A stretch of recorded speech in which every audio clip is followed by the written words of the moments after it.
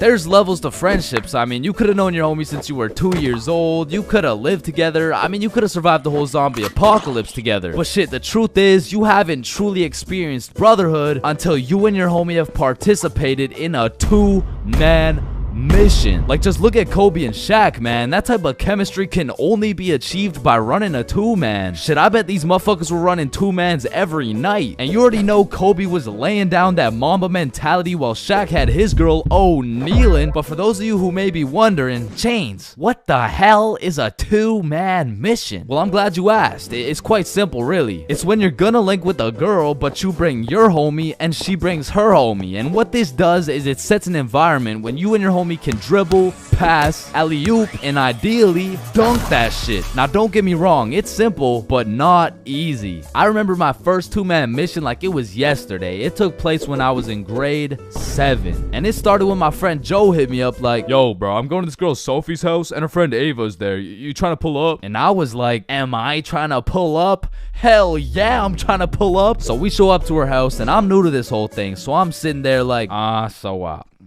what now? We could watch a scary movie. Yeah, let's do it. I'm down. Well, actually, personally, I'm not a big fan of scary movies. Man, shut the fuck. So we're watching a scary movie, and to be honest with you, it was simply the best scary movie I'd ever seen in my entire life. So I was really getting invested in this plot. And Ava's like, oh my god, I'm scared. And that shit went way over my head. Well, why? It's not even at the scary part yet. And then only 30 minutes into the movie, Joe and Sophie are like, yo, we'll be right back. Oh, okay. Do you guys want me to pause the movie?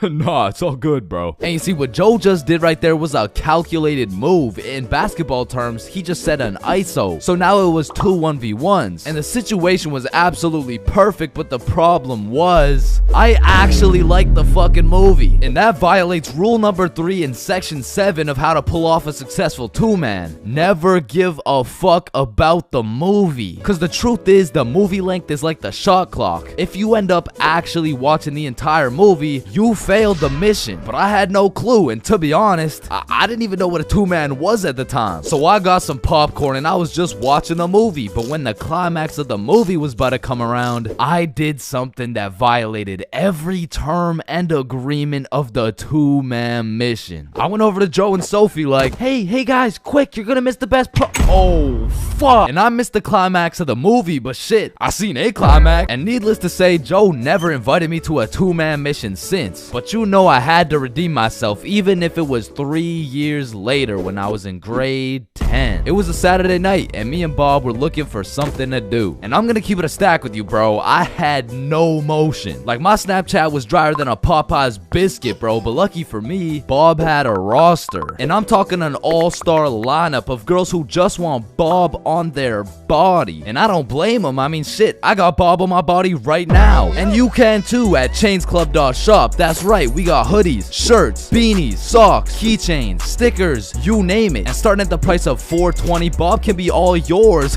Or if you want me, I wouldn't mind being on your keychain or something.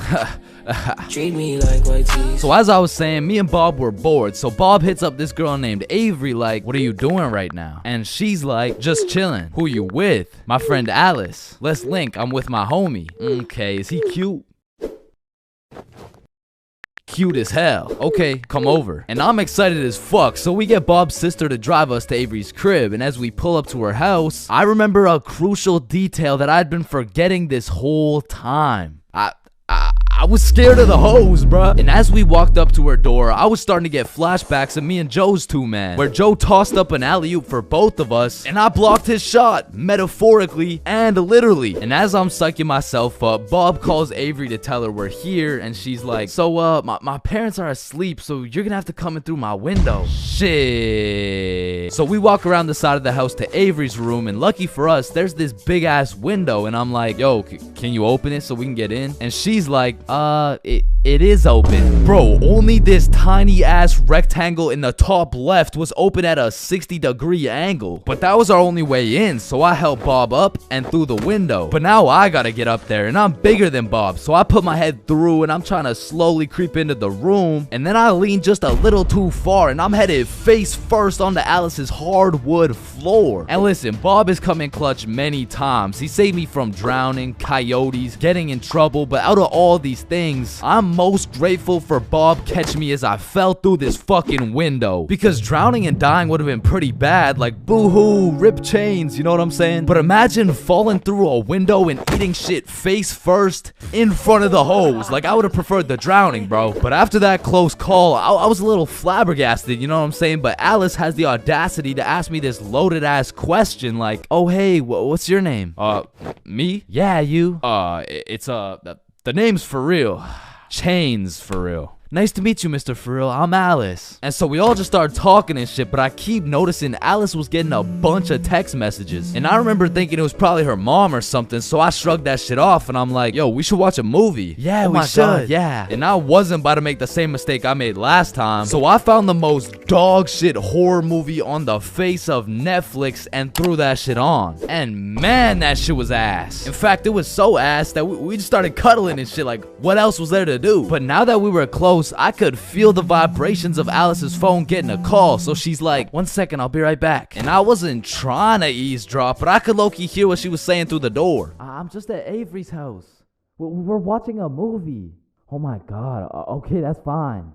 Okay. But when she comes back, she puts a pillow between us. Like the same type of shit two dudes do to make sure they don't fuck in their sleep. And I'm trying to piece everything together, and as I'm coming to the conclusion that this girl has a boyfriend, I hear footsteps coming towards the door. And when the door opens, I'm fucking bamboozled to see a 60-year-old man who looks furious. And I'm just hoping this isn't Alice's boyfriend, because if it is, we got bigger problems on our hands. But as I seen the way this man looked at Bob, I realized he's Avery's dad. And Bob wasted no time jumping out that fucking window. But for me, let's just say that shit wasn't very elegant, because I got stuck for what felt like 5 minutes making eye contact with this grown-ass man. Well, what are you trying to seduce my dad or something? Like get the fuck out. And I'm not gonna lie, we ran, bro. And once we made it home, me and Bob were relieved. But when I go to check my phone, I got a little notification on Snapchat, and I'm expecting it to be Alice or maybe even Team Snapchat or something, I don't know. But I sure as hell wasn't expecting it to be a motherfucker named Ryan Donaldson. And Ryan must have woke up on the wrong side of the bed this morning, because he's like, what the fuck did you do, dude? So I hit him back with a, who dis? And he's like, Ryan Donaldson. Yeah, no, I can see your username, bruh, but I have no clue who you are. I'm Alice's boyfriend, bitch. And Ryan got his shit hit with an instant block, bro. And so the moral of the story is, if you're gonna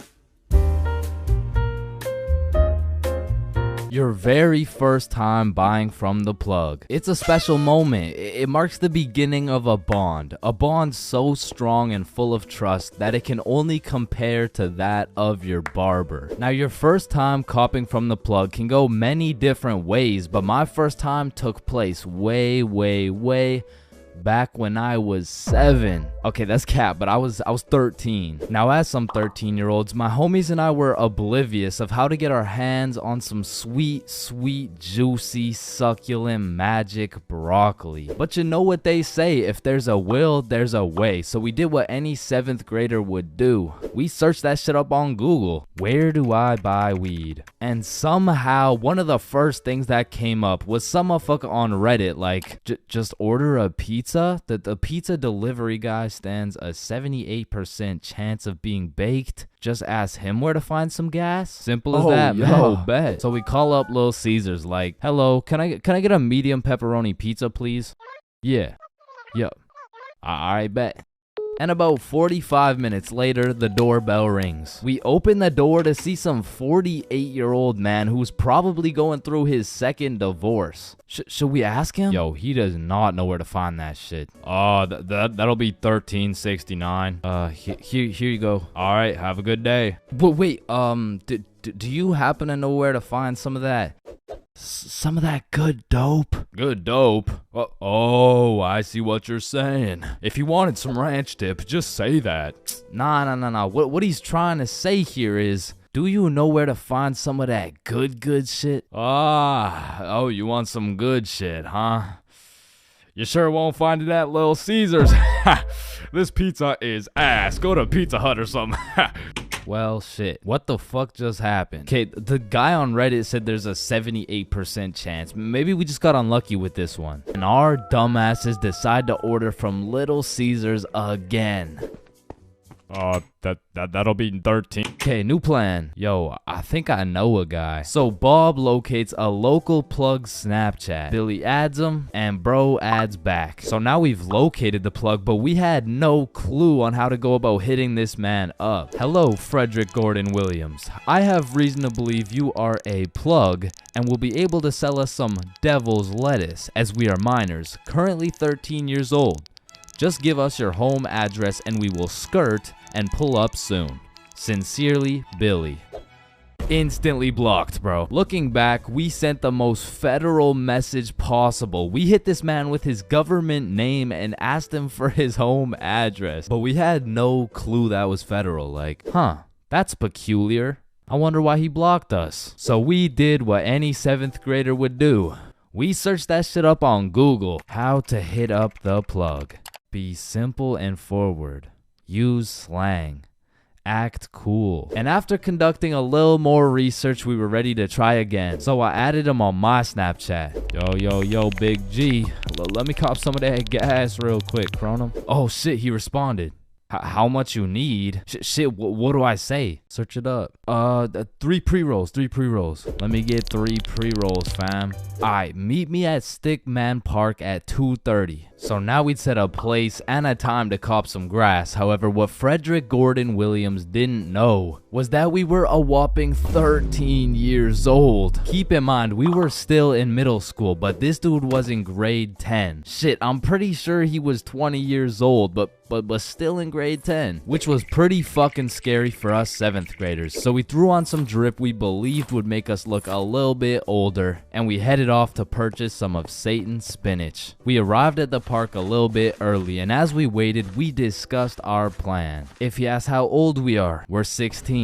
If he asks our grade, we're grade 10. If he asks our pronouns, we are he/. Bro, chill, he's not gonna interrogate us. It's a simple business transaction. Oh shit, there he is. And as Frederick approached us, I could feel my blood pressure rising. Some would say I was shitting bricks. Yo, you got the money? How much is it? How much you got? Well, I brought a $50 bill. Shit, it's usually 60, but I guess I can do it for 50. Oh, thank you so much, man. Holy shit, this is a fucking steal. Here you go, but remember, this is OG Bubba Killer Death Paralyzing Kush 9000. It got its name for a reason. Don't worry, we do weed all the time. Yeah, we're super teenager and shit. Yeah, sure, whatever, man. Well, have a good day, sir. And at last, 50 bones later, we had acquired some kush. Now, this wasn't our first time smoking, but our tolerance levels were low as fuck. So we pass around our first pre-roll, coughing up a fucking storm. And then we smoke up the next one and the next one until we're indubitably zooted. God damn. Are y'all feeling it? Shit, yeah, I'm feeling it. Well, what about you, Chains? Shit, I think he's feeling it. And as we made our way back to Bob's crib, my frame rates were dropping, my eyes were drying up, and my brain cells were unresponsive. In other words, I was fucking fried. We get back to Bob's crib and all I can think about is food. The munchies had hijacked my brain, but luckily for me, Bob's mom had just went shopping. Unluckily for Bob's mom, she was gonna have to go shopping again. The boys and I threw on The Amazing World of Gumball on TV and we fucking demolished every single crumb from Bob's cabinet. Cause goddamn, Frederick Gordon Williams was right. They don't call it the OG Bubba Killer Death Paralyzing Kush 9000 for no reason.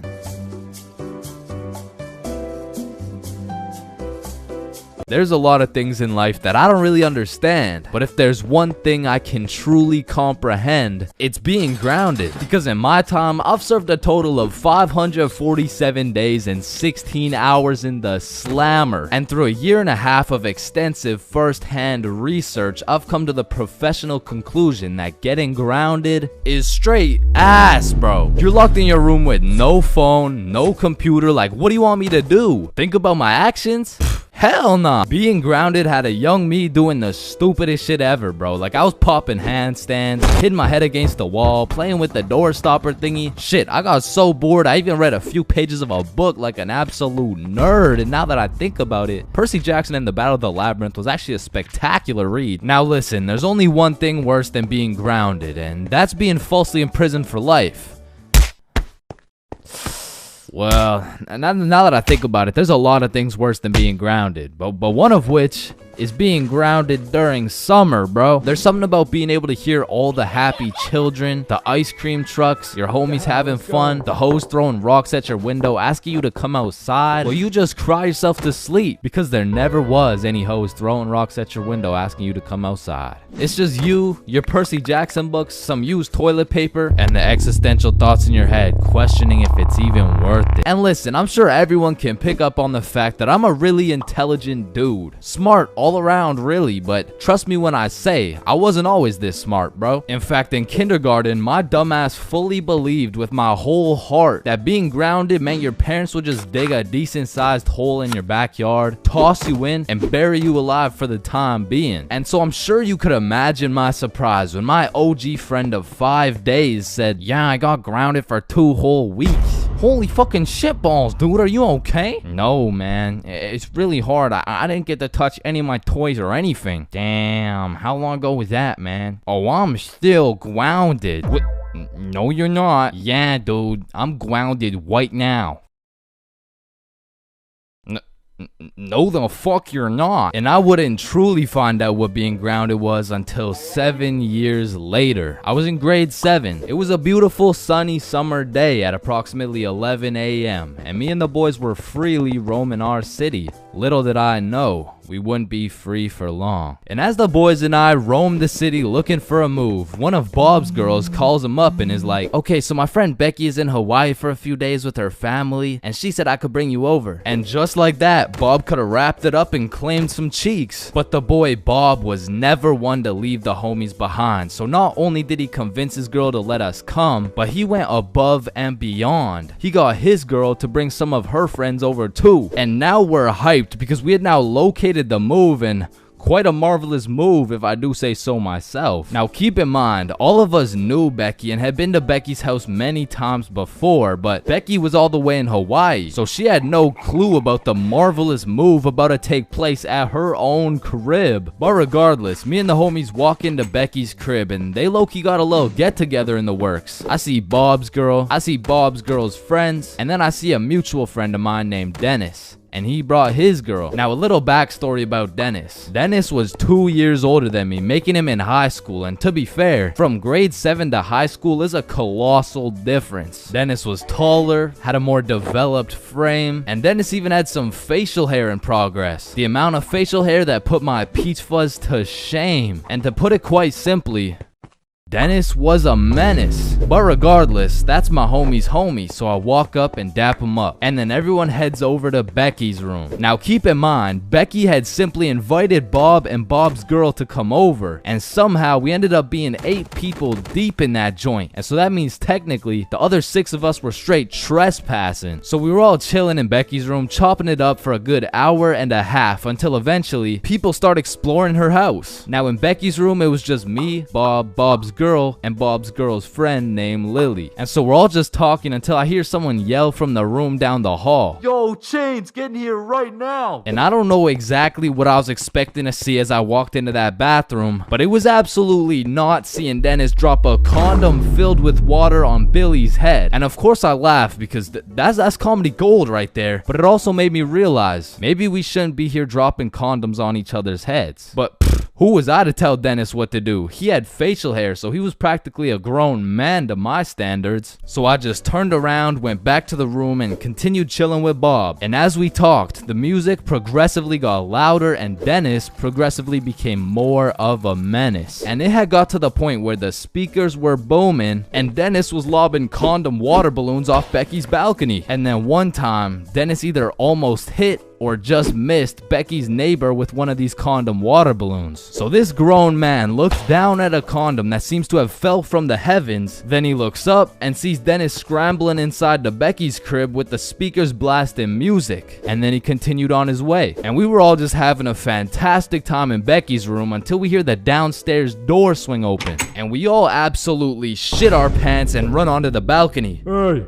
I just texted the family who lives here and they said no one is supposed to be in the house. Everyone needs to leave right now or I'm calling the cops. And that's exactly what we did. No messing around, we were out that hoe. And we all went to Bob's girl's house for an emergency meeting because we were all scared as fuck. And now Bob's girl and Becky are texting and Becky's like, my parents are pissed. They want to talk to everyone's parents and they know how many people were there. So we all devise a foolproof plan. Okay, we give Becky our phone numbers, tell it's our parents' phone numbers, and we act super disappointed in our children. We all agreed on this plan and the emergency meeting was dismissed. And over the next few days, we all got texts from a very unhappy Becky's father, who made sure to specify the amount of condoms that were found in the bathtub. We all respond with some bullshit along the lines of, hello, Mr. Beckerson. I'm very sorry to hear about the inconsiderate acts of Chains and how he's invaded your home. Rest assured, Chains will feel the wrath of this thick leather belt as it repeatedly beats against his cheeks to discipline him for his heinous actions. Thank you for bringing this to my attention. But come to find out, Lily's dumbass responded with some shit like, Dear Mr. Beckerson, thank you for letting me know, but Lily did nothing wrong as she didn't know she wasn't allowed there. Plus, she didn't even make a mess or anything, on God. Put some respect on my daughter's name.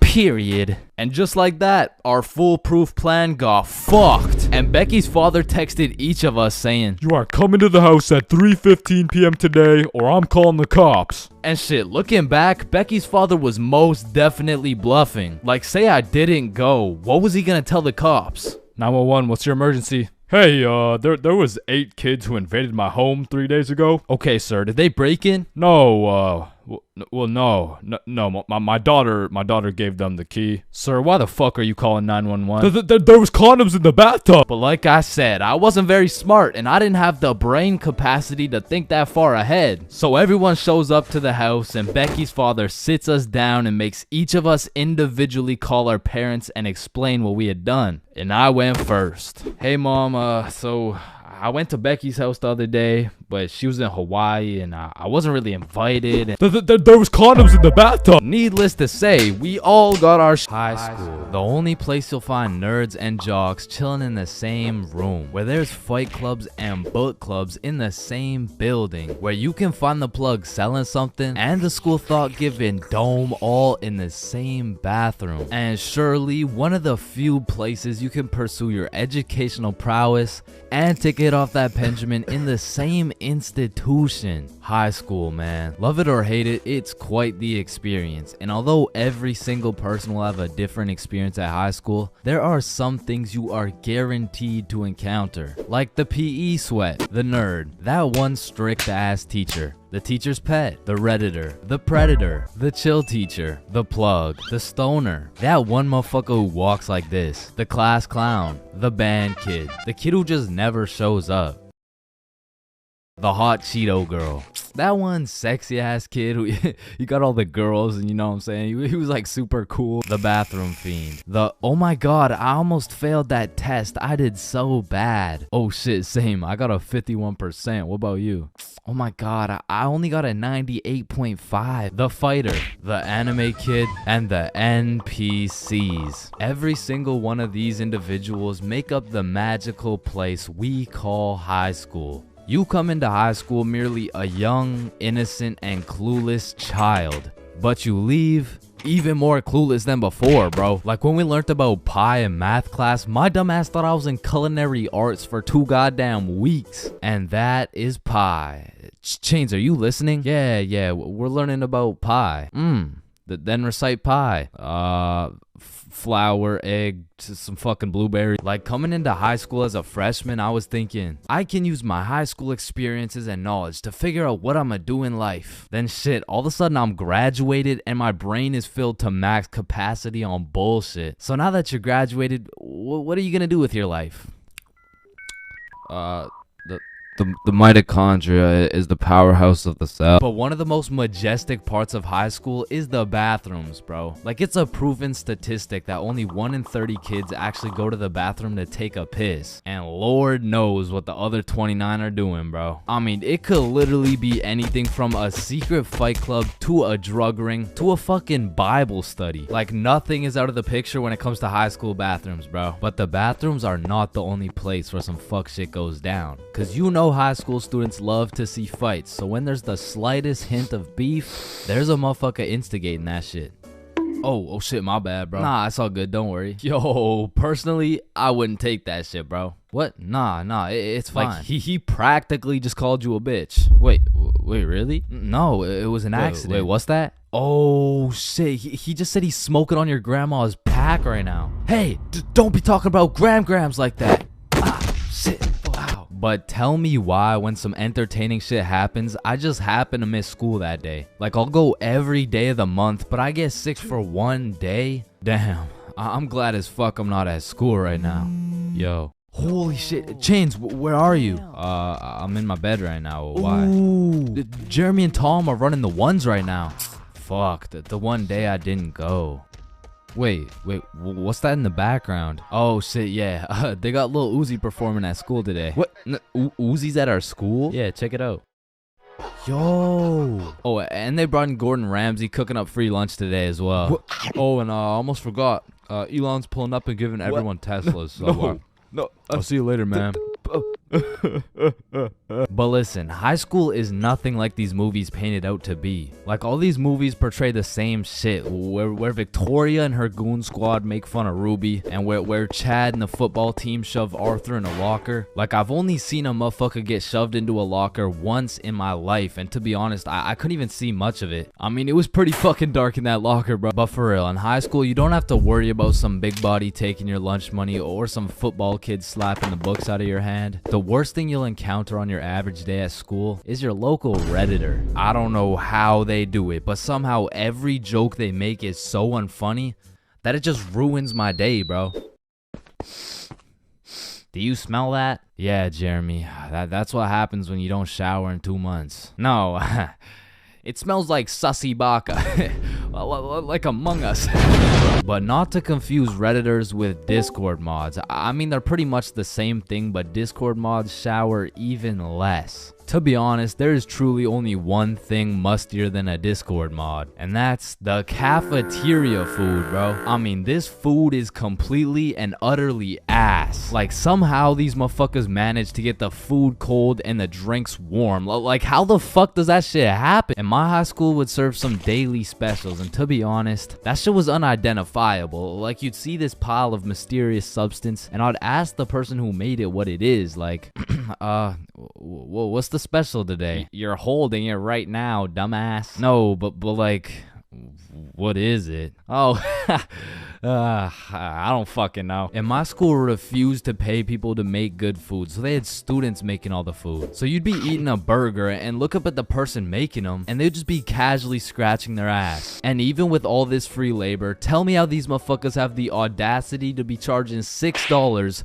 for 3 chicken strips, bro. That's $2 for one small soggy piece of some shit that's probably not even chicken. I mean, that shit is a robbery. And speaking of robbery, the high school change rooms are shockingly similar to Detroit. And we all know, you can't have shit in Detroit. Like, if you leave anything not locked up, it's gone, bro. Your iPhone, gone. $5, finessed. 2-week-old rotten sandwich. Someone's taking that shit. And to be honest, even if you lock that shit up, it's still at high risk. Like, let me paint the picture a little bit. This is PJ. PJ locks all his beloved belongings in his good old PE locker before heading to play some soccer. After scoring a hat trick, PJ comes back to the change room to reacquire his belongings, only to find out someone took PJ's whole goddamn locker. PJ was devastated. Until he remembers, he can check the school's security cameras. Yeah, take a look. Yeah, take that shit, take that. Yeah, we. PJ never got his shit back. Now, I don't know about your guys' high schools, but mine was equipped with security cameras everywhere, covering every square inch of the school. But these cameras had the resolution of a fucking toaster. Like, you could have a motherfucker commit a heinous crime. He could proceed to put his face in the camera, state his government name, address, and date of birth, and you would still have no clue who did it, bro. And of course, the teachers. Teachers have the ability to make or break your high school experience. So real quick, let me go over some of the teachers you will encounter in high school. The angry teacher, the chill teacher, the lazy ass teacher, the funny ass teacher, the teacher who doesn't know how to teach shit, Miss Cakinson, the teacher who wants to be the chill teacher, but shit just doesn't work. That teacher that plays videos all class. The gym teacher with several allegations. The weird science teacher. And the teacher who subscribed to chainsFR. Wow. What a G. And that's high school in a nutshell. Halloween is the spookiest time of the year. Everywhere you look, it's vampires, killer clowns, old dudes in white vans trying to steal some children, which are all very scary things, especially killer clowns. But none of these spooky things scare me more than my worst fear. Going to jail, dropping the soap, and getting my booty snatched up. Now that's some real spooky shit right there. And I know some people are gonna be thinking, oh, that's just a myth. It's a stereotype. Nobody actually gets their booty snatched up for dropping some soap. But when it comes to my booty, I don't want to fuck around, and I sure as hell don't want to find out. But everyone knows drinking can heavily influence your judgment, and on one specific day, my judgment was affected and I found myself fucking around. And everyone knows what the chart depicts. The more you fuck around, the more you find out. This story takes place in grade 10. It was a crisp Halloween night. The houses were decorated, the leaves had fallen, and the jackos were lanterned. And as me and Billy walked down to the homie Bob's crib, we could pretty much smell that Halloween spirit. And when we knocked on Bob's door, we were surprised the homie Bob didn't open the door. It was Bob the Builder. Dude was fully suited up from head to toe. And when me and Billy seen that, we already knew we needed some costumes. So we go to Bob's closet and come out absolutely dripping into Mario and Luigi costumes, mustache and everything. But now that we undeniably had that shit on, we still had yet to find something to do. But lucky for us, the night was still young, so we got to brainstorming. Alright, it's Halloween, bro. We gotta do something. Yeah, let's go find a party. Bet, let me check where they're at.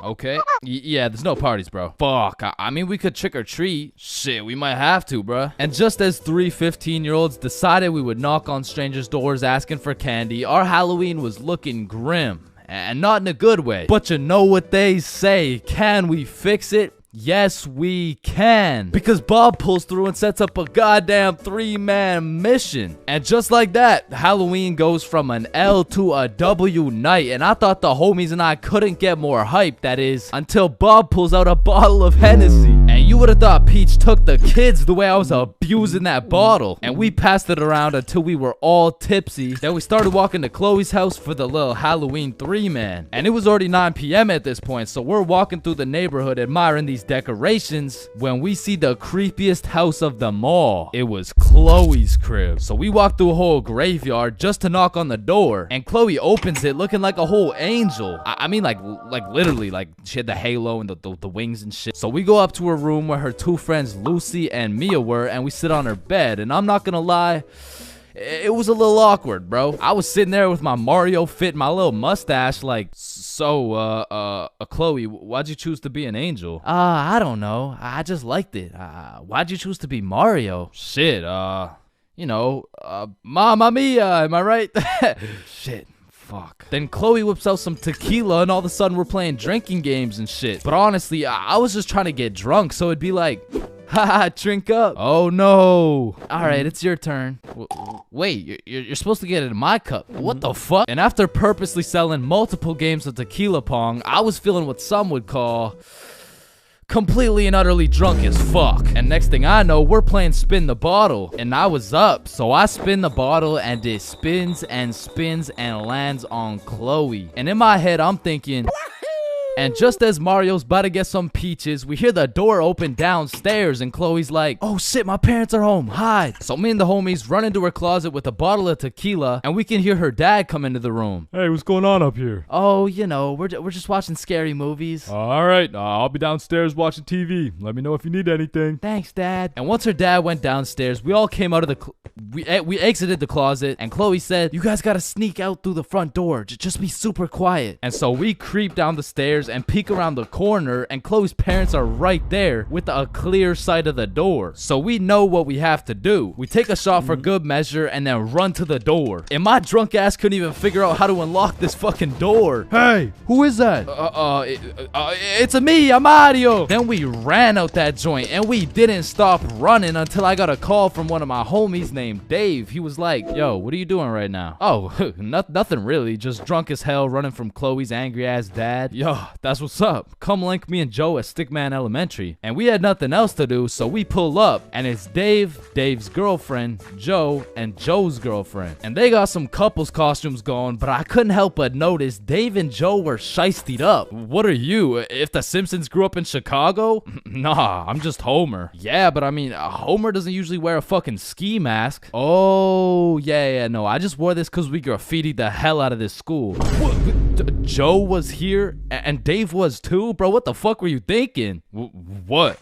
Oh, you want me to include your name too? No, hell no. And just as we become guilty by association, 4 cop cars come zooming down the street. Oh shit, it's the cops, run! And the cops hop out of their cars and start running at us with flashlights. So we head for the forest, but to get to the forest, we had to run across this long ass muddy field. And in the middle of this field, there was a huge pothole. And how did I know that? Because I seen Marge absolutely eat shit right in front of me. And don't get me wrong, I was absolutely plastered, but as the cops got closer and closer, I could practically see myself getting caught and dropping the soap, and you know I wasn't gonna let that happen. And so with all that adrenaline, I Mario jumped that fucking pothole and hauled ass into the forest. And right when you get into the forest, there was this deep creek with a log going across it. But when I look back, I see the cops' flashlight getting brighter and brighter, so I say fuck it and take a run at this log. I get a good 2 steps and then my drunk ass slips. Boom, right into the muddy creek. But I don't have time to give a single fuck. So I run through this waist-high muddy water and then we regroup and check who made it. I see Bob, Joe, Dave, and Dave's girl. Yo, where the fuck is Billy? No, where's my girlfriend, bro? Oh, she ate shit a few yards back. Whoa, wait, what? Is she okay? Did she get caught? Wait, shut up, Billy's calling. Yo, where are you? I'm hiding behind a tree right now. In the middle of the field. The cops are looking for me. I bet we're coming. I gotta go. Fuck no, bro. If you go, you're gonna get caught. Listen, bro, I have to. He's the Luigi to my Mario. So I go back in to save Billy, and my main man Bob comes with me. So we get to the edge of the forest and see Billy absolutely shitting his pants trying to hide from these cops, but they keep getting closer and closer. So Bob turns on his flashlight and both cops look at him. He's right there. Get over here. And while the cops were looking for Bob, me and Billy both run for the street, and we ran and ran, but once we were at least 5 blocks away, we text Bob like, bro, we both made it, are you good? And Bob's like, so Bob makes it out of the forest and we all link up. And we take a moment to appreciate the fact that none of us went to jail. And more importantly, none of us got our booty snatched up. And after our moment of appreciation, we were like, yo, maybe we should have just went trick-or-treating. Yeah, bro, some Reese's Pieces would hit right now. I mean, it's not too late to buy some candy. So we all go to the store and cop the biggest packs of candy we could find. Then we walked back to Bob's crib and enjoyed the rest of our night while fucking up some Halloween candy.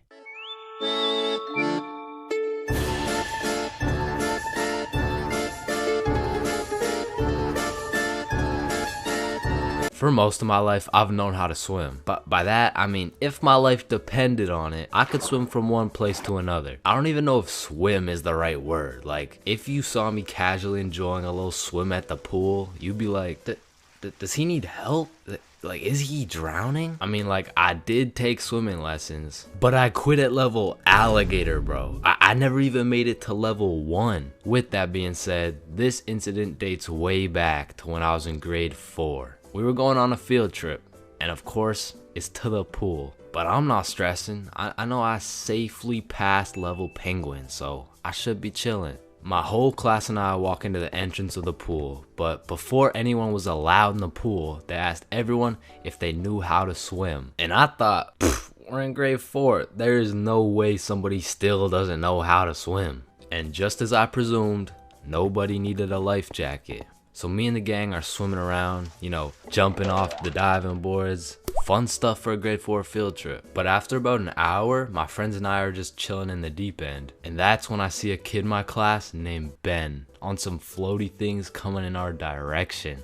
A little backstory about Ben. For as long as I can remember, this dude has been on my nuts. So when I saw this dude coming in my direction, I assumed he just wanted to say hi or something. But as he made his way towards me, I could tell he was struggling. So I swim over to help him out. Oh, hey Ben. How are you? This kid jumps off the floaty thing onto me. And this man has the meanest grip on me. Pause. Well, this shit had to be some sort of attempted murder, bro, because he had me in a chokehold and his legs were wrapped around my arms. But they did not prepare me for this shit level alligator. So instantly I start sinking and I hit the bottom of the pool. Keep in mind, Ben is chilling on top of me with his head out of the water this whole time. So I jump off the bottom of the pool just enough to get my head out of the water for a few seconds. Ben, get off me. And when I look up, I see this dude Ben with the straightest face in the world. Like this motherfucker has no clue I'm out here fighting for my life. And he says in the most monotone voice, "I can't swim." Ah, hell nah. I'm trying to fight him off me, but keep in mind my arms are tied up. So I gather all the strength out of my skinny ass grade 4 legs and I jump just enough to get my head out of the water again. Lifeguard, help! Oh, you guys, stop playing around in the pool. That's it. I'm fucked. I'm dead. And out of sheer anger, I decide, fuck it. If I'm dying, you're dying with me. I duck as far as I can under the water so both me and Ben can't breathe. But I'm running out of air. I start to get lightheaded. Man, that's crazy. This is really how I die, huh? And just as I had lost hope, my main man Bob comes in on some Superman shit, pulls Ben off me and swims me over to the shallow end. I cough up some water, but eventually I catch my breath. So that's the story of how I almost died. And it's also the story of why I owe my life to Bob. Man, summer is just a beautiful season. The sun is shining, the trees are green, and you can stay out with your homies all night. And best of all, you get to sleep in till that shit gets absolutely fucked by the first day of school. And waking up to that first alarm of the school year will have you discombobulated as hell. Like, Chains, square doodle mat salami mouse. What? You heard me, square doodle mat salami mouse. Wait, huh? Really? Keytor's Claw Bosomorph. Man, what the fuck are you talking about? What the fuck? And even though getting out of bed early hurts your soul, it's absolutely necessary you spend at least 5 minutes staring at your wall, contemplating your entire life. And if you're a real G, you laid out your toughest fit the night before, so you're low-key hyped to rock that shit to school. So you throw on your new shoes and flick up for the first day of school. And then you walk over to the establishment where you will not only pursue your educational prowess, but you may also dabble in what some call stunting on these hoes. And man, I will say, linking up with your boys on the first day of school just hits different. Like, I be reuniting with the homies like I didn't just see them 12 hours ago. And we're all happy and shit until the school bell reminds me I just got my ass locked up for another 10 months. And I don't know about y'all, but I don't think I've ever made it to my first class of the year on time. Like, it'll be 9:15 and my dumbass will still be trying to figure out how to make it to room 347 by 8:55. And walking into your first class of the year late has to be one of the most uncomfortable situations you can experience, bro. Because the teacher will be like, "Oh, and who are you?" "Oh, I'm Chains." "Well, Chains, why are you late?" Because the bell rang before I got here." "Alright, whatever. We waited for you before we started introductions." "Oh, no, you shouldn't have." "Well, you're welcome. We just wanted you to feel..." "No, like, you really shouldn't have. Like, I don't want to do this shit. And tell me why all these teachers have been copy-pasting the same icebreaker games since preschool. Like that one where you have to start with an adjective that starts with the same letter as your name. Like, how do you have a group of legal adults in a circle, awkward as hell, talking about, hi guys, I'm Super Sarah. Hey y'all.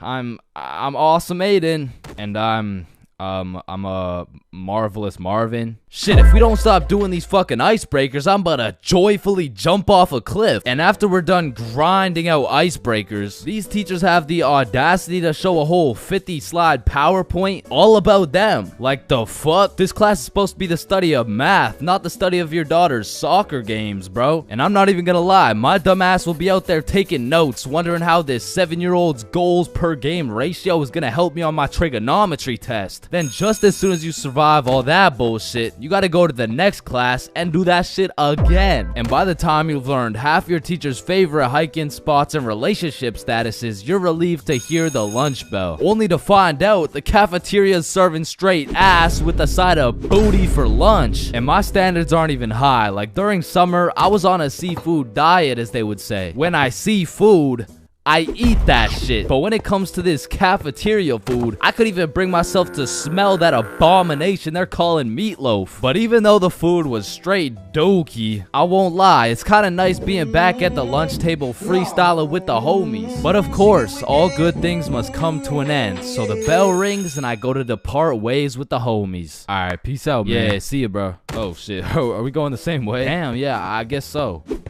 Alright, peace out for real. Yeah, see you, bro. Shit. Alright, my class is right here. Bro.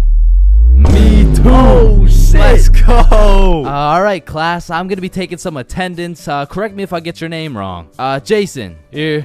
Billy. Yo. Megan. Present. Chains. Here. Charlie. That's me. Bob. No fucking way. Is there any Bobs in the room? Yo, do you hear that? Is that intro music? Does anyone here know a Bob? Oh, man, nothing beats a class where you got all the boys sitting together. Like, from the jump, you already know you're all about to fail the fuck out of that shit, but it's gonna be fun as hell. Alright, so, everyone introduce yourselves and tell us what you did over summer break. My name's Bartholomew.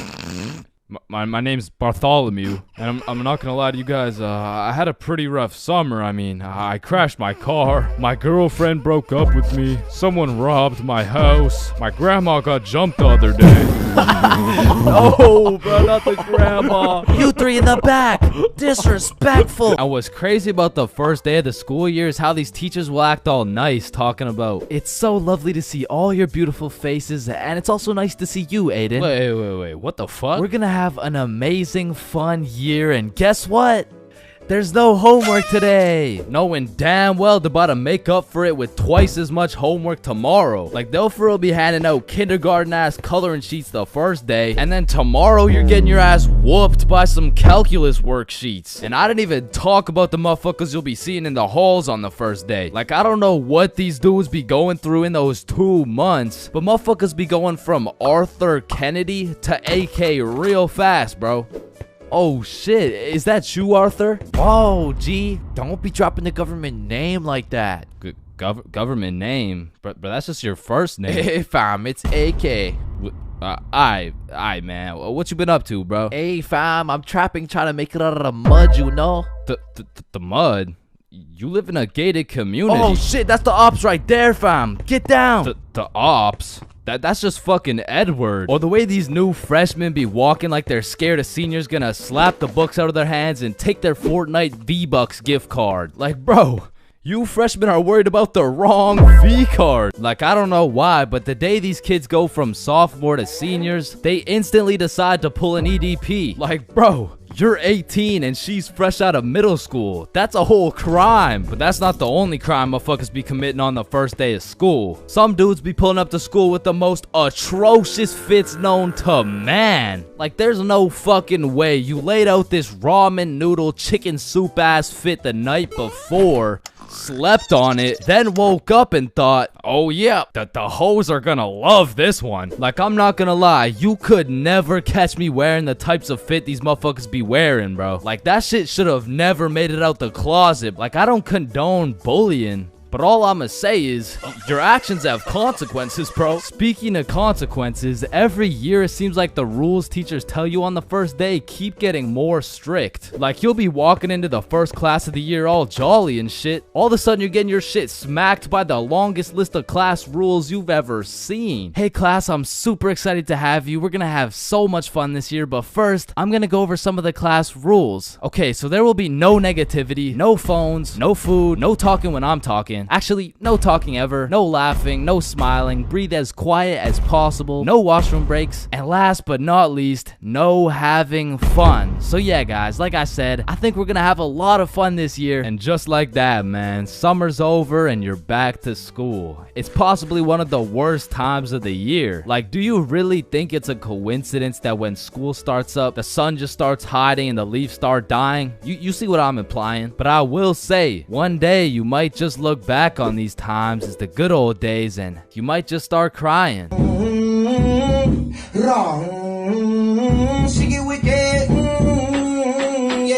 We are currently facing a life-threatening epidemic that is threatening the lives of many teens around the world. Oh, what's that? Yeah. Oh, okay. Okay, it has been brought to my attention that there's a new strain let loose that is infecting more teens than ever. The strain is propylene glycol formaldehyde. Street name, Guava Ice. So stay safe out there, and back to you, Linda.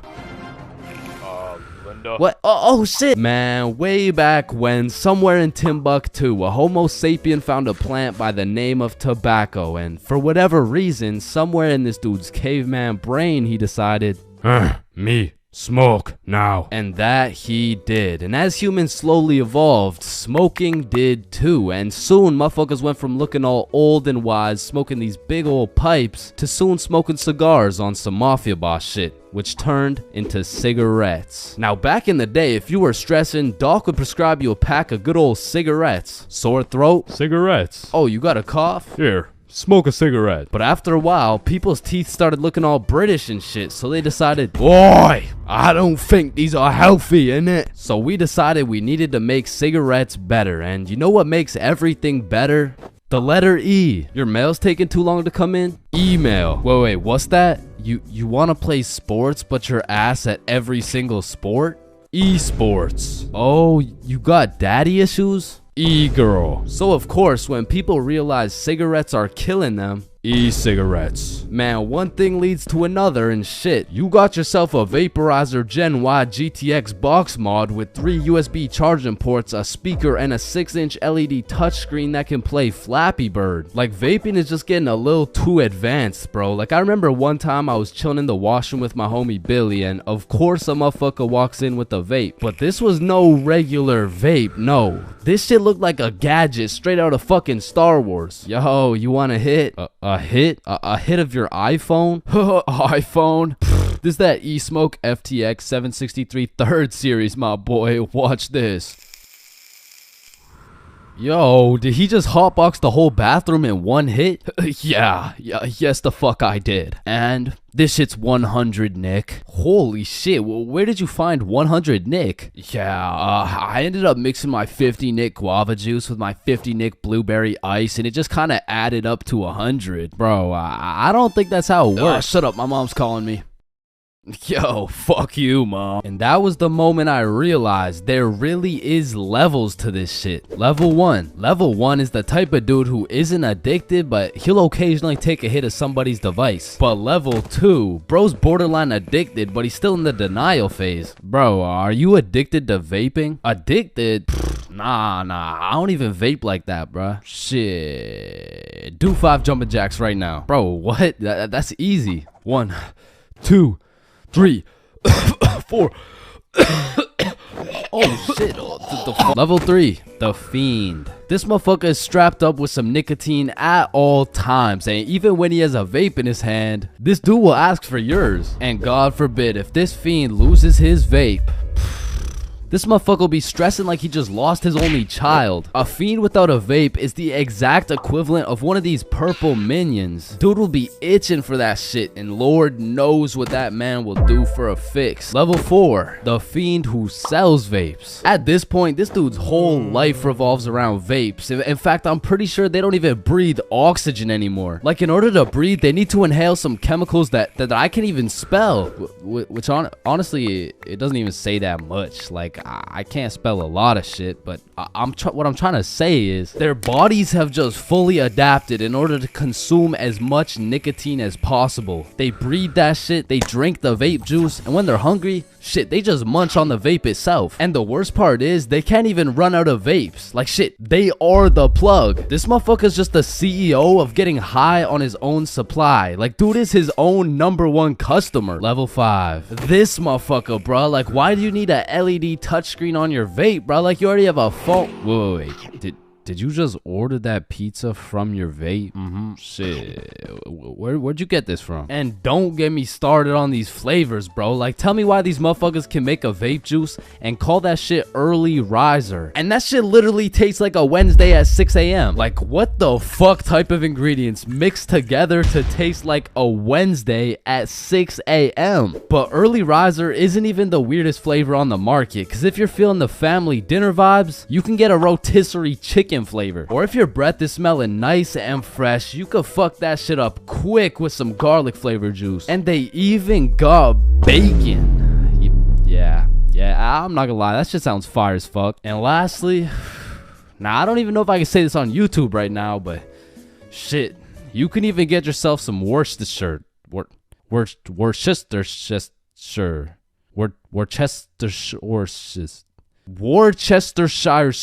But regardless, I think we all know the home of nicotine, the eternal hot box, the communal vape sesh. It's the high school bathrooms, man. You walk into one of these joints and there's at least 15 dudes hot boxing that shit at like 10 a.m. You come in trying to take a piss and now you got a head rush. You walk over to the urinals, but it's so goddamn hot box, you start pissing all over the walls. But shit, you can't even piss on the walls in peace, man. You got that one fiend coming over to you trying to suck your device dry, and dude's so down bad for that hit that's not the only thing he'd suck dry. And listen, you may be thinking, Chains, how do you know what you know about vaping? And that's a great question. Back in the day, I was a curious little George, man. And back in grade 7, I was chilling at my friend Becky's house. And when I walked into Becky's crib, I was nothing but an innocent, curious young man. But little did I know, I would leave Becky's crib far different than I entered. So you know, me, Bob, and Billy are posted in Becky's room, and I was sitting with Becky. So Becky asked me, have you ever hit a vape before? Hell no, I hadn't, but you know I had to play it cool around Becky, so I said, yeah.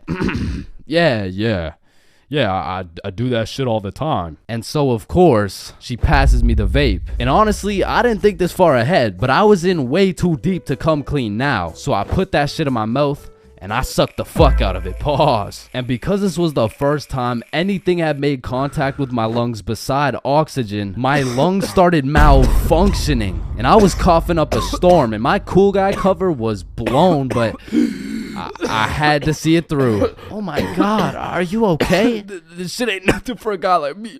Guys, I think Chains is dying. And as I went on with my life, I would hit a device here and there, and eventually I even learned some tricks and shit. But one day, me and my homie had to run to catch a bus. And so we started running, but the homie doesn't even make it 100 meters, and he starts rolling on the floor, coughing up blood. And I was like, no, fuck that. And you know, I have...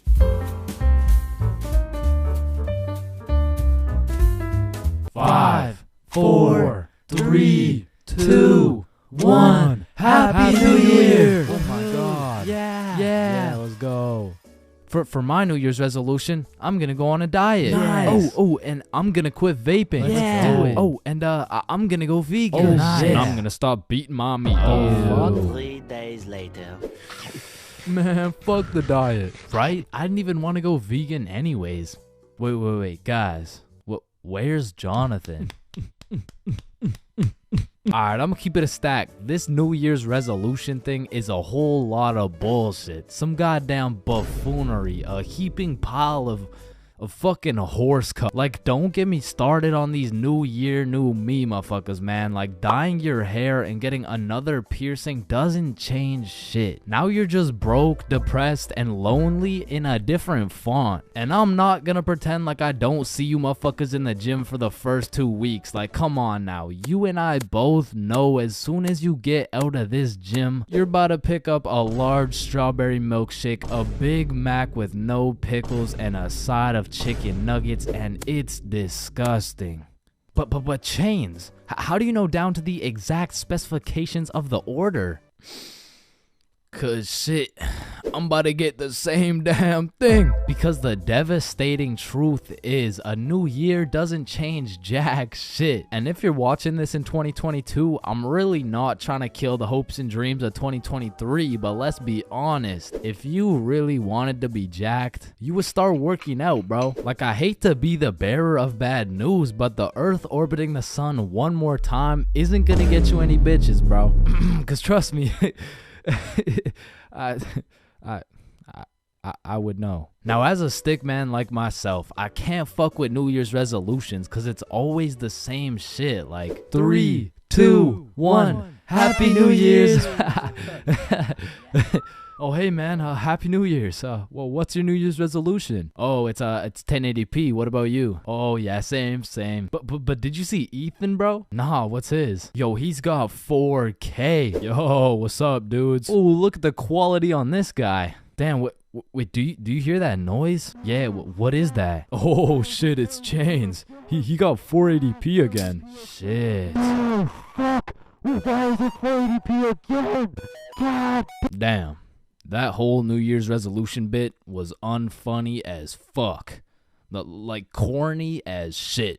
Well, speaking of corny jokes, New Year's seems like the time when motherfuckers feel like it's okay to start whipping out the most overused and unfunniest jokes of all time. Oh, hey Chains, watch this. Happy New Year. I hey Chains, I haven't seen you since last year.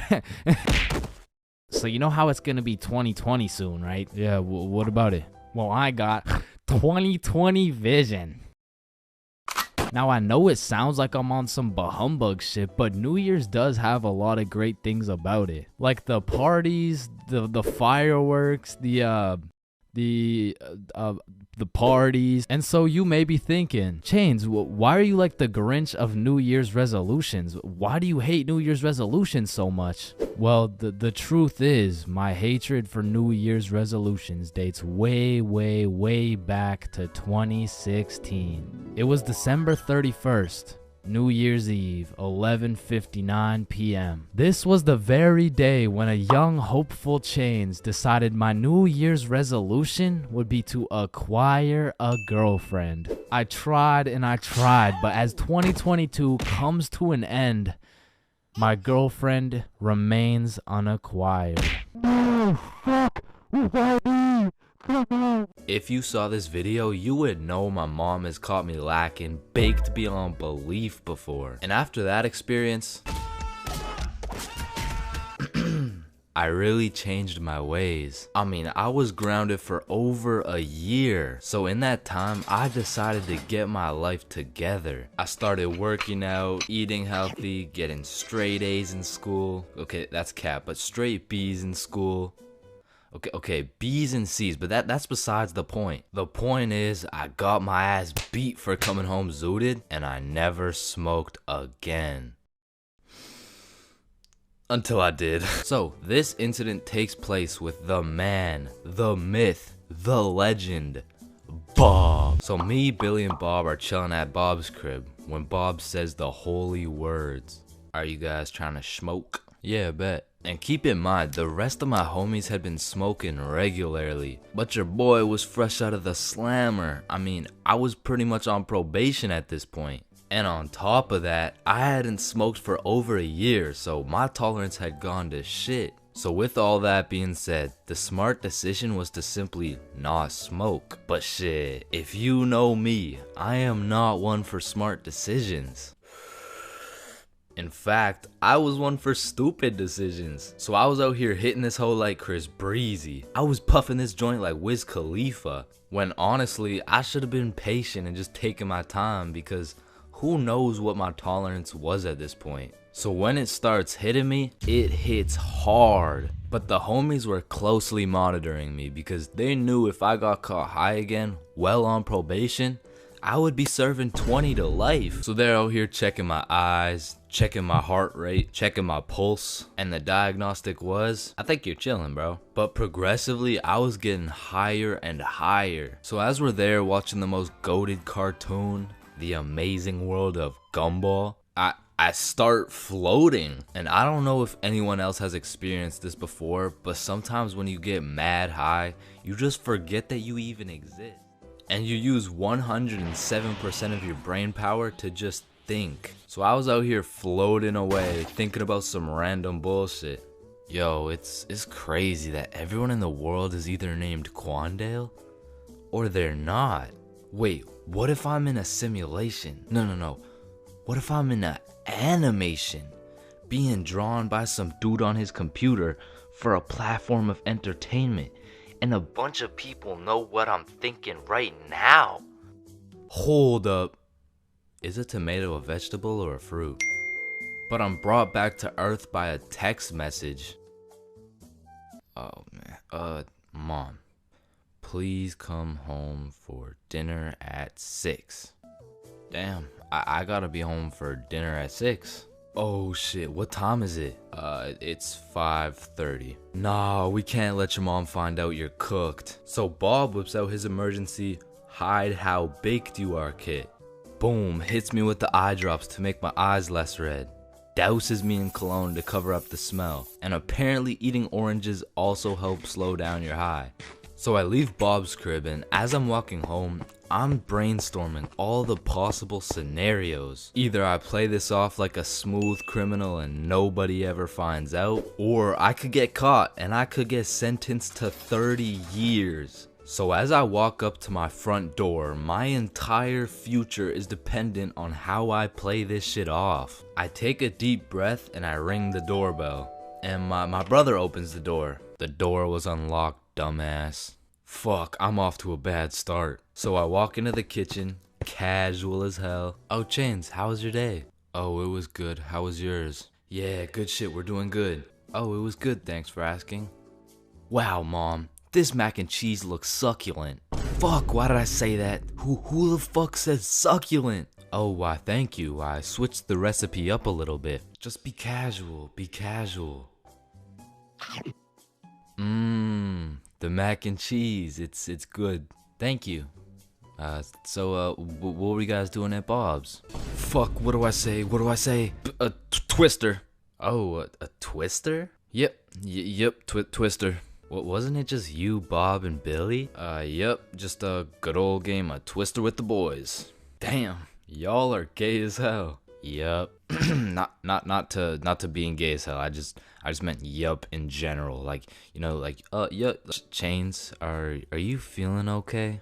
Oh fuck. She knows. What do I do? A little word of advice. Whenever you're in one of these situations, just cap and say you're tired. Like, it works for everything. Are you high? No, I'm just tired. Damn, bro. Are you depressed? No. I'm just tired. Help! I'm drowning! No, I'm just tired. So while I was backed into a corner, I was pretty much on trial facing life. I just used the good old, no, I'm just really tired. I couldn't get much sleep last night. Actually, I think I could even take a nap right now. But thank you very much for dinner. And call me Michael Jackson, cause your boy was a certified smooth criminal. And I moonwalked my high ass all the way into a nap. And god damn, that nap hit.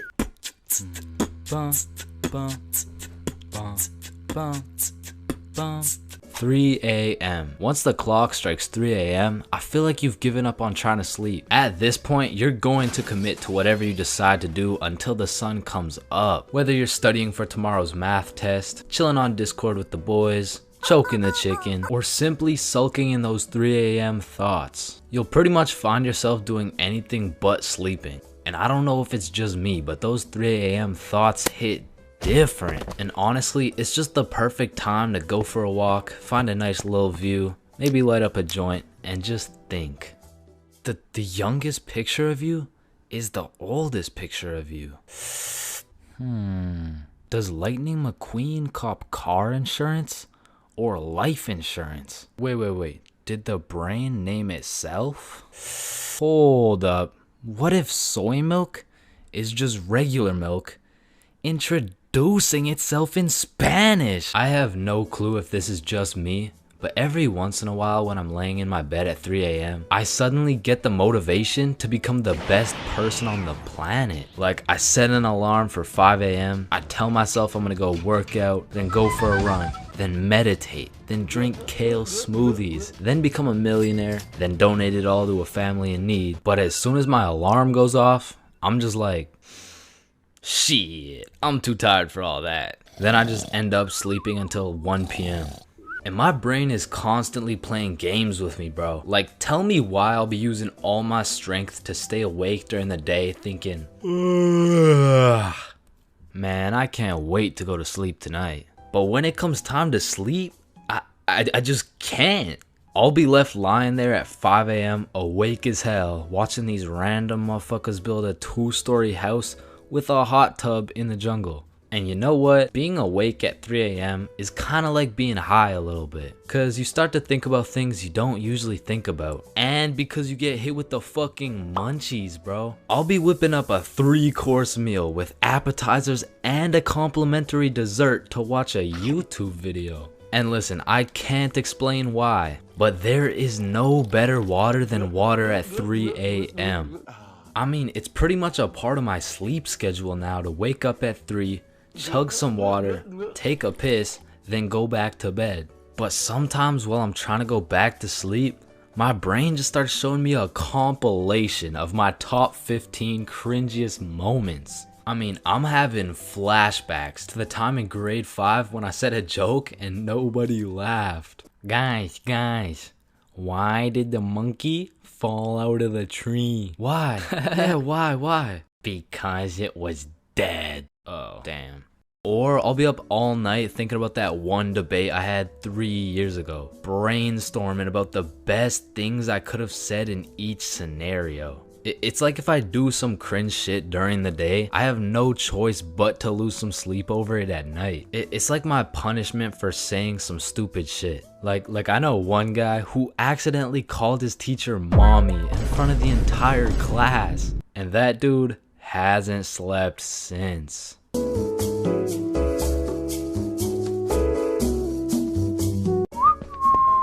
Aw, can I pet your dog? Yeah, for sure. Aw, what's your name, little guy? His name's Ben. Bang.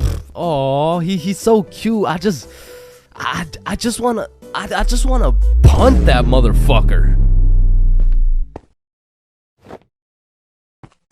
Man, these intrusive thoughts I be having make me wonder whether I belong in maximum security prison or not. Like, I don't even mean to, but the thoughts that pop into my head are so menacing that I can't even say this shit on YouTube, or this video will get taken down. Then I'll be canceled. Then my whole channel will get deleted. Then I'll be thrown into a psych ward, and then I'll be put on the fucking death penalty. Like, these thoughts that pop into my head are so alarming that they make me want to beat my own ass, bro. Hey, man, why'd you just sock yourself in the face? Oh, well, you see, I was about to push that unsuspecting toddler into the deep end for no apparent reason, so... Yo, this guy's about to assault a minor. Hey, you can't do that. Behind your back. But it's not like every single intrusive thought I have is bad enough to get me convicted. Like, whenever I'm walking across a bridge, I have to use every cell in my body to fight the urge of just tossing my phone into the water. Like, there is literally no benefit from doing that shit, but there's just something inside of me that would feel so much sadder satisfaction with just seeing my phone dissipate into the water. You know, maybe you get that urge because it would just be satisfying to do some shit that's out of the box. Some shit that nobody else would do, just to break the simulation a little bit. Cause I could be having the best day of my life. I could wake up, get the meanest pumping, hop in the shower, eat the most fire breakfast, and draw the most pristine stickmen I've ever drawn. But as I'm casually walking beside a bunch of cars that are going 65 miles an hour, I'm still gonna have the urge to just throw myself in front of a car, bro. And it's not even on some emo shit. Like, I want to live, but I also want to dive into some oncoming traffic. But at least I'm not the only one who does this. Like other people do this.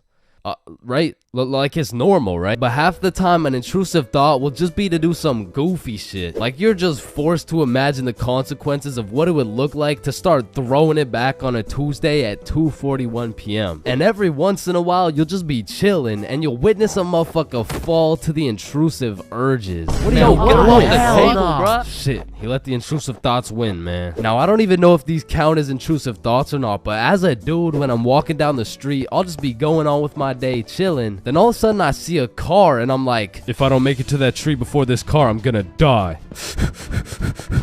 Aw, shit.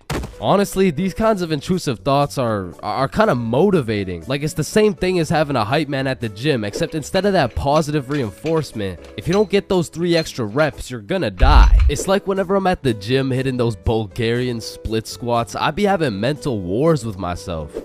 Oof, that was a good set, man. I think we're done. 5 more reps or you're a bitch. Damn, good shit. Alright, I think we could wrap it up. 10 more, pussy. Who the fuck's gonna carry the boats? I told you we should have stopped, bro. 15 more or you like dick. Now that I think about it, there's a good amount of people in prison right now who just succumb to their intrusive thoughts. Cause intrusive thoughts are just like that demon on your shoulder telling you to do the most devious shit possible. And I know there's a bunch of motherfuckers out there who just listen to that little guy.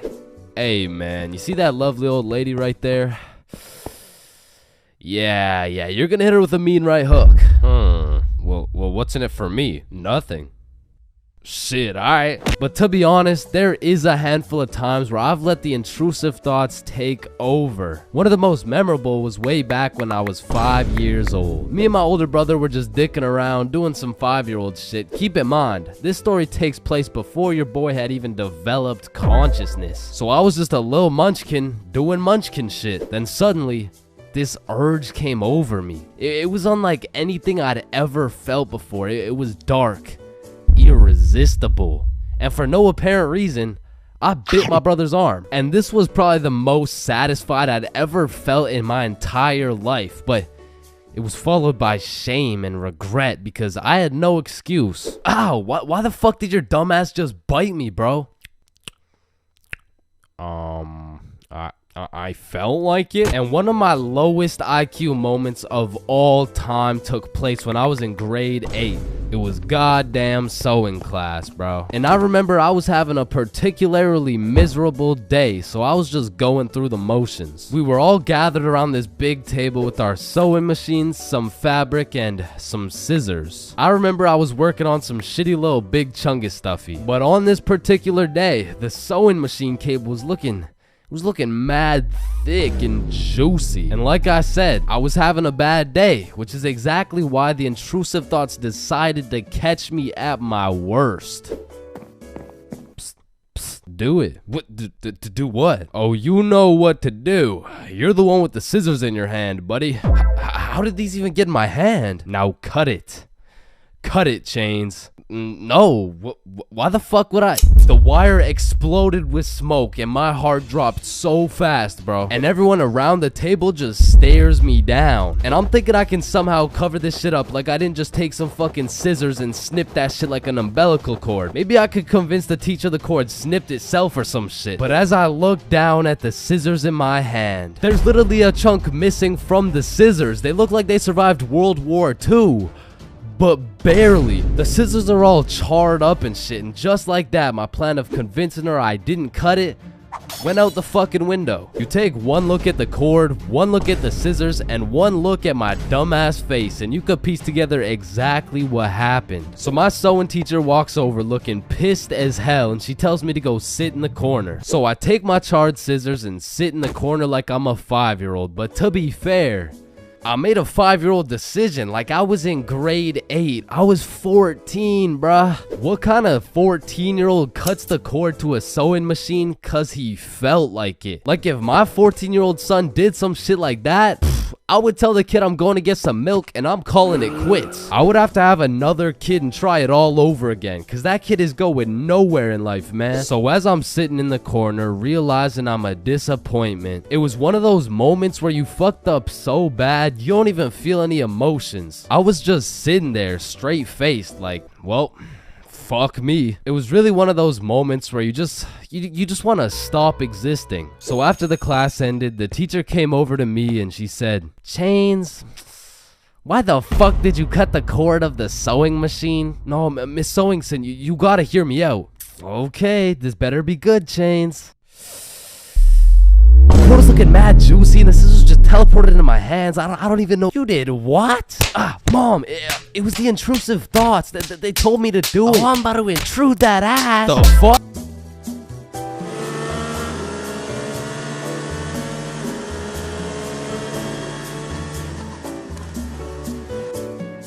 Imagine putting in a hard work, time, and dedication into saving up for some new shoes. You go to Foot Locker and find the perfect pair. You try them on, you check them out,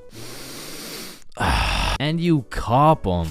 And even though you spent your last $200 on these shoes, you're happy because you feel fresh as fuck, and these J's might actually get you some bitches. But as you're leaving the mall, a gang of motherfuckers wearing shiesties take those J's right off your feet, leaving you shoeless, broke, depressed, and with absolutely zero bitches. Now personally, I wouldn't let that slide. However, when I was just a young wholesome boy in 7th grade, I still wouldn't have let that slide. But I was weak as shit, so it would have slid anyway. I mean, in 7th grade, I could have got my ass beat by Hezbollah, bruh. I was a walking lick, which is exactly why I got a story for y'all today. So as I said, this story takes place in 7th grade, where I was young, innocent, and built like a string bean, bro. So one Friday night, me, Bob, and Billy were going to this girl's house for the 3-man mission. The plan was simple. There was 3 of us and 3 of them. We would put on a scary movie, and if everything went to plan, we would get some cheeks. Now just earlier that day, I had copped some fresh ass Jordans, so I've got a little confidence boost as we walk up to this girl's house. So we knock on the door, they open it, and we go inside. Now we stuck to the plan. We put on some cheesy horror movie, and one thing led to another, and by the end of the movie,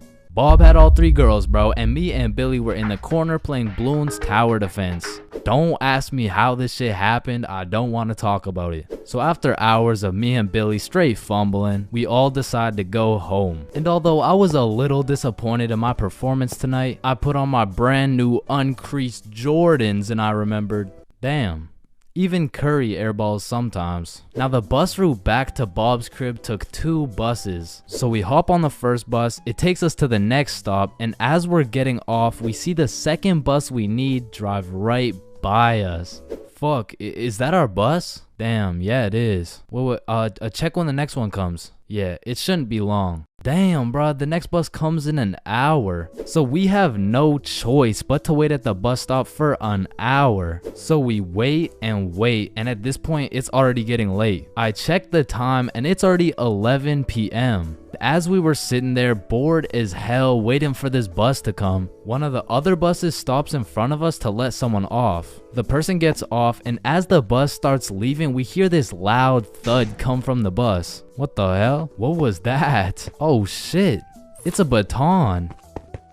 And as we're analyzing this baton that seems to have fallen out of the sky, some motherfucker wearing a shiesty walks up to Billy like, "Give me that shit," and straight snatch the baton out of Billy's hands. And Billy froze up. Bro was scared shitless, straight bamboozled. And the way the bus stop was set up was there was a main road, the bus stop, and behind the bus stop was a small hill with bushes on top. And when I say this shit looked like something out of a movie, I mean this dude wearing a shiesty walks back up to the top of the hill and a group of 5 other dudes walk out from behind the bush and they're shiestied up too, bro. They had to have been in at least grade 12, and to a 7th grader that is scary as fuck. And I was no genius, but as that group of shiesties came out of the bushes looking like a GTA 5 cutscene, I came to the consensus that they were up to no good. Yo, those Jordans are looking my size. And this was the moment I realized I was about to get my shit robbed.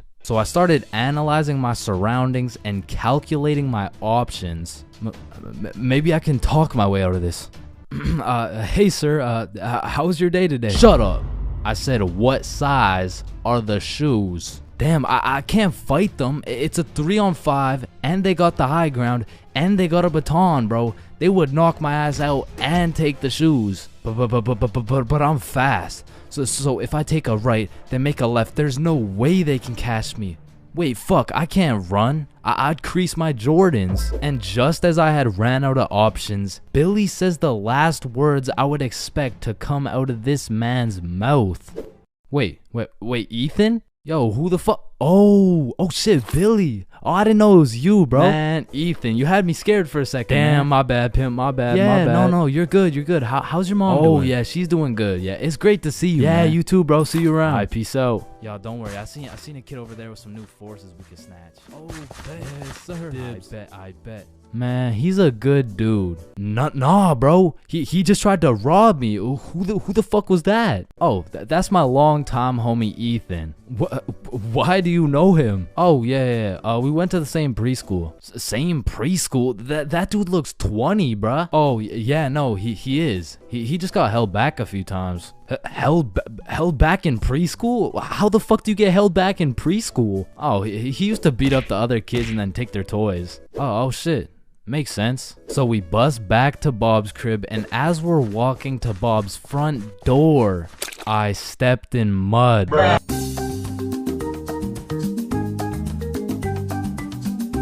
Getting zooted is a remarkable experience. However, the moment you step into a public setting, everything changes. I mean, being baked in public is the equivalent of trying to run track with clown shoes on. It's the equivalent of being an astronaut in the ocean. It's like bringing a sword to a gunfight. And trust me, I've been caught lacking, baked beyond belief on several occasions. That is, until I learned the art of pretending you're not zooted. So the first order of business is covering up that dank smell. Cause shit, you and I both know if you get caught reeking of that sweet smell of Mary Jane, your cover's blown. So take some Axe, some cologne, some goddamn Febreze, and just douse yourself. And just when you think you put too much, spray some more, bro. And although all this Axe is gonna have you smelling like a frat boy, it is crucial that we avoid the following scenario at all costs. You get some of this. Nice. Yo, do you think you can still smell it? Nah, dude. I can't smell it at all. What about me? Shit, it's like we didn't even smoke. But truth be told, both of these motherfuckers smell like weed, bro. The next order of business is those goddamn bloodshot eyes. I'm not gonna lie. Those eyes of yours are a dead giveaway, bro. I mean, you look fucking obliterated. Like, go look in the mirror. What the hell? Yeah, we're gonna need some eye drops real quick. Just a few drops here. You know what I'm saying? A few drops here. Yup. Yeah, that's a lot better. But you know what? For a little safety measure, throw these hoes on. Damn. Now you're looking sober and fresh as fuck. But how are you feeling? Your mouth's a little dry, huh? Well, I got just the thing for you. You see this? Yeah, shit's called water. It's gonna help you with that cotton mouth, and it'll keep you hydrated. Yeah, that's some good old H2O. Nice. Yeah, now go take a look in the mirror. Yeah, you're looking good. But before you go outside, we gotta go over some of the basic principles of pretending you're not faded. Number 1 is no rambling. Talking too much can be a slippery slope which will ultimately compromise the mission. Yo, Chains, what time is it? It's 107. 107? Wait. Bro, 107 isn't How the time. did the first person make the clock even know what time it was? What is this dude Like, talking did about? they just randomly decide and, you know, just start running with it? Hold up. Chains is baked as hell. No. And principle number 2, don't talk too little. Although talking too much can sell the mission, so can talking too little. Hi there, what can I get for you? Sir, what do you want? Hello, welcome to McDonald's. What the fuck do you want, bitch? Yeah, we got a customer who's on fucking Mars. And last but of course not least is the golden rule for pretending you're not zooted. Just say you're tired, bro. It's undefeated. It works like a fucking charm. It hasn't failed you yet. Failed him yet. Chains, have you been smoking the devil's lettuce? Nah, I'm just tired. Oh, okay. Hey, were you just smoking in the bathroom? Nah, I'm just really tired. Oh, okay, my fault. So you're telling me you've been found driving with a joint in your mouth, 3 ounces of weed, and you failed the drug test? Objection, Your Honor. My client here, he was tired. Innocent. He's proven innocent. He's good. So with all this being said, I think you're ready to go out. Well, where are you going anyways? What, you're going to your grandma's 89th birthday? Ah, shit. Good luck with that, man.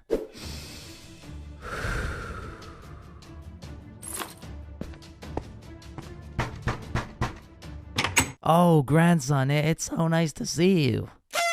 High school bathrooms have to be one of the most unorthodox places in the entire world. Walking into the bathroom, you have absolutely no clue what to expect. And honestly, that's the best part. I remember one time I had walked into the bathroom, you know, to take a piss. And when I had opened the door, I was not surprised to see some motherfucker getting his head shaved bald. And these dudes were so casual about it too. Yo, what's up? What up? And you know, it's cool and all to be able to be entertained while you're trying to release your bodily fluids. But I mean, sometimes you just want some peace and quiet. Because you truly never know when something like this can happen to you. And that is precisely why I'm scared to ever shit in the school bathroom. And listen, my school bathroom has always been bad, but these TikTok trends that keep popping up made the bathroom situation so much worse. Yo, look at this TikTok. That's kind of funny. 1 week later. Damn, someone took the soap dispensers. Who snatched the blow dryers, bruh? Where the fuck did the urinals go? 1 hour later. Hold up. Who hit a lick on the bathroom? These TikToks had the school announcements like, "Guys, I'm begging you, stop with the devious licks." if you see anyone hitting a devious lick in the bathroom, report it to the office immediately. And I'm not gonna lie, this trend was low-key pointless. Like, once you go home, the fuck are you gonna do with the broken blow dryer, bruh? But there was one TikTok bathroom trend that was fire. So, what is the square root of pi? Chains. Oh yeah, can I go to the bathroom? Be quick. Am I tripping or did I just hear? Yeah, bro, bathroom functions are a 10 out of 10 TikTok trend. Hey man, if you're still in high school, I recommend trying it. Anyways, I've obviously never been in the girls' washroom before, but I be seeing way too many TikToks filmed in there. Like, is it just a normal thing for girls to go to the washroom while other girls are just in there hitting the renegade? Like, I wouldn't know, but that whole situation seems a little bit awkward to me. Wait, renegade. And when it comes to most public schools, the washroom is like the black market of the school. So there's always some dude trying to sell you something. Yo, you need anything right now? I got that Gandalf OG, that Alaskan Thunder, some purple monkey balls, got those Girl Scout cookies. Hey man, just give me a second. I'm kind of busy right now. I got that Sour Diesel, that Granddaddy Purple Deluxe. Trust me, this stuff will blow your socks off. And every once in a while, someone will bring boxing gloves. All of a sudden, the school bathroom turns into the octagon. People are getting knocked out, dropped, and getting hit with the guillotine chokehold. But as soon as a teacher walks in,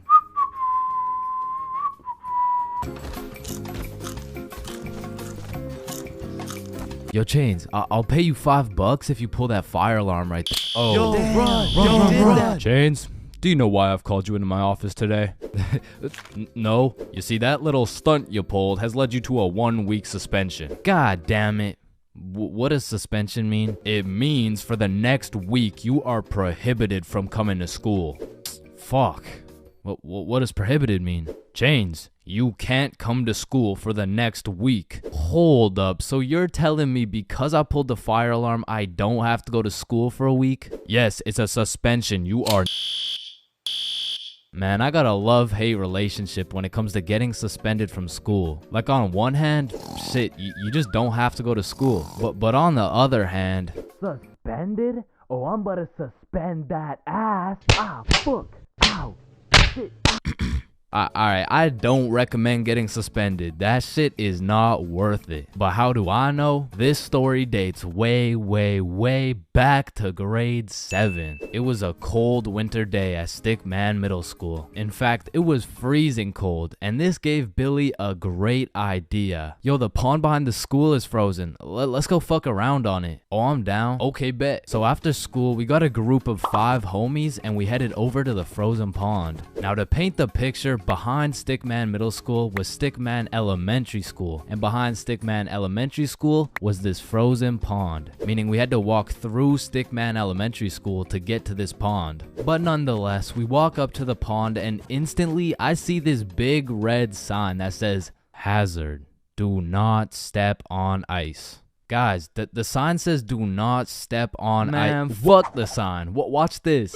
Oh shit, look, it's sturdy as fuck. Yo, fuck. And even though Billy's dumbass fell in, the ice was actually pretty sturdy. So you know, we're gliding around, eating shit, hitting the meanest ballerina spins you've ever seen, and eating shit. And we were having some good old harmless fun. In fact, our grade 7 selves were having the time of our lives on this frozen water. That is until...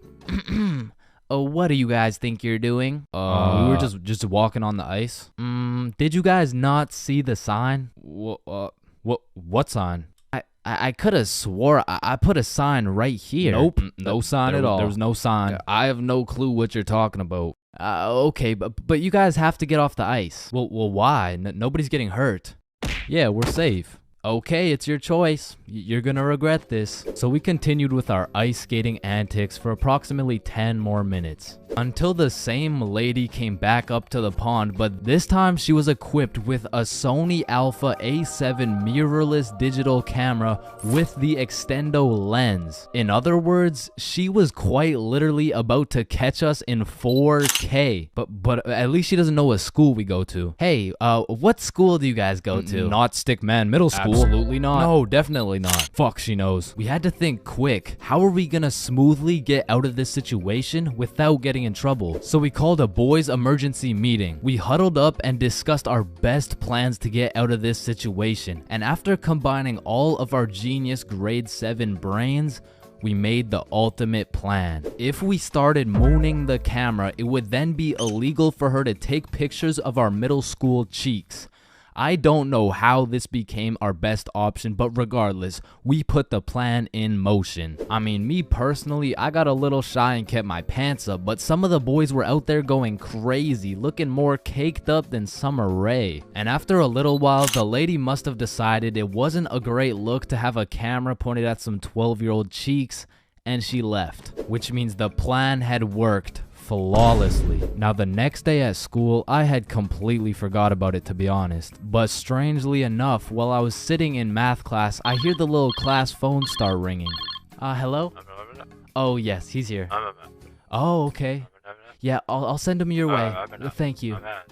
Chains, Mr. Principal wants to talk to you. And at this point, I should have picked up on why I was being called to the office, but I had complete faith in our foolproof plan of mooning this stranger that the thought of being in trouble didn't even cross my mind. That was until I walked into the office to see every single one of the boys sitting in Mr. Principal's office. But mama didn't raise a snitch, so we started capping our asses off. So, what did you guys do after school yesterday? Nothing. I played Fortnite. I was doing a homework.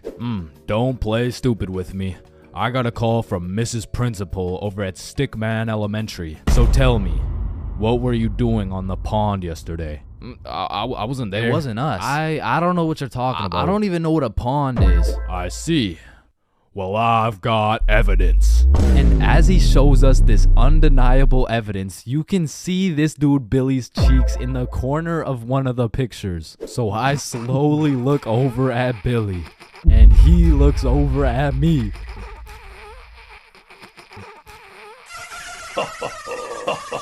If you don't stop laughing right now, you're all suspended.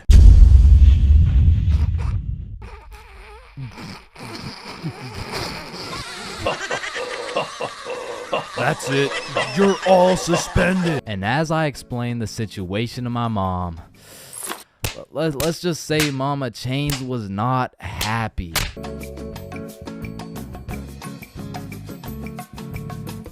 Being absolutely faded in math class is one thing, but pulling up to school while you're hammered, wasted, absolutely plastered is simply a different ball game. Cause there's lots of people who can properly utilize that Mary Jane on a daily basis. For example, tattoo artists. In fact, I feel like majority of tattoo artists would say, it helps me work better, dude. And I would happily trust this man to do his best work knowing he's baked as shit. However, if this dude was wasted, it's a little bit of a different story. Alrighty, dude. All done. Yo, I asked for a rose, bro. And because of this reason, you would truly have to be a dumbass to go to school drunk. Chains, but the title of the video says going to school drunk. I did, bro. I went to school drunk, but listen, it was no ordinary day at school. No. In fact, I didn't even go in the day at all. I went drunk to the school dance, meaning this story takes place when the boys and I were in grade 11. It was a Thursday night, the night of winter ball, and as the boys and I were getting ready, you know, looking like some distinguished young gentlemen, I had realized, damn, none of us have any girls to take to the dance. Fuck, you're right. That means we're gonna have to ask a girl to dance, bro. What? You mean like talk to them? Yeah, if only we knew someone with a bigger roster than a cheerleading team. Someone with more hoes than a shed. Someone who pulls more tens than EDP. It's Bob. So me and Billy started analyzing Bob. Like how does he pull so many girls, bro? Is it the jawline? I don't know. What about the silky smooth clear skin? Maybe. Or is it those succulent luscious kissable lips? It's the glasses. Yeah. the glasses. Yeah. So we stole Bob's entire flow in the hopes this would put an end to my drought of bitches. So we check ourselves out in the mirror, and then we hop into Billy's whip. We throw on some Rihanna to get us hyped, and before we knew it, we had arrived at school. Now, to really paint the picture, it was a Thursday at 8 p.m. And on this Thursday at 8 p.m., Billy pops his trunk to pull out 2 bottles of vodka. Now, if you were unaware, it was currently a Thursday at 8 p.m. on a school night, and we were headed into our school. Now, logically, I should have simply denied the alcohol, but I'ma keep it a buck. The whole idea of walking up to a girl and asking her to dance was really giving me the heebie-jeebies. I mean, my palms were sweaty, my knees were weak, and arms were heavy, so I took a big old chug of that liquid courage in order to ease the nerves a little bit. And shit, Billy must have been feeling the same way because Billy was down in that shit like it was water. And right after we consumed enough alcohol to kill a baby elephant, I got a notification on my phone. Oh shit, I got an email. Oh, it's from the school. It says, if you come to the winter ball under the influence of alcohol or any drug, you will face suspension and will lose your right to walk across the stage for graduation. Fuck. Okay, listen, if we can get into the dance before this shit hits, we're chilling. All right, we got this. So we walk into the school looking fresh as hell, but then I noticed a fat line of students, and this line led to a security check to get into the dance. Fuck, that's not good. Nah, we're chilling. I still don't even feel anything. What about you? Yeah, same. We're good. And just as we came to the consensus that we were good, the principal starts walking down the line in our direction. Fuck, act cool. We're good. Act cool. That was close. You three, over here. Shit, fuck, shit. Do you guys know why I called you over here? Nah. Nope. I smelled alcohol the moment I walked past you three. Now, I don't know if it was one of you or all of you, but you know the consequences of showing up under the influence, right? Yeah, we do. And tell me, is it or is it not suspicious that all three of you guys showed up with glasses on? Nah, we just thought it looked suspicious. Take them off. Damn. Yes, right. sir. And although I downed a sizable amount of vodka, it still hadn't kicked in yet. No, I didn't want to do this to you guys, but look at my finger. This motherfucker starts waving around his magic finger in Billy's face with a flashlight to somehow see if he's drunk. Now, I don't know what the plan was, but I was fucking scared. Okay, he's not bad. Oh, okay, he's good. Now let's see here. And just as this motherfucker puts his finger in my face, that vodka hits, bro. I'm using all the strength I got to keep my balance while I'm getting blinded by this flashlight. Let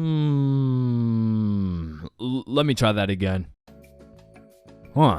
I got a little feeling you guys drank, but it hasn't fully kicked in yet. I'll check up on you in a little bit. Yeah, that's good. Yeah. So we get to security and they make sure to pat us down. A little bit too good, but before we knew it, we were at the dance. And just like that, I saw my opportunity and I put that liquid courage to use. And you know, I'm very articulate when it comes to words, so I ask, hi, how are you?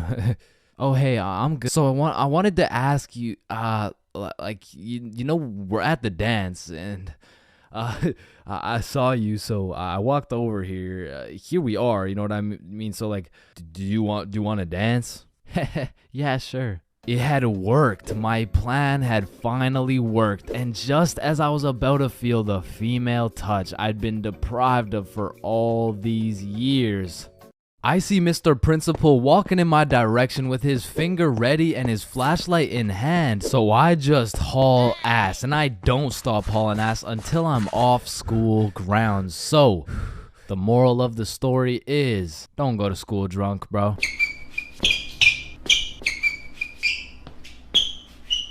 Listen, I know some of y'all have already gone to school high, but for those of you who haven't, don't do it, bro. I only went to school baked one time in my life, and after that experience, I never did it again. So, this story takes place on your average Wednesday. I was still in grade 10 at this point, but I have to note, I was not a super experienced smoker. However, with that being said, I did have some homies in grade 11 that, let's just say, they knew what they were doing. But still, my day started off like your average high schooler. Alarm goes off, hit snooze for 15 minutes, get up, stare at the wall for approximately 10 minutes, shower, eat, and head to school. This particular day, I remember being a little bit anxious because I knew I had to present my speech that I had just written the night before. But English is at the end of the day, I'm chilling for now. Plus, my first class is PE, so you know how it goes. I smoked some kids in dodgeball. I went to my next class, got smoked in math. The bell rings and I dip for lunch. Guys, see y'all boys. Yeah, peace out, man. I do. So I link up with the gang for lunch, and we kind of mob around the school for a minute, but we end up just chilling in this forest right outside our school. And this is when one of my experienced friends whips out that Zaza. We'll just call him Jimmy for now. Jimmy just asks everyone, "Are you dudes trying to smoke?" "Yeah, for sure." "Hell yup." "Nah, I'm all good." At first, I was the only person who didn't want to. But as I sat there, feeling the vibes, intaking the positive energy from the surrounding vegetation, I came to the conclusion the vibes were right. It was just me and my trusted homies, secluded in a peaceful area. I mean, what's the worst that could happen, right? And man, when it comes to drinking, I'm a certified heavyweight champion. But for whatever reason, when it came to smoking, I had the tolerance of a newborn baby. But then again, what would I look like taking this lil ass inhale? So I did what any dumbass individual would do. Yo, look at Chains. Yo, chill, dude. Damn. So my friends are low-key hyping me up. And I'm out here thinking, I am such a cool guy. I am literally that guy. I'm literally that guy. But much like everything else, everyone forgot about it in 5 minutes. But I'm still left with all this tetrahydrocannabinol compounds waiting to alter my neural chemistry. So as we're walking back to the school, the THC raids my brain like the FBI. FBI, open up! And I just eat the ground, bro. Had me looking like my controller just disconnected. And my friends just look at each other like, fuck. Maybe you should just go home, bro. Yeah, dude. There's no way you'll be able to go to class like this. So we make our way over to this bench outside, and I'm weighing out my options. I'm trying to find the best scenario to get out of this alive. I narrowed it down to roughly 2 options. I can either go home, get whooped by my mom, and get grounded for another 1.5 years, or I could thug it out, just go to class, running the risk that my teacher might find out I'm baked. So me and my friends are brainstorming, using the good old pros and cons method. Going home. Pros. Cons. I will get whooped. Staying at school. Pros. Cons. I might get whooped. Staying at school it is. The bell rings, my friends wish me good luck, but my next class was science, and I had the #1 homie in that class. Bob. So Bob is just being a W mans. He's absolutely carrying me in this group science experiment while I'm literally passed out sleeping on the desk. Bell rings, Bob wishes me good luck and dips. Now I'm all on my own, but I just got 1 more class. I'm almost done. What class do I even have again? Oh yeah, English, right? So I make my way to English. I sit down. All right, so today we're doing our speeches. And my English teacher was the type of teacher who loves to catch people lacking and just put them on the spot. So of course, he sees me on another planet and decides to call me out. Chains, how about you go first? I'm not prepared. Just get up there, bud. Okay. Alright, whenever you're ready.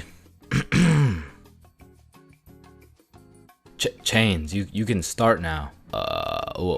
Okay. So my speech is like, it's about the topic of the speech. It's dinosaurs. So Tyrannosaurus Rex has short arms. Yeah, Chains, don't worry about it. You can sit down. You could just go tomorrow. It's all right. Thank you. Thank you. Yeah, man, this is why you don't show up to school high, bro.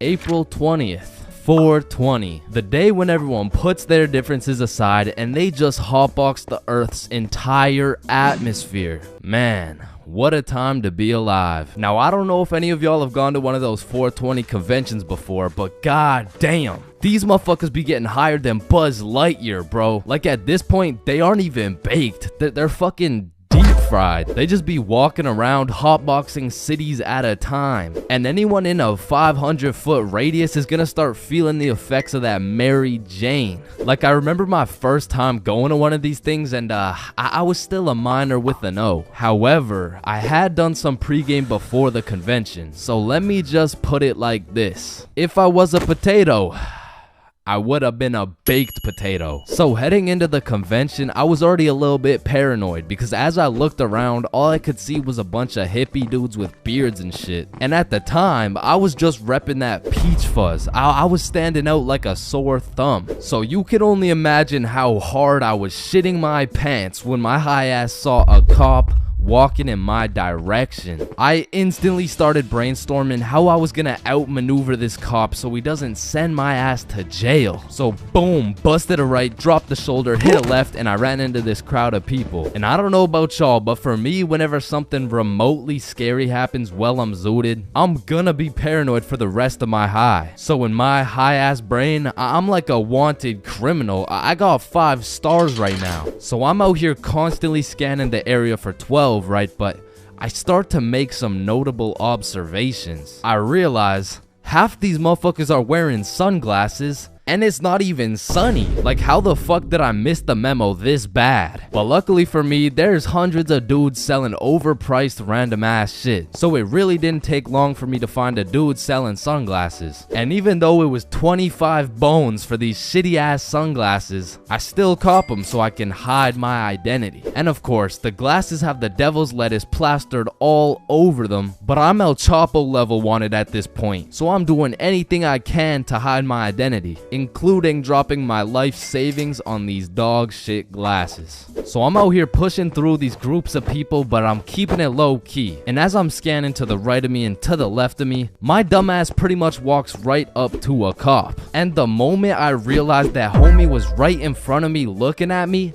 I started to panic, bro. I felt like at this point my best option was just to confess. Like, if I take the plea deal, I'll definitely get a lower sentence. But as I was stressing heavy, that adrenaline starts to kick in. And I know some of y'all can relate to this, but the scientific breakdown shows that when you're zooted and you get into a high stress scenario, the adrenaline gears up and starts beefing with the THC in your brain. Now, if you're lucky, the adrenaline will beat the THC's ass and will have you thinking properly in said stressful situation, which is exactly what happened to your boy. So as I transformed from a baked potato into a less baked potato, this is where the table really started to turn. I looked at this cop in the eyes and this motherfucker was more baked than me. Like, shit, at this point, I'm about to put this dude on citizen's arrest.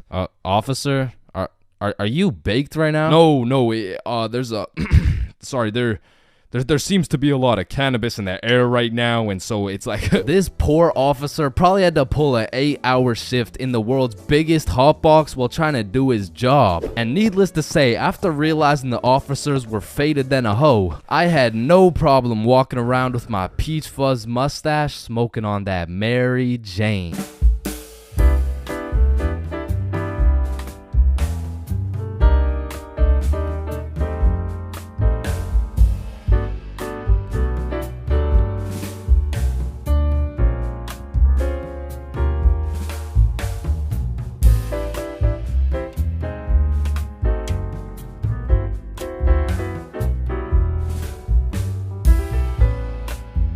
Middle school is just an awkward place, bro. Like, middle school dances, awkward. Middle school speeches, awkward. And middle school relationships, in my experience, is the most awkward thing on the face of this planet. I mean, the girl's a whole foot taller, got a deeper voice, and shit, she could probably bench more than you, little bro. Like, I hate to break it to you, but you don't got a girlfriend. You are the girlfriend, bruh. Middle school just occurs at the craziest time in a teenager's life, because motherfuckers is just getting slapped by puberty out of nowhere. You'll be walking down the halls and see a bunch of kids who look fresh out of daycare. Then all of a sudden you'll see a grown-ass man built like Shaquille O'Neal thumping his way down to math class. And attendance in middle school was looking like Matthew, here. George, present. Daisy, here. Owen, here. Dude's balls would be dropping halfway through presenting their speech, like, and this is specifically why dinosaurs went extinct. And in middle school, nobody had drip. Like, dudes would be showing up to school in a neon green t-shirt paired with some bright red shoes looking like a fucking traffic light, while their haircuts looking like their barber cut their shit with one hand, well blindfolded. But to be fair, everyone had a shitty haircut in middle school, bro. And if you think your cut wasn't that bad in middle school, chances are your shit's probably still ass to this day. And just to make things worse, the cherry on top is that everybody everybody's got acne. There's just all these hormones flying around and these kids have no clue what to do with them. Which is exactly why middle school beef is unmatched, bro. Motherfuckers will be throwing hands for no reason at all. And I don't know how, but somehow even the fights were awkward. It would be like, hey pal, I heard you sat beside my crush in class today. So what? You want to fight about it? I mean, like if you wanted to. That like I'm not scared. Like yeah, we can fight. Okay, let's freaking go, pussy. Fuck, I wasn't ready. Sorry, was that too soon? No shit, Sherlock. Okay, you can hit me back so we're even. But if two dudes were throwing hands and their crush is watching, they're about to fight to the death. But the thing is about middle school fights, I didn't know this was possible, but somehow both motherfuckers end up losing the fight. I remember one lunch at my middle school, a dude whipped out some boxing gloves for no reason at all, and all of a sudden we're running a whole fight club. Kids would be betting their lunch money on who's gonna win and shit, but we never laid down any ground rules. So one day, JJ hit Timmy with a spinning back fist and put his ass to sleep. And I'm hyped because I just doubled my lunch money, but Mr. Principal didn't seem too hyped to see one of his students knocked out on the ground. So of course JJ gets in trouble because he's just that one kid who's always in trouble but never got expelled. Like I could have swore dude was on his third strike 5 strikes ago. But man, middle school had some characters, bro. There was that one guy that would walk through the halls, blast the music on his speaker, the kid who used to sit in his chair like this, the dude who hit puberty and midlife at the same time. Mr. Donaldson, can I get some help on the subtraction? Help on the subtraction? You look more like you need help on your taxes. No, subtraction's just hard for me. During recess, do you go check on the wife and kids? No, I just play on the monkey bars. Tell me, how do you manage to be in middle school and work a 9-to-5 job at the same time? The girl who thinks she's a horse, the emo kid, catch him in the back of the class with his hoodie tied up watching sad Bart Simpson edits, the kid who had to touch the top of the door frame before entering a room, girls who have to bring their Starbucks cup everywhere, the dude who's constantly emoting, and in order to find the answer, we can make a grid. Did someone say gritty? Right foot creep, ooh, walking with the heat. Of course, there's the kid who Naruto runs through the hallway, and then there's that weird ass kid who accidentally called his social studies teacher mom one time. It was probably an accident though. Fuck! And I have no idea why, but there's something about teaching middle school that had all these teachers going through a midlife crisis. I remember one day our science teacher was teaching us about rainbows. Does anyone know what a rainbow is? Yes, Jaden. Refraction of light through water droplets. Oh wow, that's right. How did you know that? Reddit. Oh, okay. Where did you read it? Reddit. Yeah, but where did you read it? Reddit. Jaden, I can't do this right now. Just tell me where you found this information.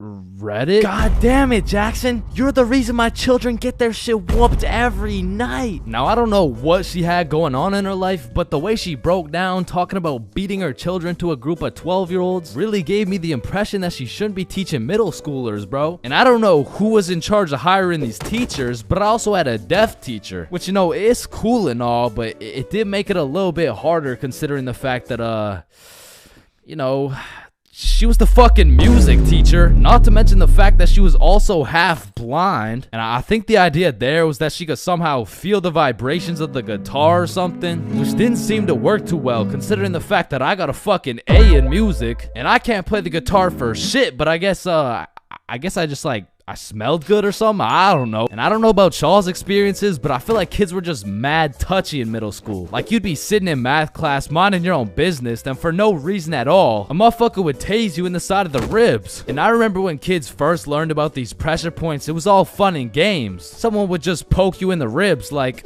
pressure point, that tickles. Then there would be a new pressure point dropping every week. It got to the point where these 12-year-olds were hitting pressure point combinations and paralyzing your legs and shit. Hey bro, let me try this new pressure point on you. Yeah, sure, go for it. It tickles. And it was the same shit with this game. Like, you really couldn't trust anybody, bro. Yo, what's that on my legs? Shit. Got him. Oh, shit, there's a bug on you. God damn it, dumbass. Oh, fuck, I just broke my leg. Bro, I'm not stupid. You didn't just break your leg. No, I'm serious, bro. I promise, on everything. On my entire life. I just broke my leg. Look. Bro, I remember I got punched so many times, my arm was on life support. It was about to fall off, like, And thinking back to middle school, there's just so many things that make me cringe, bro. But by far the cringiest of them all is the relationships, man. And believe it or not, I had my fair share of middle school relationships. I remember one day I was sitting in class and this girl came up to me and said, Chains, I have a crush on you. And that's really all it took to have a young Chains in love. Head over heels. We went to the movies together. We went to my house and watched movies. Well, we went to her house and we also watched movies. Now that I think about it, all we really did was watch movies. We didn't really talk that much. I mean, I didn't really have a way with my words at the age of 12. So, do you like movies? Yeah. Yeah, I like movies too. That's why we're here at the movie theater. I also like popcorn with the butter. It tastes like I like how it tastes.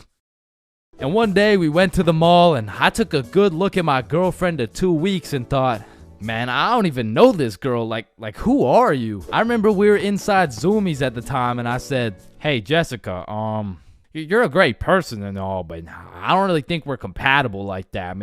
Maybe we should just break up. Which was probably the most words I've strung together during the entirety of our relationship. And she says with the straightest face, oh, okay. And then we proceeded to walk out of the mall and bus home together without saying a word. And I remember lying in my bed that night and thinking to myself, damn, I think I'm supposed to be sad right now. So I threw on my hoodie, tied it up, and watched some sad Bart Simpson edits.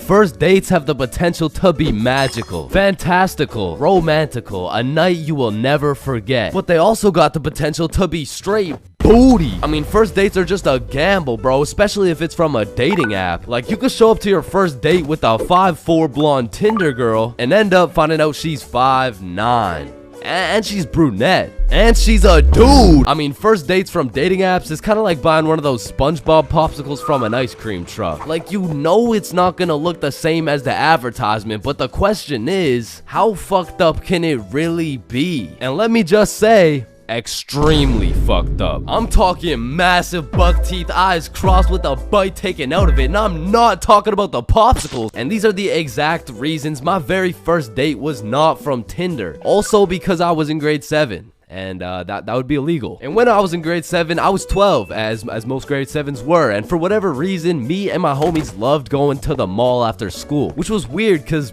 we had no money. So after another successful day of walking around and being too broke to buy anything, we walked back to the bus terminal by the mall, and as we walked up to our bus stop, we see these 2 girls waiting there. And the closer we got, the more familiar these girls started looking, until we realized one of them was in our class. And so we walk up to them like, yo, are you Kate? Oh shit, Billy, Bob, and Chains. What's up? Oh, nothing much. How are you guys doing? Oh, I'm good. This is Jessica. She's new to our school. Hi. What's up? Hello, Jessica. What brings you guys to the mall? Oh, nothing much. Just walking around and not buying anything because we don't have any money. Yo, us too. And so we all get on the bus and we're just talking and shit for a good 20 minutes until my stop comes up. So I'll pull the thingy, but before I get off the bus, I ask Jessica, yo, Jessica, do you Snapchat by any chance? Yeah, I do. Let me add you. What's your Snap name? And I remember I had some shitty ass username like, oh shit, it's MLG Pro No Scoper Illuminati confirmed. Yo, kid, get the fuck off the bus. Sorry, 1 second, please. Where was I? MLG Pro No Scoper Illuminati confirmed. And when I got home, I went on Snapchat, accepted a request, and we started talking. And we snapped all night to the point I was smiling, kicking my feet in the air and shit. Yo, I'm coming in. No, wait, don't. I'm beating my meat. Wait, shit. Yo, what boy has you smiling like that? Boy, it's a girl. Man, shut the fuck up. Oh shit, you're serious? Wait, so the whole time you were watching Powerpuff Girls? It just had a good plot. Okay, bro. Okay, so this is what you gotta know. And my brother started running me through the do's and don'ts of being in a talking stage. Alright, listen. Don't text her too much, but don't text her too little. Don't talk to too many other girls. Yep, nope. That won't be a problem right there. Yep, I know, buddy. And you also gotta talk to her at school. So the next day at lunch, Bob, Billy, and I walk over to Jessica and her 2 friends, and we start talking again, and we make plans to go to the mall together. And boom, all of a sudden we started forming a little friend group. It was me, Bob, and Billy with Jessica, Kate, and Nikki. And we started hanging out damn near every day, hitting the mall, buying nothing, going to Nikki's house, doing nothing. But we had fun, and so inevitably, Bob and Kate start having a thing, Billy and Nikki start having a thing, and that just left me and Jessica. And so one late night, we're on Snapchat with my feet kicking in the air faster than ever, and Jessica hits me with a, so I've been thinking, well, I like you. I like you back. So, and I typed up, do you want to be my girlfriend? I fucking threw my phone across the room, nervous as hell. I get the notification, and when I go to check what she said, she was like, yes, I do. And call me Josh Giddy, the way I just bagged this 12-year-old. But the next day at school, when me, Billy, and Bob walk up to our girlfriends, I started getting all nervous and shit. There was something about the title of being a boyfriend that just had me shitting bricks, bro. It was like, hey, Chains, how are you? Oh, you know, I'm good. Oh, yeah, how are you? Oh, I'm good.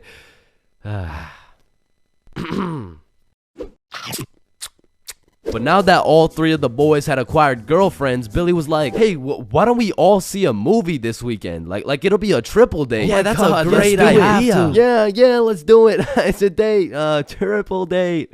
Yeah, fuck yeah.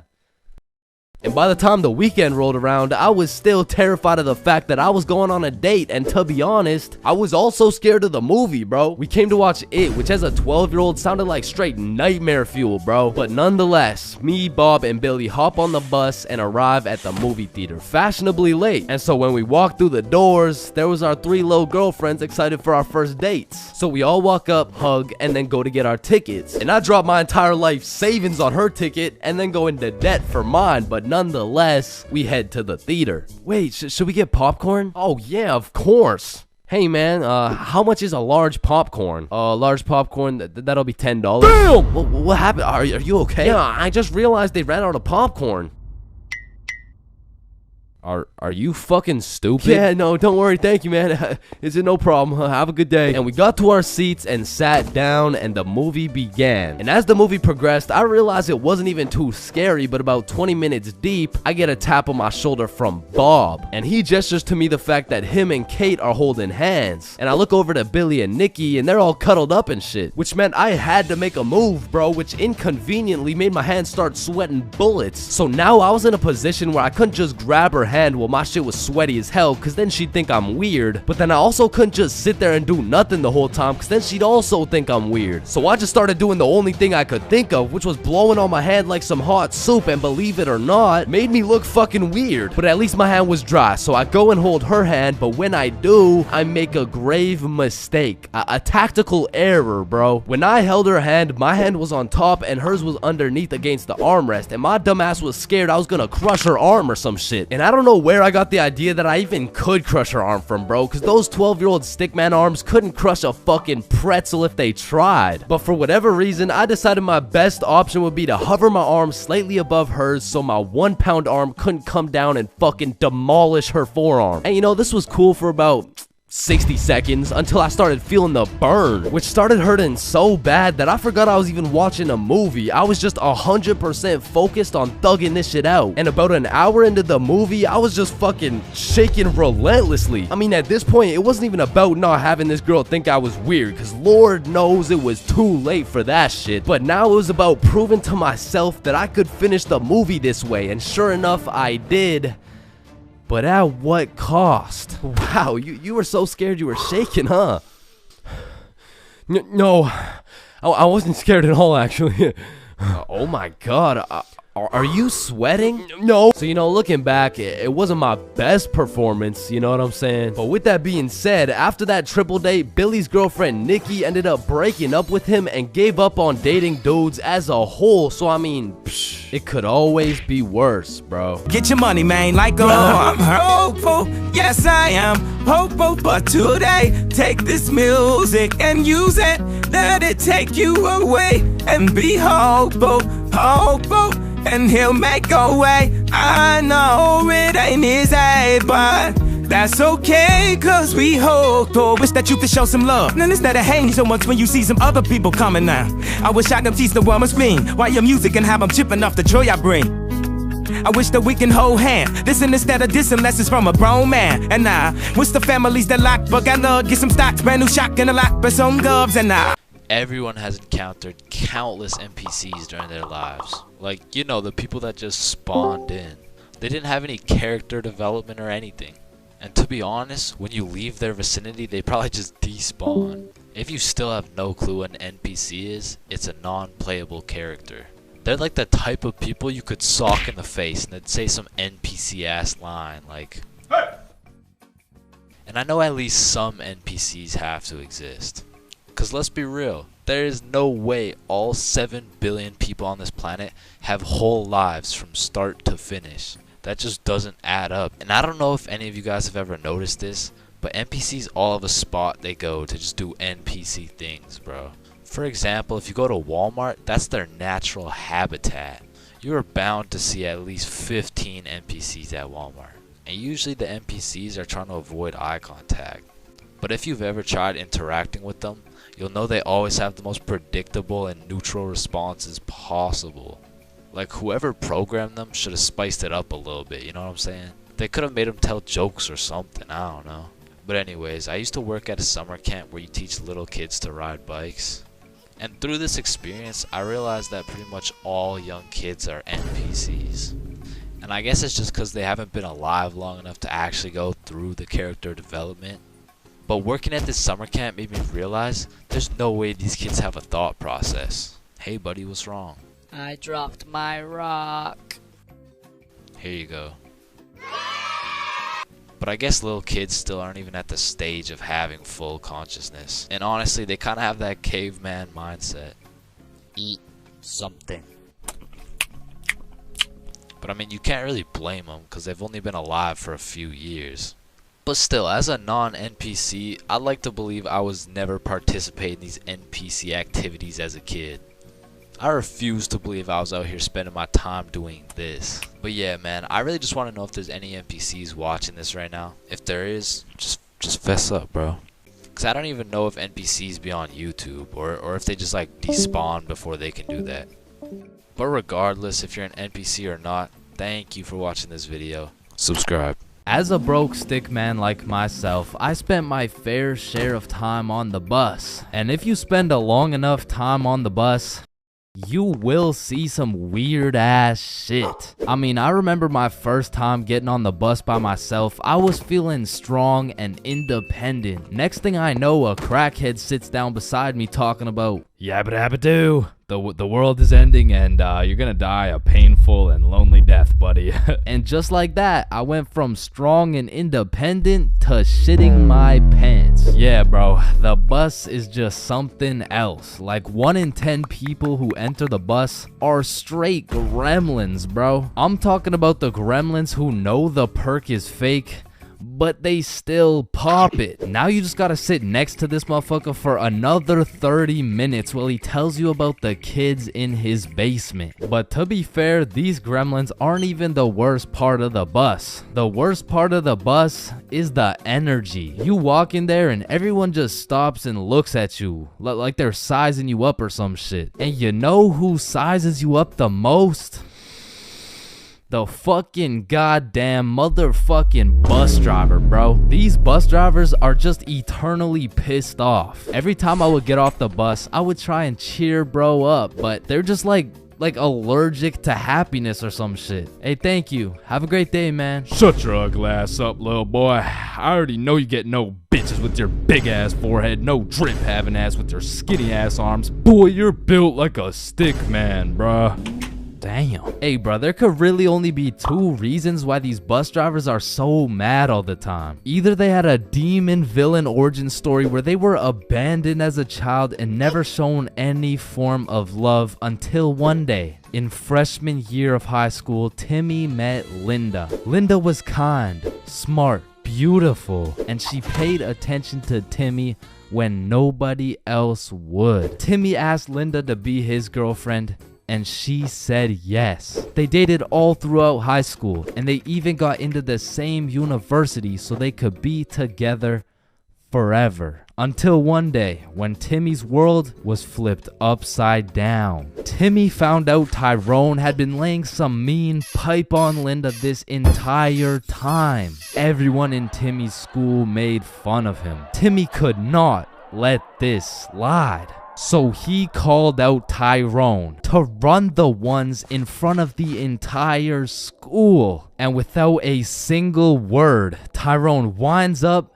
and hits Timmy with the meanest left hook any stickman had ever seen, leaving Timmy slept, out cold, unconscious, in front of his classmates, his teachers, and even in front of Linda. Cause shit, if that happened to me, I'd be just as mad as Timmy over here. Now, realistically, the only other reason these drivers are so constantly mad would be because the driver's seat secretly has a stick built in. You see, this would explain why the driver constantly has a stick up his ass. I mean, shit, you really can't even blame him for being mad. But still, I'm gonna blame them, cause I know these motherfuckers get pleasure whenever they see me running at full speed trying to make it to the bus stop in time, cause they start stepping on the gas. Dumbass. To be honest, there's nothing that leaves you more defeated than when you're sprinting to a bus stop, then that shit just cruises on by and everyone on the bus is laughing at you. Damn. Honestly, at that point, I just give up and go home. But it hits a little bit different when that bus is your only way home. And it was the last bus. Cause it's 2 a.m. And now you gotta bunk up with the gremlins on the side of the street. All because that goddamn bus driver had a stick up his ass. Listen, I am no criminal. In fact, I would consider myself a good Samaritan. Type of dude who helps grandmas cross the street. Type of dude who might even pick up some trash now and then. And absolutely not the type of dude to go to jail. Now, I know for a fact I would never go to jail. Not because I never break the law, but because I'm fast as fuck. In the streets, they used to call me Usain Jr., bro. So there was no way you would catch me getting arrested by some 50-year-old man with a beer belly and a donut in his hand. I would be out here crossing bro up, hit him with a little body feint, leave him in the ER, bro. But with that being said, I needed that speed. I needed that speed to get out of all the dumbass situations I put myself in.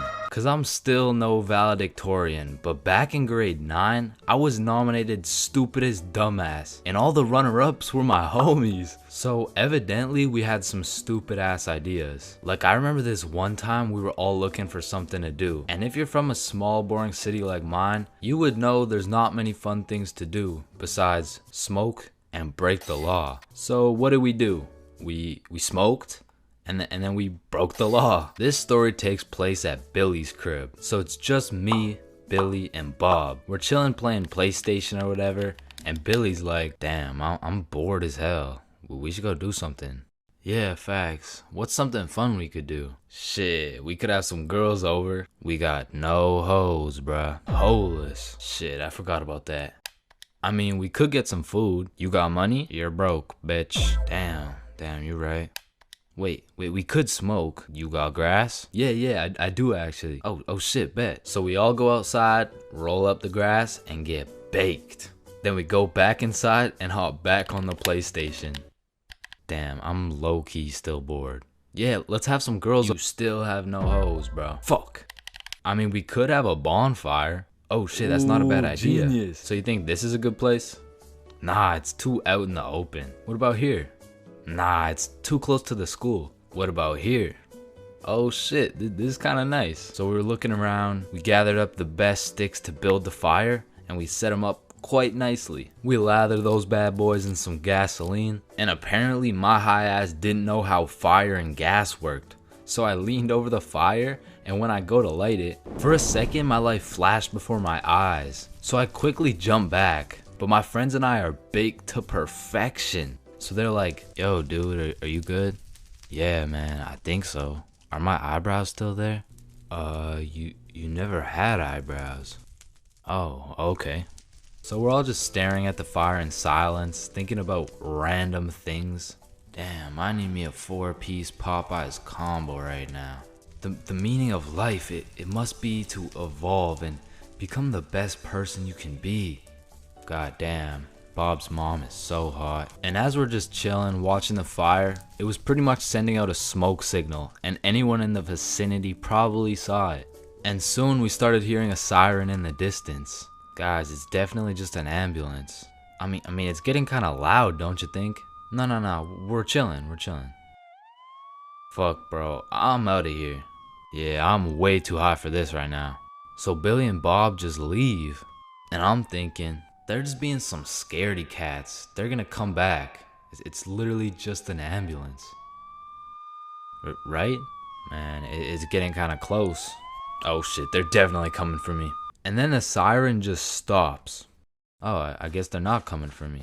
And then I look behind me, and I make direct eye contact with 2 officers. My heart literally stopped. Oh, you're fucked. Hey! I grabbed the gas, and with all the adrenaline I had, I literally jumped on the fire, stomped it out, and hauled ass. Hey, get back here! I'm being chased by these 2 cops, and I am red-handed as fuck. I mean, I'm holding a liter of gasoline, a lighter, and the kush while I'm baked as hell running from these cops. And they were on my ass, bro, because let's be real, I could have outrun these fat asses any day of the week, but I'm at a major disadvantage here. Like, I have to run carrying the can of gas while I'm zooted, bro. So sheer speed was not gonna do it, but I had to get them off my tail, or else I was going to jail. So I take a sharp right, and then I'm faced with these 2 paths. I hit a quick left, and as soon as I get out of their sight, I slide into these bushes smooth as butter. And I was scared shitless. Man, I can't go to jail. I dropped the soap way too much for all that. Holy shit, they're right there. Where'd he go? We almost had him. And we would've had him too if your fat ass didn't eat so many damn donuts. Shut up, Robert. That's why Dave fucked your wife. As soon as it was clear, I booked it straight to Billy's house. Oh, guys, it wasn't an ambulance. No shit. And I think it's safe to say I was paranoid for the rest of the night. Yo, I really appreciate you guys, so I'm gonna be following back a bunch of people on my Instagram, so go check it out. Peace. Man, the very moment my stickman lips graze the tip of that sweet, sweet Zaza, it's wraps for all the food in the fridge, and as soon as that THC tickles my brain, it's GG's. The food in my closet is already consumed, bruh. And shit, when I run out of food in the crib, I give my condolences to the local McDonald's workers, cause man, I'm about to have those motherfuckers working overtime. Now listen, man, shout out to all my big homies out there, but I'm gonna make it clear real quick that I am not one of y'all. In fact, I make sure that I am precisely 64 pixels wide at all times. However, I will say mentally and in my heart, I am a little bit of an EDP 445. Wait, no. I like food.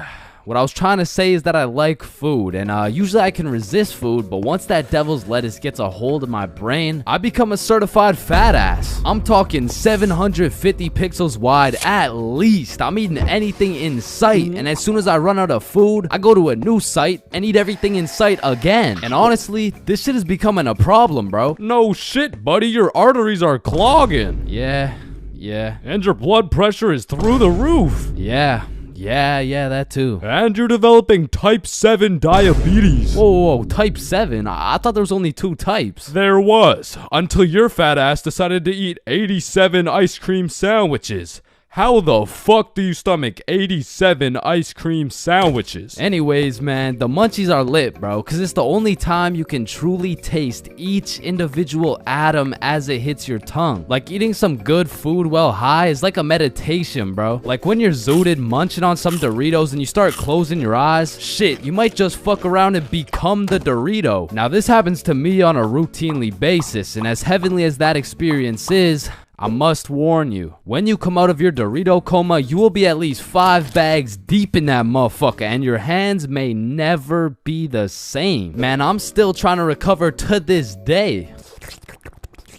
Yeah, my Doritos still taste like fingers, bro. And if staining my fingers orange and developing a new type of diabetes sounds bad, my munchies addiction gets worse, bro. Because when you combine the zooted desire for food with the distorted judgment of the baked brain, shit, that's the perfect equation to put me into crippling debt. Especially back in the day, because as a youngin', the only thing I was cooking was my brain cells, bruh. So that meant I had to buy food. And to put it into simpleton terms, well, I was broke as shit. I remember one hot sunny day, me and the boys were chilling at a carnival with some of our other boys, and one of those boys whips out his dap pen. And so of course everyone flocks around that dude and chiefs the fuck out of his dap pen, and 15 minutes later, that shit hit. But you know what hit even harder?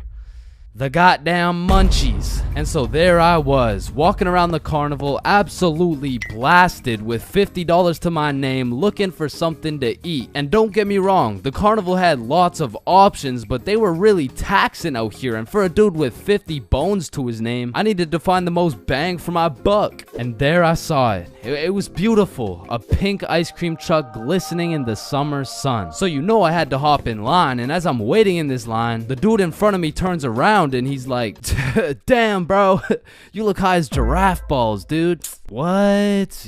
Me? Nah, what? Me? No. Hey, don't worry, dude. I am too. Oh, shit. So me and my newfound homie are just chopping it up, talking about how sensational this ice cream is about to be, and soon enough, it was the homie's turn to order. Yo, dude, let me borrow one of those cookie dough ice cream cones. Alrighty, here you go. That'll be 12 bucks. $12, bro. That's like half my net worth. Trust me, it's worth it, dude. Yo, let me get a cookie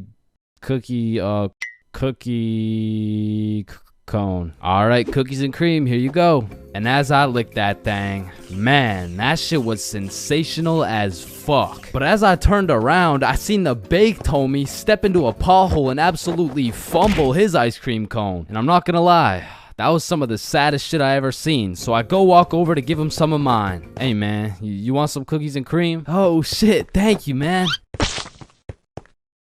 Bro, did you just drop both of our $12 ice cream cones? Fuck. Then we were back in line like nothing ever happened. But man, waiting in that sun, my mouth was parched and my eyes were dry. And by the time we made it to the end of the line, I was looking like dried up SpongeBob, bro. Hey, it's you again. Can I get the cookie cone, the cream, the one with the cream? Yeah. And at last, after dropping half my net worth on ice cream, I took a big bite of that ice cream cone, and man, I felt every sugar granule, every atom, every proton and electron contained within that bite. And for the time being, the munchies were cured.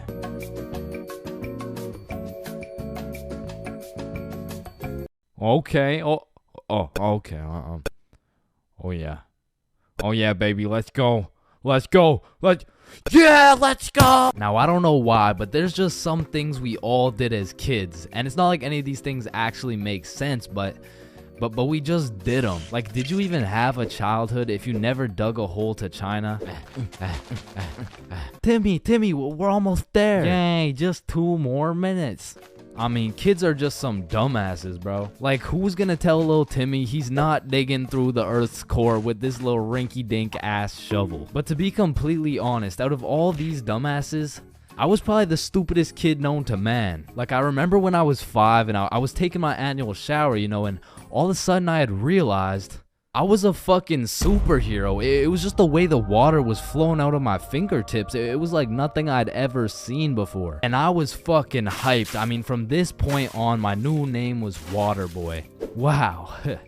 I was pretty fucking stupid, but not everything I did as a kid was completely impractical. For example, I know you used to run up the stairs on all 4s, bro. Like, this was just the most efficient way to get from point A to point B. I used to feel like a fucking cheetah going up those stairs. In fact, going up the stairs in this manner was so efficient, I asked myself, well, why don't people go down the stairs like this? And shit, I figured out why. Or bro, on a hot summer day, I would wait for my mom to whip out the fan. And as soon as she turned that bitch on, me and my brother would turn into the Migos. We were dropping hit after hit. Like we were spending so much time talking into this fan, our mom was a little concerned. Raindrop, drip, drop top, smoking no cookie in a hot box, cookie, fucking on your bitch, yeah, dot, cooking up dope in a crock pot.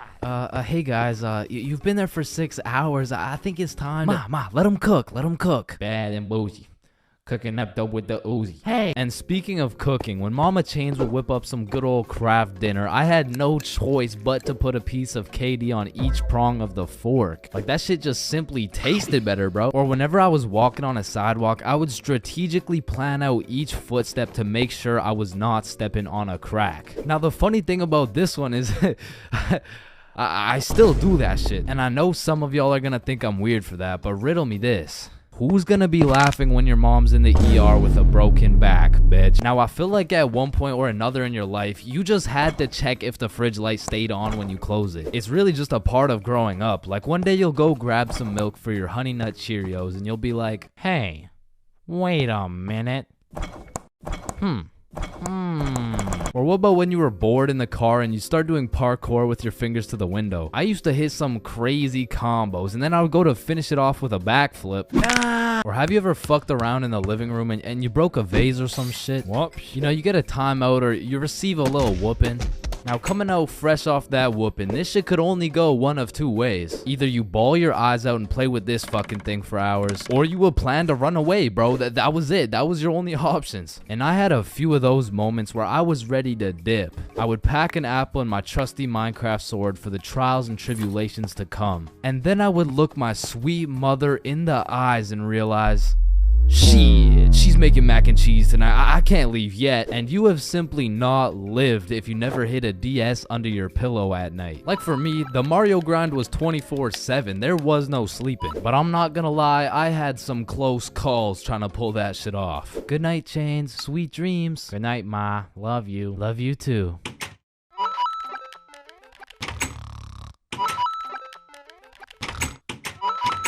Fuck. And goddamn, bro, in grade 1, we would be doing anything but schoolwork. Like, we'd be poking holes in our erasers, injecting heroin with mechanical pencils, drawing this shit, and breaking this shit off mechanical pencils. I'm not gonna lie, you still gotta keep me away from those things, because if I see them, I will break them. And yo, I'm not gonna forget you motherfuckers who used to put glue on your hands and let it dry so you could peel it off. Like, bro, you're weird for that shit. I'm not gonna lie. But I did used to love crafting the biggest marker sword you could and have a duel. And I don't know why, but I always used to carry around this tiny ass pencil. Like, I never actually used it, but I always had it. And I used to flex it too, thinking it was cool or something.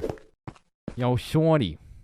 Take a look at my pencil. Oh my god, why is it so tiny? Tiny? It's not that small. And bro, tell me as a kid that you never had the random urge to just do this shit. And you just stay there. I don't know why. And I'm not gonna lie, I have to contribute my entire professional stickman career to drawing on the windows as a kid. Like, Mini Chains was whipping up some masterpieces. They were on some Picasso level shit, which is exactly why you see this high quality stickman content.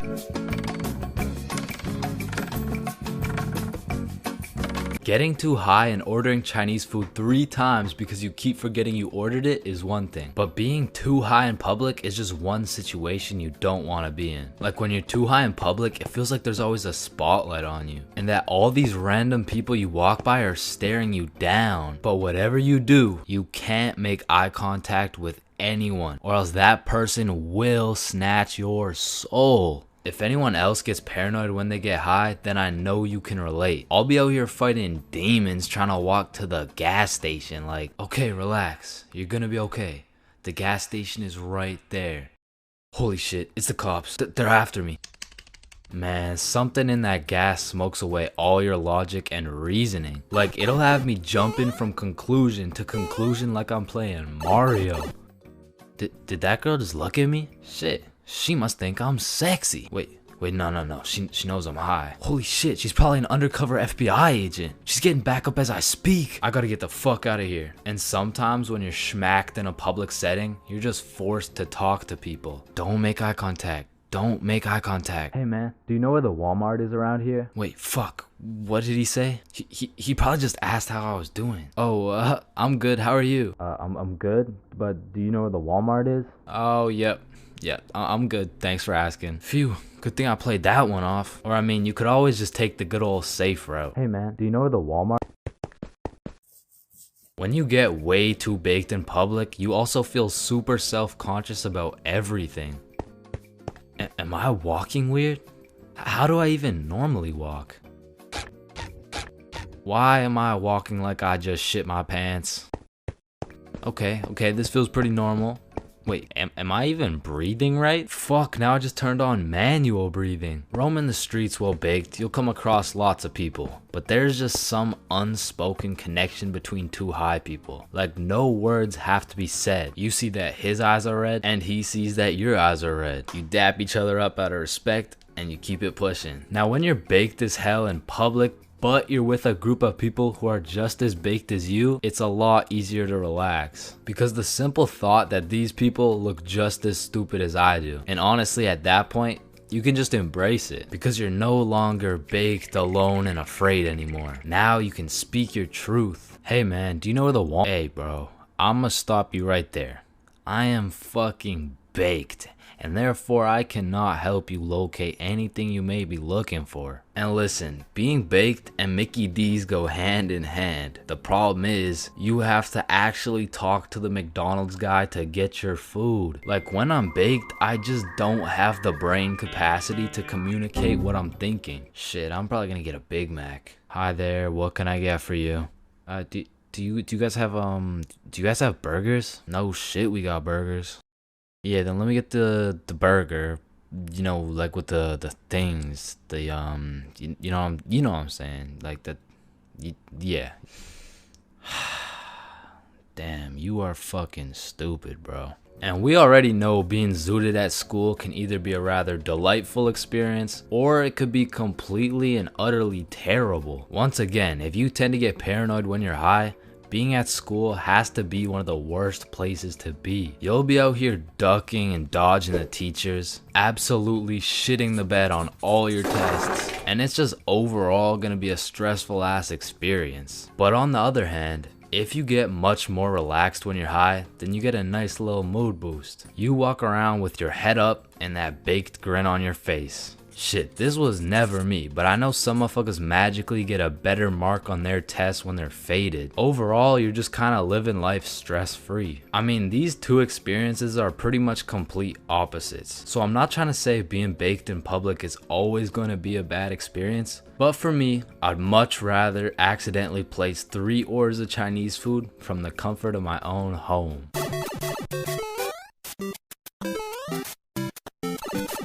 Everyone experiences being drunk differently, and it can change from time to time as well. But I'd say most people fall into a few general categories, one of which is the aggressive drinker. These people have to have pent up and saved anger for years. They just decide to let it all loose when they take a sip of alcohol. I feel like they might even just be using drinking as an excuse to sock someone in the face. And the main problem with aggressive drinkers is there's always at least one of them at every function. Sometimes they can be tamed, but if you just let them do their thing, then the function just turns into the Battle of Vimy Ridge, bro. You don't want your friends to be aggressive drinkers, because when they do something stupid, you just have no choice but to back them up, because that's your homie. Coming up next, we have the depressed drinker. I know lots of people who are usually happy and energetic, but when they start drinking, all of a sudden they think I'm their therapist or something. Like, of course I want to help my boy if he's in his feels, but I'm hammered too, bro. I can't help you get your ex back. Now listen, I'm no scientist, but alcohol is a depressant, which means it makes you depressed, bro. Pretty much what I'm trying to say is, if alcohol makes you sad sometimes, don't worry, it's normal. Next up, we have the flirty drinker. Now these types of people are a common appearance at parties. They just kind of stumble over to someone and just start spitting game. One thing I do respect about flirty drinkers is that they're perseverant, bro. When they get rejected by someone, they just take it like a champ and keep pushing to the next one. Usually flirty drinkers go rotate around the party and try for their first few contenders, but eventually at the end of the night, flirty drinkers will end up attracting other flirty drinkers, then boom, everyone's happy. And come on, everyone knows the I love you guy. Man, I love you, man. Nah, like, I don't think you understand. Like, I really love you, man. And whatever you need, I got you, bro. And I just really love you, man. Bro, who the fuck are you? And of course, we got the designated driver. Next, we got the loud one. Hey, bro, sometimes the alcohol just makes people talk way too loud. In some settings, it'll slide. But in other settings, at parties, these are usually the type of people to be in the mosh pits because they're always super high energy, and sometimes they can be kind of annoying. Man, who would be this type of drunk, am I right? Alright, it's me. And if anyone else is this type of drinker, I know you can relate. When you wake up the next morning, not only you get hit with the hangover, but your voice is just completely gone. And I'm not even usually a loud person, but man, alcohol just works its magic and has me yelling like Kais and Nat. Hangovers being this type of drinker has to be one of the worst. I guess next to aggressive drinkers, you know what I'm saying? Anyways, we're moving on. You also might have encountered the philosopher. I couldn't tell you why, but for whatever reason, after taking 5 shots, some motherfuckers just become a philosopher, bro. They just have philosophical questions coming out of nowhere. And they low-key be spitting too. Hey man, love doesn't even exist, bro. It's all just an illusion. Love is just a chemical reaction that occurs in your brain that was programmed to make us inclined to reproduce. Next up we have the OD, over drunk. This is the 7th and final stage of being drunk. If you've seen the 7 stages of drunk video, you'll know exactly what I'm talking about. But some people are just prone to drinking way too much. And somehow, they always find themselves blackout drunk. But yeah, there's not much to say. They're pretty much just unconscious. And of course, we have the chill drinker. These people are just pretty neutral. They just be talking at a normal volume about normal stuff. And honestly, these people are just overall enjoyable to be around, especially when you're drunk. Let me know in the comments if I missed anything. And also let me know which type of drinker you are. So, 50,000 word essay, 3 worksheets, pages 5, 6, 9, 273, 655 in your workbook. And you'll need to make a TED Talk you'll present in front of the whole school. What do you want, Chains? Well, how much time do we have? Everything needs to be handed in at 12 p.m. on Thursday or you'll get a 0. Wait, Mr. Cumminson, that's in 2 minutes. Actually, it's 1 minute now. Any other questions? Yeah, can I go to the bathroom? Fuck no. Sit down, Jeremy. Oh, okay. Man, imagine being a high school teacher, bro. Like, as soon as you hit the ripe age of 5 years old, they throw your ass into school, and you just don't make it out until you're like fucking 65. And when I was younger, I always used to wonder, like, why is Mr. Cumminson so angry all the time? But as I got older, I realized I would be pretty fucking pissed if I was in the exact same spot I was 40 goddamn years ago. Which brings me to the first type of high school teacher, Mr. Angerson. This is the type of motherfucker whose wife divorced him 7 years ago and he takes his heartbreak out on the students. What was that? Oh, nothing. I just had to sneeze. Oh, so you think it's okay to just sneeze in my classroom now? Huh? Well, no, I just needed to sneeze. What if I just broke into your house and started sneezing on shit, huh? Well, no, that's just matter of fact. Get your ass up here. Yo, this isn't the 1950s. You can't just Linda, come back, please. Now, I don't know how Mr. Angerson continues to keep his job, but it feels like this dude's mission is to ruin the day of every student that walks into his class. Like, he'll be putting in extra effort into his tests to make them as confusing as possible. The type of motherfucker to make a multiple choice test with the first 4 letters all as A. Bro will have me changing the correct answers into the ABCD strategy. Next up, we got Mrs. Talkinson. Some teachers really just just don't give a fuck about teaching, bro. I mean, Miss Talkinson over here, she really just wants someone to talk to for real. And that's when Franklin D. Roosevelt became president. You know, actually, in high school, I had a friend named Franklin. He was a really nice guy. We used to go to the movies together and stuff, and then he went to jail for multiple hate crimes. Like, by the end of the class, you'll know her home life, her family, how she takes her anger out on her children. So me and my classmates would recognize the fact that if we could just keep Miss Talkinson talking, we wouldn't have to do shit all class. So in 1938, Germany invaded Austria. Yes, Chains. Miss Talkinson, have you ever been to Germany? Oh my goodness, you would not believe what we did in Germany. And for my personal favorite teacher, we got Miss Cakinson. You know, the teacher that is caked up for absolutely no reason. Like, she's got that dump truck for what? I mean, I'll be failing all my classes, rocking with a 1.5 GPA. But I walk into her class, fuck, all of a sudden I turn into a Miss Cakinson. Actually, you forgot the homework for today. Oh my god. Shut up. Oh, I thank you, Chains. I almost forgot. You're welcome, Miss Cakinson. All my homework is done. All my tests are aced. And at any given chance... Oh, shoot. My computer isn't working. Does anyone know? What do you need, Miss Cakinson? And I'm there. Miss Cakinson, if you're watching this, just give me a chance, please. And next, you know we got Mr. Questionable. Ensign. Now I know what you're thinking. Bro's name is a little bit of a mouthful, and that's because he may or may not have a mouthful of little boys. Okay, listen, I'm not here to point fingers at anyone, but if I was to point fingers at someone, it would be fucking him. Like, I'm really not trying to accuse anyone of anything, but there does come a point when some things this man does gets a little questionable. Maya, let me help you. So you put your hand like this and you... OMG, Chains, you will not believe who just followed me on Instagram. Oh shit, was it at chainsFR? No, it was Mr. Questionable Ensign. Damn, brother, this test was hard as fuck. Yeah, bro, literally everyone failed that shit. Facts, bro. What did you get? Yo, I got 22%. What about you? Oh, I got 103%.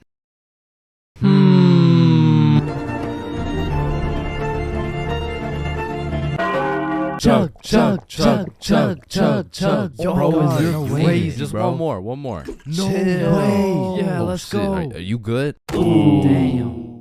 Blacking out drunk. It's not a fun experience. In fact, it's on the list of the top 3 worst things to experience, ranked just below giving birth. Now, if blacking out drunk is so bad, you may ask yourself, why do so many people do it? And truthfully, there are only a few reasons why one would inflict such a brutal pain on their liver. The first reason is impatience. Some motherfuckers just can't wait the 15 minutes it takes for alcohol to kick in, so they slam back one too many shots. And when that shit hits, that shit hits. Or secondly, peer pressure. I mean, to be fair, you will look cool as fuck for those 3 minutes where you're down in a bunch of vodka until you're lonely, gurping into the toilet, reconsidering your life decisions. Or because it's yet another Valentine's Day, you will spend locked away in your room drawing little stickmen on your computer because you get absolutely zero bitches.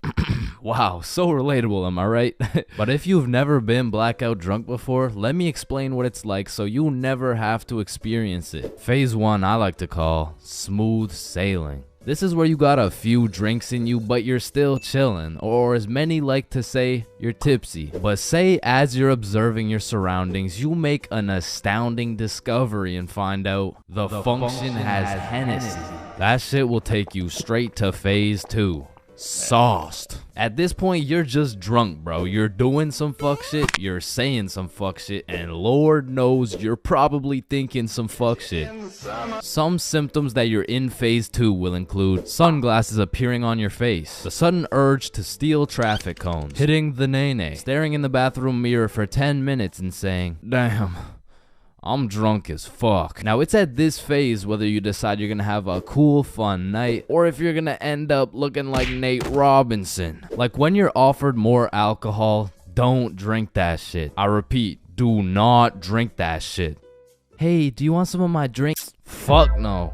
Do you want a sip of my— Aw, shit. You done fucked up. That's the type of shit that will have you in phase 3, which I like to call— shit, I don't feel so good. Ugh. As you can tell by the name, this is where shit starts to go downhill. You go from having a jolly old time to quivering on the floor with your liver fighting for its life. And this is the moment when your memory starts cutting out. You can remember some things here and there, but half of the night simply vanishes. And to be honest, that's gotta be for the better, bro, because I don't know if you wanna remember the pain of being in the downwards dog position while vomiting your guts out. It's not a fond memory. But to get to phase 4, god damn, the function would have to have a lot of fucking Hennessy. In order to get this drunk, you gotta be going through some shit. You gotta be in Spain without the S. You gotta be in Champagne without the sham. You gotta be going through some cock and ball torture without the cock and ball part. Or you gotta make a pretty big miscalculation, bro.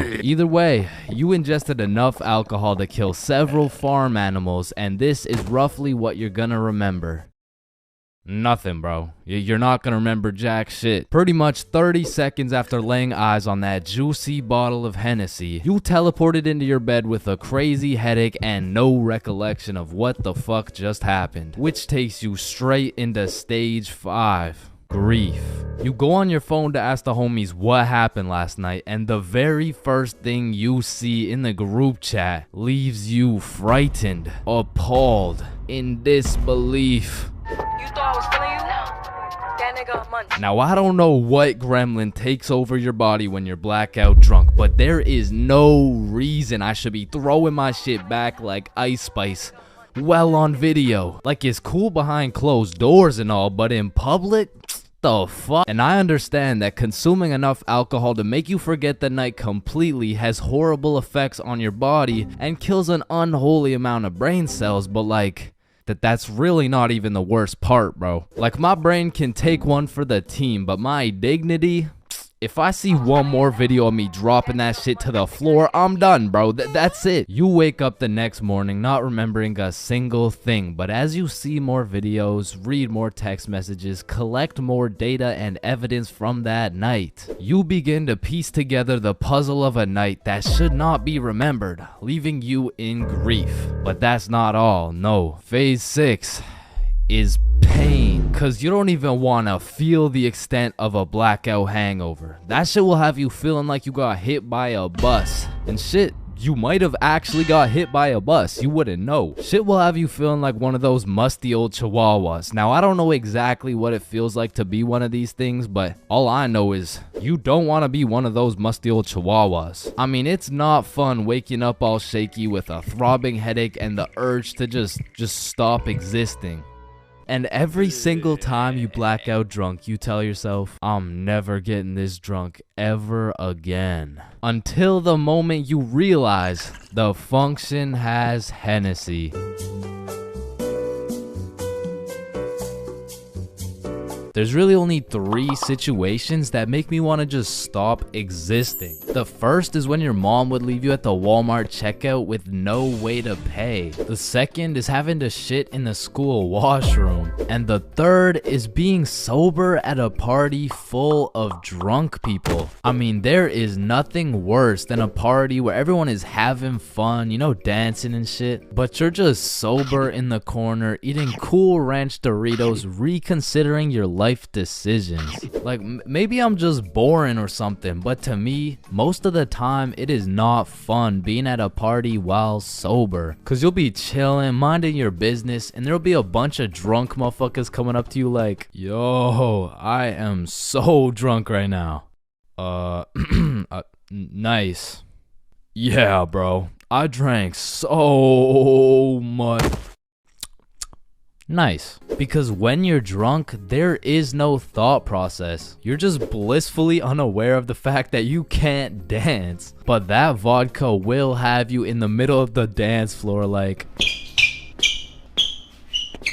However, when you're sober, you are actually aware of how stupid some of these drunk people look. Like, you can just take a look around and you'll see a bunch of motherfuckers doing shit they're gonna regret when they're sober. Damn, look at her. Yo, he's gonna regret that for sure. And look at this dude. Wait, Billy. What the fuck are you doing? I'm twerking on the walls like Peter Parker.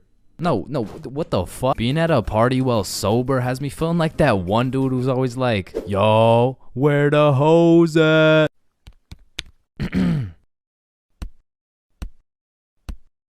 Because let's be real, rizzing up a drunk girl while you're sober is practically illegal. Like, yo, are you from Tennessee? Cause I'm trying to fuck. Sir, hands behind your back. God damn. And honestly, when you're sober, talking to drunk or high people in general, it's just like interacting with NPCs. Damn, I'm drunk as shit. Man, I love you so much, man. Like I love you, man.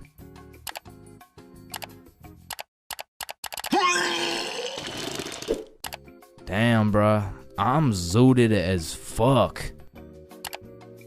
When you put bread in a toaster and it becomes toast, where the fuck did the bread go?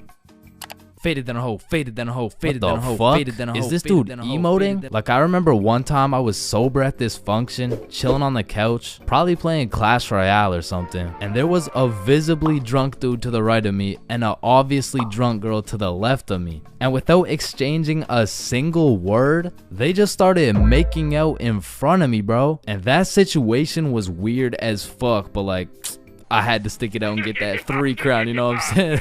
But honestly, I feel like that situation kind of sums up the feeling of being sober around a bunch of drunk people. It feels like you're third wheeling, but with like 100 people.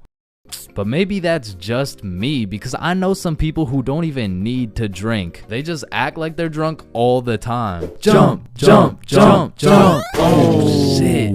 Ah, god damn. Holy shit, how much did you drink? Oh nah, nothing. I'm sober as hell. What the fuck? And I also know people who drink hella and somehow get more antisocial. Oh shit, are you sober too? Nah, I'm drunk as shit. I just get depressed when I'm drunk. Okay. Oh Please shit. come back. Oh damn. Please, oh, Carol, I shit.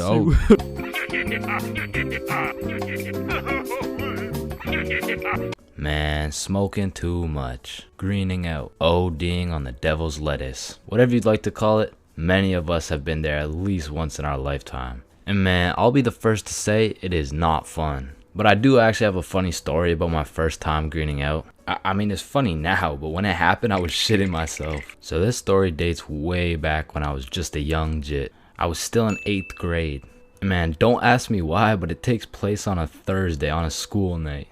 Alright, so it's a Thursday at 7 p.m. My friends and I are just headed to this girl's house. We'll call her Mary. So when me and my friends arrive at Mary's house, I quickly find out her dad is pretty chill. Yo, what's up? And you know, the apple doesn't fall far from the tree. So we'll just say Mary was no stranger smoking some gas now and then. With that being said, I kinda was. I had only smoked a few times, and the times that I had smoked, it wasn't anything crazy. So walking into the Mary household, I could kinda tell we were gonna smoke.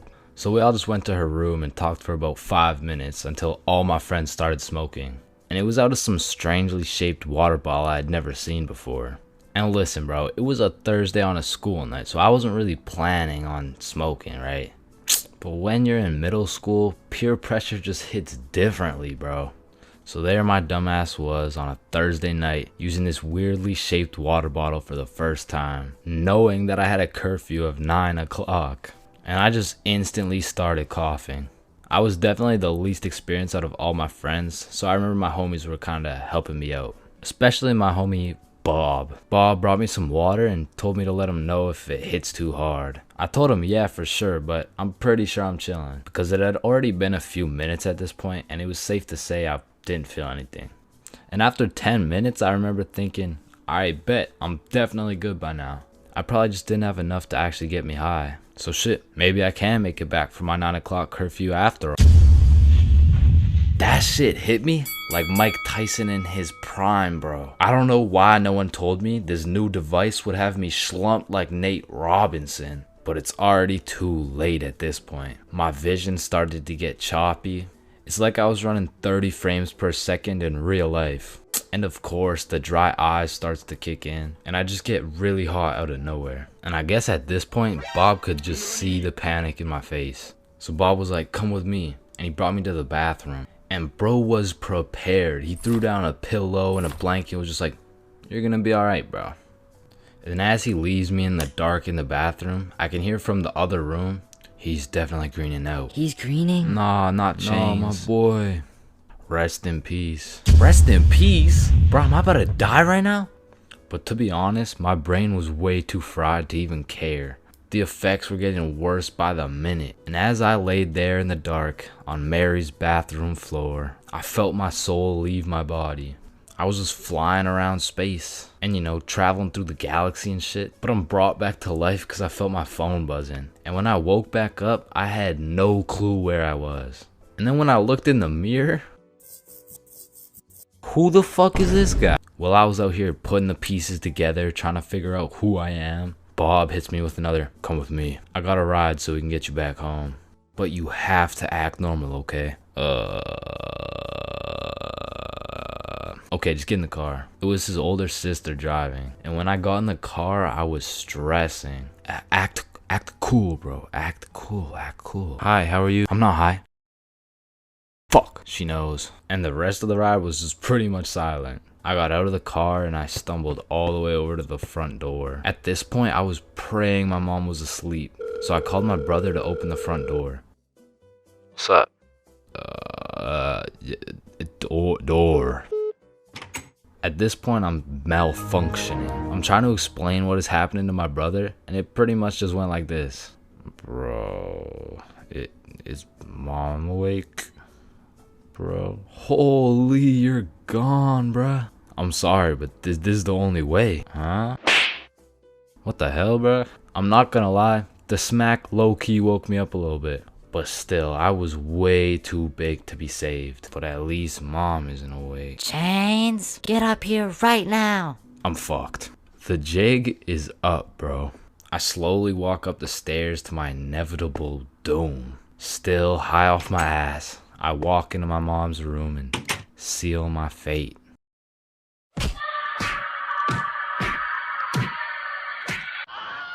Yeah, bro, I got grounded for 1.5 years. And when I woke up to go to school the next day, I was still baked as hell.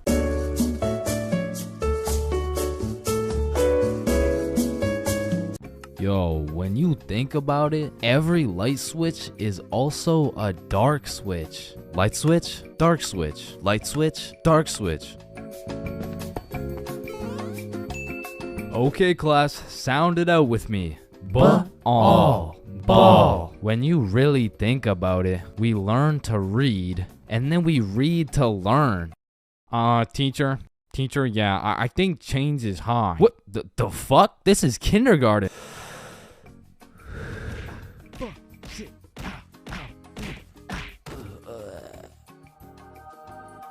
Damn. Any staircase can be a staircase to heaven if you're not careful enough. Baby, I've spent the best 4 years of my life with you, and I can't imagine my life without you. You're a 1 in a million, so will you marry me? So 1 in a million, huh? That means there's 8,017 people just like you. How does that make you feel? Yo, if you cut your leg off, would it hurt? Of course it's gonna hurt, bro.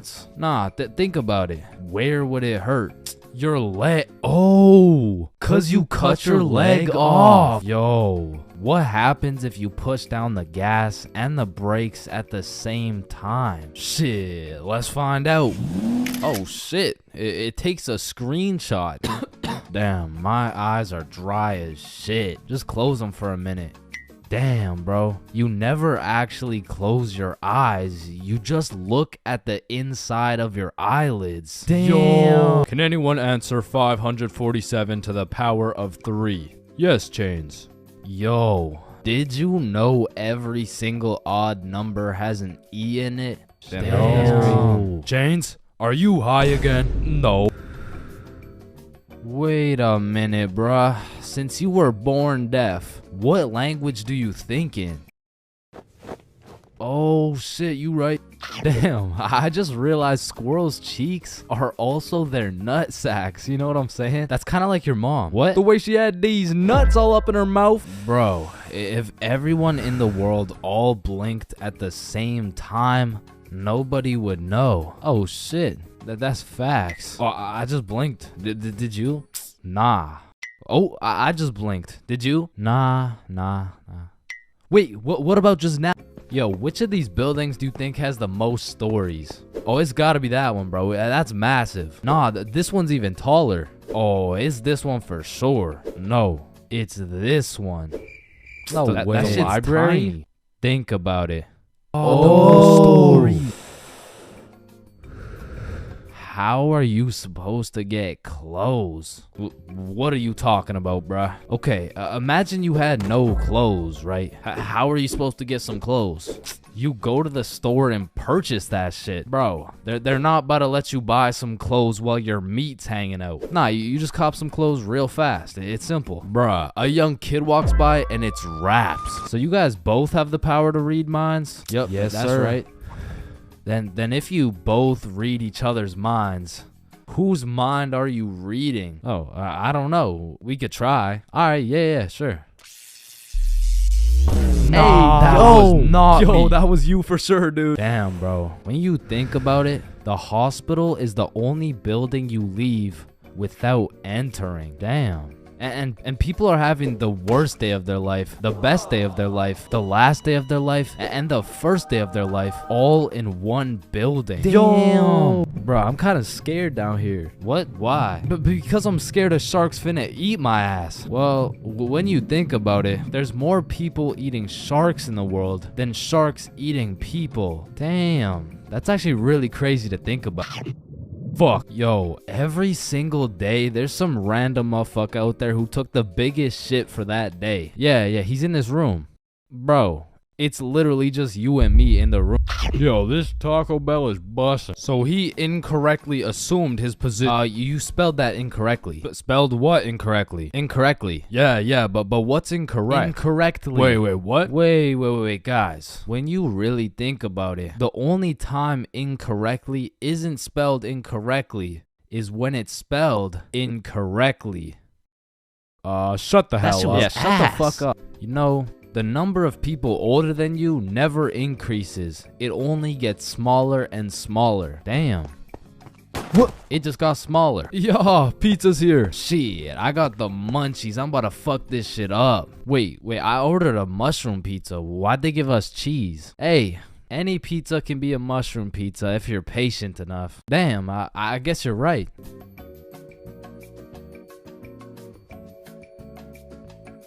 At last. Damn, you know what I just realized? What? A pregnant woman swimming is pretty much a submarine. Are you just always this high, bruh? Yo, did you boys know your last name comes from what your ancestor used to do back in the day? Oh shit, mine's Baker. Yo, mine's Carpenter. Oh, mine's Smith for blacksmith. Well, what's yours, Johnny? It's Donald. Well, wait a minute. Your last nname isn't Donald. It's Dickinson. Guys, chill. I can explain.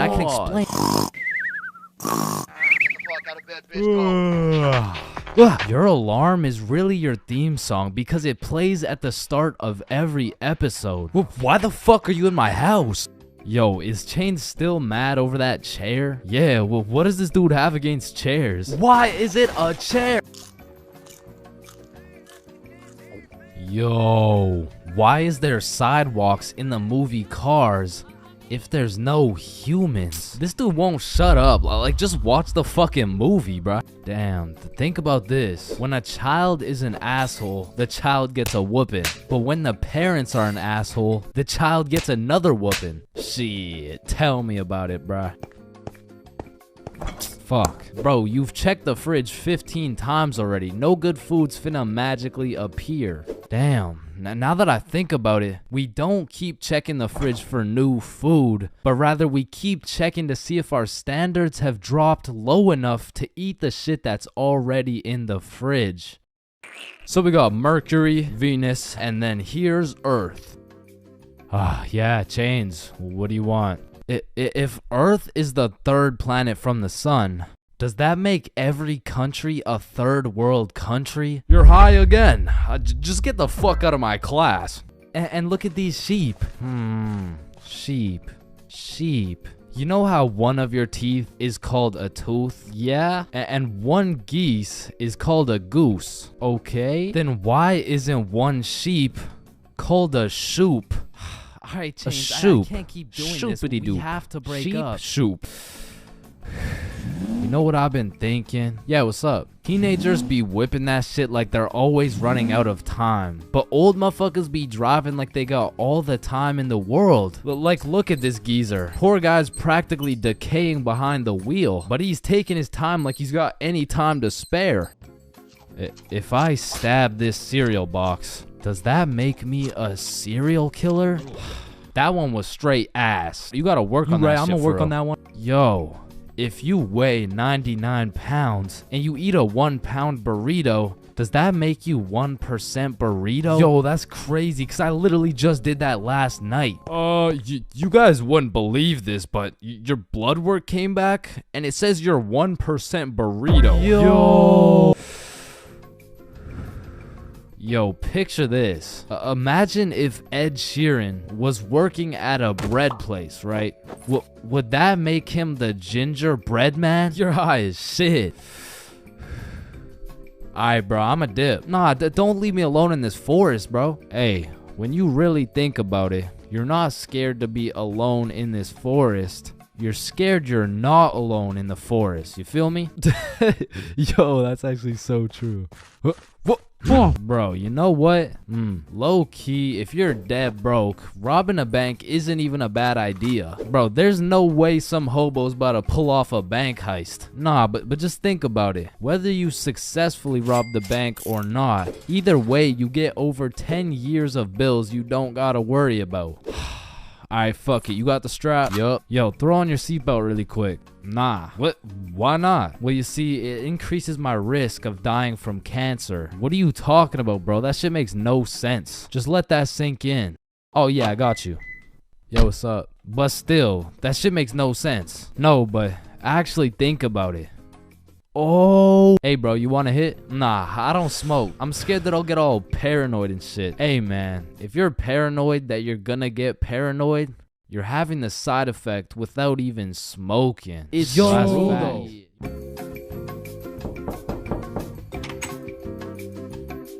Oh shit. Oh damn. That's why you don't mess with me. Yo, I'm Jordan Johnson. Mr. Johnson, why did you beat Kyle's ass? Mr. Principal, I never touched Kyle. In fact, I've never seen this kid my entire life. How do you presume he received a concussion, 2 broken ribs, a black eye, a broken nose, and a dislocated shoulder? I mean, he must have fallen down the stairs or something. Okay, Mr. Johnson, how do you explain this? That's why you don't mess with me. I'm Jordan Johnson. What? I mean, you got the wrong Jordan Johnson. Then, what happened to your knuckles there? Shit, these ain't even my knuckles. Listen, I am not one to condone violence, but I'm not gonna lie. School fights are a major part of the high school experience. I mean, there's something about a good old school brawl that just boosts students' morale. Like, there is nothing that gets you through the rest of the day like some kid getting his ass beat in front of the entire school. And truthfully, it's just a community building experience because it gives everyone something to talk about. Yo, did you see the fight? Yeah, bro, Kyle got his shit rocked. Wait, are you guys talking about the fight? Yeah, bro. Man, Kyle got fucked up, dude. Overall, in school fights, everyone wins. Like, the fighter gets some respect and the crowd gets some entertainment. It's a win-win. What about me? But tell me why when a fight breaks out, the entire school will be recording, but not one person can get a good video. It's like when a fight breaks out, every motherfucker recording starts having severe hand spasms. I mean, as the person recording the fight, you literally have one job: to record the fight. Damn, I just missed it. What happened? Oh, well, lucky for you, I recorded the entire thing from start to finish on my brand new Samsung. Check it out.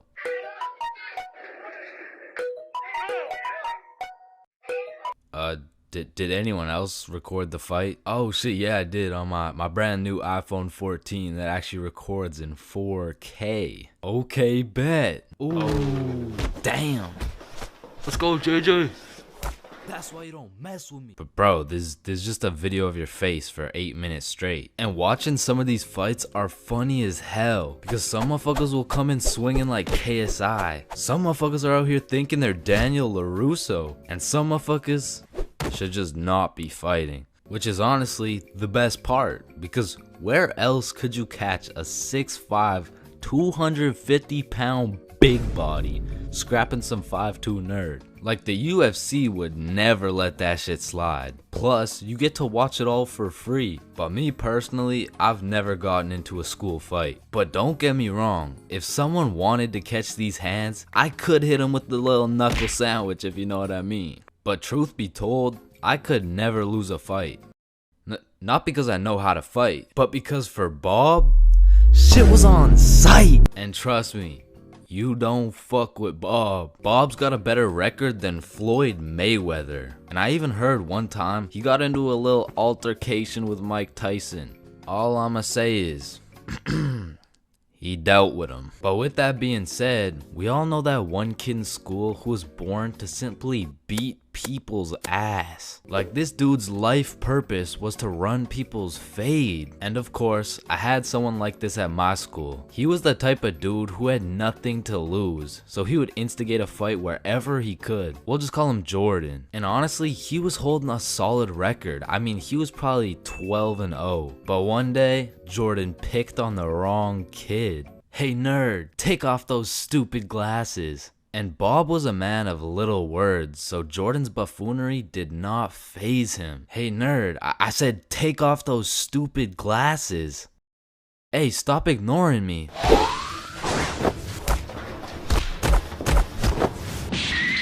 And without saying a word, Bob just ended Jordan's whole career. And ever since that day, nobody messed with Bob.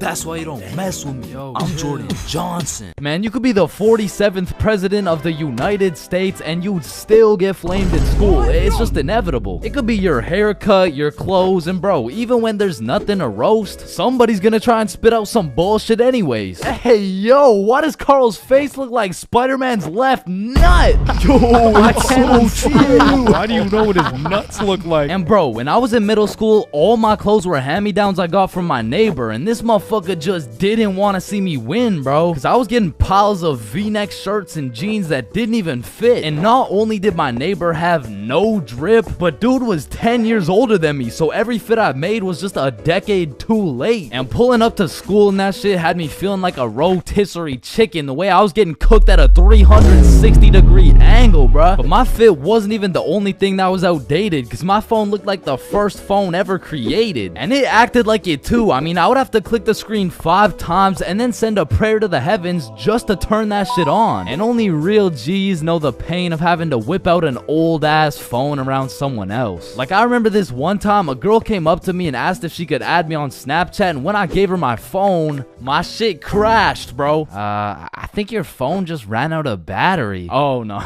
don't worry, sometimes you just gotta... Yeah, here you go. Actually, I have a boyfriend, so... Wait, what the fuck? And ever since that day, that phone was my #1 op, bro. So much so that the next time a girl came up and asked for my Snapchat, I started fucking malfunctioning, bro. Hey, can I get your Snapchat? No. Oh. Okay. No. It's just cause I don't have Snapchat. Oh, well, what about your phone number? I actually don't even have a phone. You don't have a phone? Oh, well, I did, but then my dog ate it. You know? Oh my God, is your dog okay? Sorry, I don't even have a dog. I don't have one. Then who ate your phone? Fucking I did.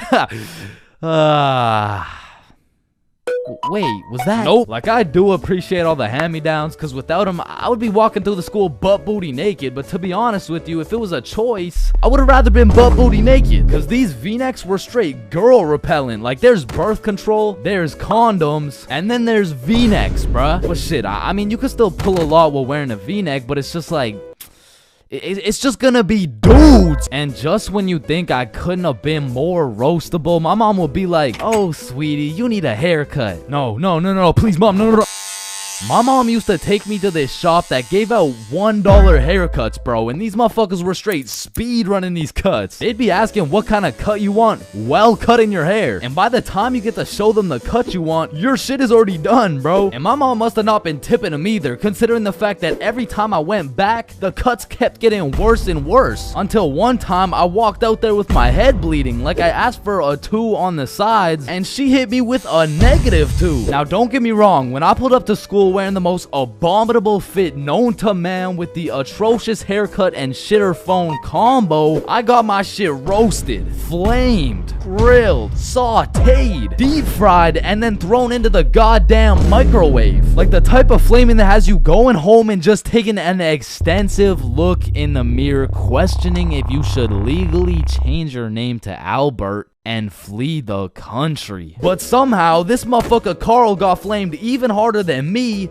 just for being Carl. Like, whenever a friend group is created, there's just one dude selected to be the punching bag for the entire group. And you know, I feel bad and shit, but like, it's better Carl than me, bro, so I'm gonna slip a few jabs in if I have to. Yo, what the fuck is Carl eating, bro? Oh, hell nah. Wait, whoa, Chains is eating the exact same thing. Nah, what? Your shit looks like it tastes like cardboard with honey mustard. Wow, how did you know? Like, Carl can't even get a little chuckle out without getting crucified, bruh.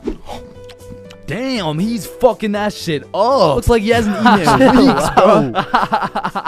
Oh, hell nah, Carl. I know you're not laughing. Yeah, I'm not. You're built like SpongeBob Brown Pants. You look like a malnourished Santa Claus, bro. Like, god damn, that's a face only a mother can love. What did I do? Now, getting roasted around your boys is tough, but that pales in comparison to the pain and embarrassment of getting roasted in front of your crush, bro. Yo, Chains, what did you get on the science test? I'm not gonna lie, I got like a 76. I'm surprised you're not smarter with that big ass head of yours. Good one, Joe. No, like for real, your shit is massive. Well, like the sheer amount of brain you could fit in that bitch should make you Einstein. You look like you should be pulling 10,000 IQ plays right now. You look like you got the solution to world hunger somewhere hidden in that big ass noggin. Like how do you even stand up straight with that absolute cranium for a head? But I remember this one time I got my shit flamed so hard in front of an entire audience that I was brought to tears. But I mean, I was 6. I was 6 years old. And the day was December 24th, Christmas Eve. So my mom brought me and my brother to this improv play, and as we sat and waited for the show to begin, this little elf walked up to us like, hey, do you guys want to be a part of the show? Yeah, let's do it. Okay, yeah, I'll do it. And once the show began, they called me and my brother up to the stage and asked us a very simple question. So, what do you guys want for Christmas? Oh, I want a Minecraft sword and a creeper stuffy. And, what about you, little man? And as I looked into that crowd with dead silence, my brain stopped braining, bro. Hey, don't worry, it can be anything. Shit. I want, Just, kid, what do you want? I wanna... Man, I wanna... I don't really know what I want. Yo, who brought this fucking dumbass on stage, bro? Get the fuck out of here. Now I'm paraphrasing. I mean, I was 6. I don't remember exactly what he said, but that's what it felt like. And as we walked back to our seats, I was super embarrassed. But as the show started, it was actually pretty funny, and people had probably forgot about it by now. But 10 minutes into the show, a character walks on stage with some goofy-ass buck teeth. Yo, this guy looks stupid as hell. Oh shit. And this dude proceeds to absolutely cook 6-year-old me with no remorse. Hey, what's your name? I don't know. What? Okay, how's your day? Day? Day? What the fuck is a day? I don't know. Well, what do you know? No. That's just it. I don't know. I just don't know. Shit, I don't think I know anything. And that shit had the whole audience laughing harder than ever. And as I looked around, my brother was laughing and even my mom was laughing. And it was this very moment that I had hit rock bottom. And at the age of 6, I realized I would be put on this earth simply to suffer, and it made me cry, bro. I cried in the middle of this theater.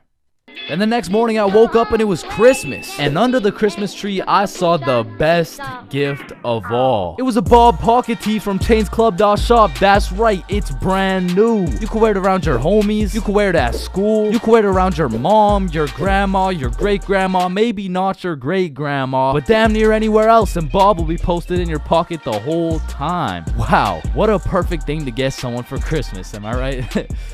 yeah, I'm right. Bad haircuts. There is nothing worse than when your barber just randomly decides to destroy your self-confidence with some goofy ass haircut. And as someone who has never found a barber who consistently does me nicely, I have gotten my shit all the way fucked up on many occasions. I'm talking not going to school, locking myself in my room so nobody can see me with this disgraceful cut type of fucked up. And these barbers are out here having the audacity to ask, do you like it? Man, do I like it? Yeah, bro. I love it, bro. Thank you so much. Man, I just be wiping the tears away and then tipping them nicely, knowing damn well I should be out here throwing hands, cause this dude is the reason I can't get any bitches. So I've tried lots of different barbers in my time, starting with the ones my mom used to take me to. I mean, this early I never really even had a say on what I wanted my hair to look like. So what are you looking for today? You know, just a little bit off the top, please. Shave it. Wait, what? Shave it. Your new haircut looks so good, buddy. Thanks. Hey man, you know your haircut is ass when your mom says she likes it. As a kid, I always dreaded getting haircuts because I knew my barber was already like 0 for 10. And I would show up to school every time knowing it was inevitable that I was about to get my shit flamed. And truthfully, there is no worse roasting than when you get a bad haircut. Like, people you barely even know will be out here cooking you. Who the fuck is this? All of a sudden, people got more jokes than Chris Rock. And it's even worse when you decide, I should get a fresh cut because school's starting back up and I'm trying to look fresh. Bro, I can't go to school like this. Yo, Chains, what's up? Yo, what's good? Bro, are you alright? Why do you got this hoodie on? Yeah, I'm chilling. I'm just kind of cold, you know? Bro, it's 32 degrees. And man, there was this one time that I still think about every time I fall asleep. Me and my friend go to this barbershop that I'd been to once before, and last time they did me quite nicely. So we head in, I sit down in the chair. Hey, how you doing? I'm good, how are you? Yeah, I'm good. Have you been here before? Yeah, I have actually. Oh, I remember you. Same cut as last time? Yeah, exactly. So what's new, man? Nothing much really. What about you? You know, I've just been working. Oh yeah, respect. So, how's your dad doing? This is when I knew something was terribly wrong. Bro, I don't got a dad. You know, he's good. This motherfucker was giving me some random kid's haircut. This dude must have thought I was Manny or some shit, cause he gave me that middle part cut. And he pushed my hairline back a little bit. And everyone in my city knew this barber. So everyone at my school followed his Instagram too. Can I get a picture from my Instagram? Nah, bro, I don't really like being posted. Don't worry, it's quick. Nah, I don't really want to. This dude caught me lacking so bad and broadcasted it to everyone in my city. Fuck, bro, I should throw hands with him right now. I gotta get it back in blood. So, do you like the cut? Yeah, I do. And when I checked my Instagram, I was out here getting flamed so hard. Borderline cyberbullying. And I'm not joking when I say this. This motherfucker fucked me up so bad. I learned how to cut my own hair and never went back to a barber ever again.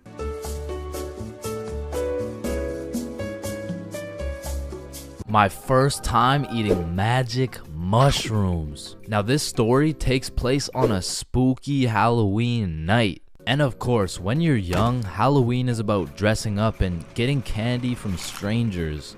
But as you get older, you grow to realize the true meaning of Halloween is to commit as many devious and malicious crimes in one night as humanly possible. Like when me and my homies first transformed from some young, innocent gentlemen into some unethical and deceitful delinquents, we planned out some criminal activities for our first teenager Halloween.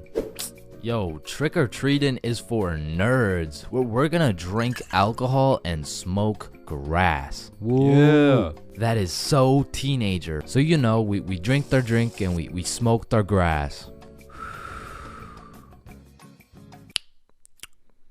Man, I sure could fuck up some Reese's Pieces right now. Not gonna lie, some Skittles would be fire.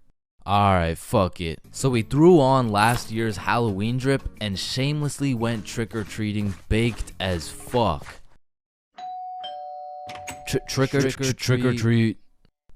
Aren't you guys a little bit old to be trick-or-treating? No, but we got our candy and we went back to Billy's crib and the munchies took over. I mean, we fucked that shit up so fast that we changed costumes and we spun the block. Trick or treat. Oh, didn't you guys already come here? No, there's a snake in my boot. So all Halloween, me and the gang pretty much just ate chocolate. But by the time next year rolled around, okay, this Halloween is going to be the best Halloween yet. But how can we top last year? Yeah, we already smoked grass and ingested alcohol well underaged. Cause I got these.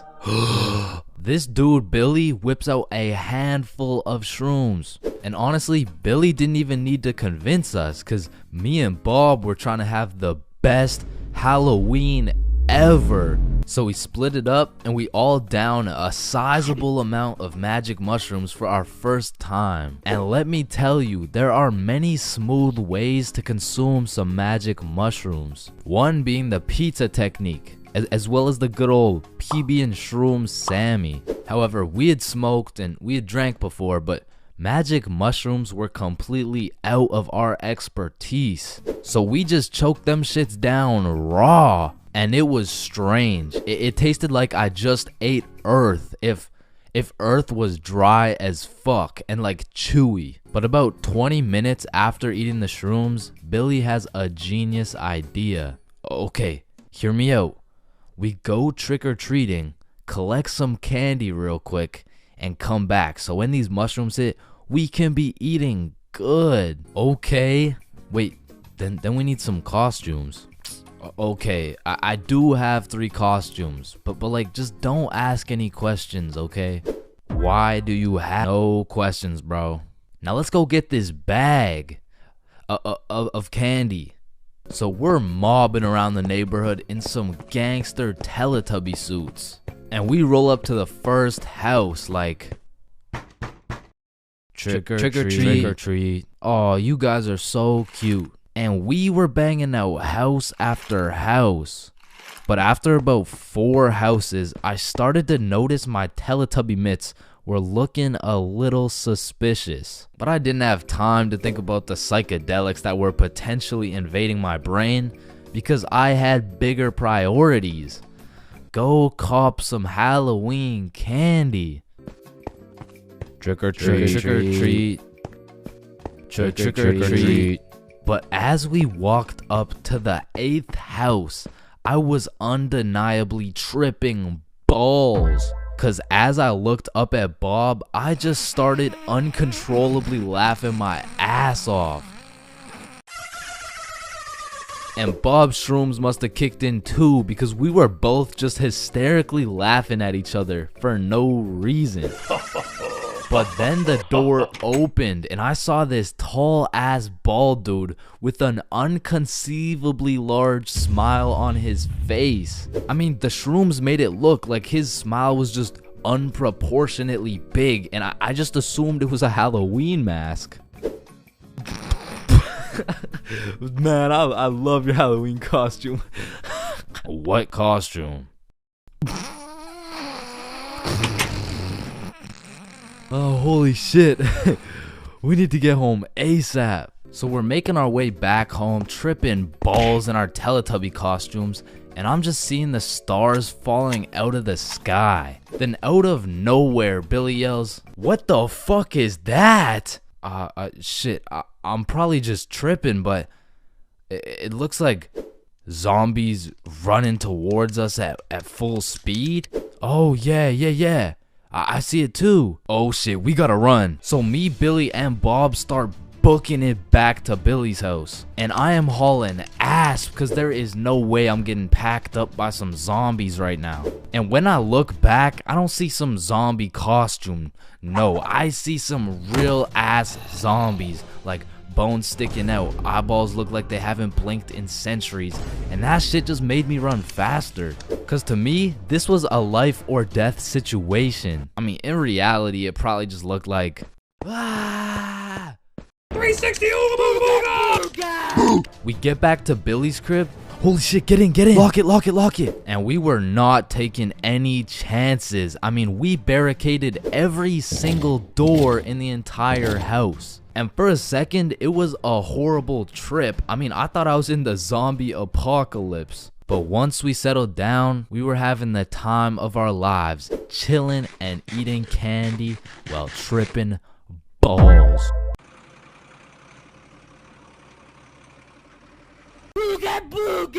So, as I mentioned in my fast food video, I worked at a place called Jim Jordan's. Not to be confused with the popular Canadian establishment Tim Hortons. With that being said, at the time I had already worked at Jimmy's for a year. And to be fair, I couldn't care less if I got fired. So one day I got booked for a night shift from 6 p.m. to 12 a.m. But that wasn't gonna stop me and the boys from smoking up beforehand. So we're all chilling at Bob's crib and we all take a hit. We all ate some snacks. Listen, you know the drill. But then Bob asked, "Are you guys trying to watch some TV?" Nah, I'm really just trying to fuck up these Doritos. Yeah, I could watch something. So Bob throws on the first thing that comes up. And I'm thinking, these nerds are trying to watch Dora. But literally 5 minutes later. Do you see Swiper the Yeah, fox? yeah, he's in the bush. Yeah, you see him. Where? In the bush. I don't see him. He's right there. Where? Right behind you. Right behind. Yes.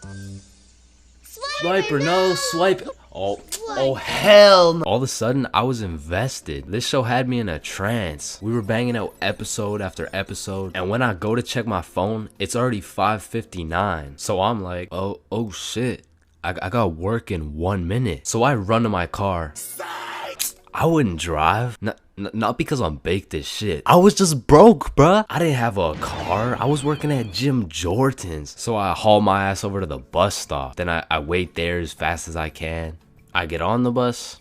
Then I get off the bus. Then eventually I make it to Jim Jordan's. Needless to say, I was late as hell. And of course my manager had something to say about it. But shit, I was higher than gas prices right now, man. You can't be coming in late like this. Yeah. Jonathan had to stay an extra 30 minutes to cover you. It is very unprofessional to show up late. Are you even listening? Yeah, What did I say then? For sure.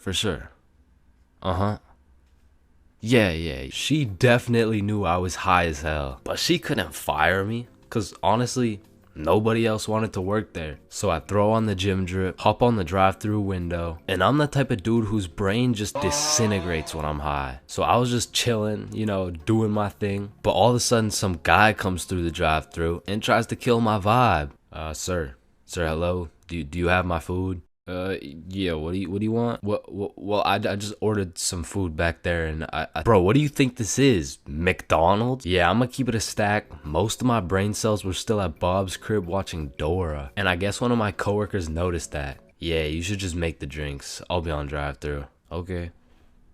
Even though I didn't have to talk to people anymore, my brain still refused to start braining. Yo, Chains, chill. Wait, what? Looking back, I am really sorry for whoever ordered something that night because I wasn't even reading the orders. I was out here freestyling with the coffee. A little bit of this. Oh, yep, a little bit of that. Whole lot of this. Is this the black coffee? What is this, the black coffee? Yeah. Yep. Yep. Then I went on my break. Alright, Chains, what do you want? Well, what do you guys have? Bro, you work here.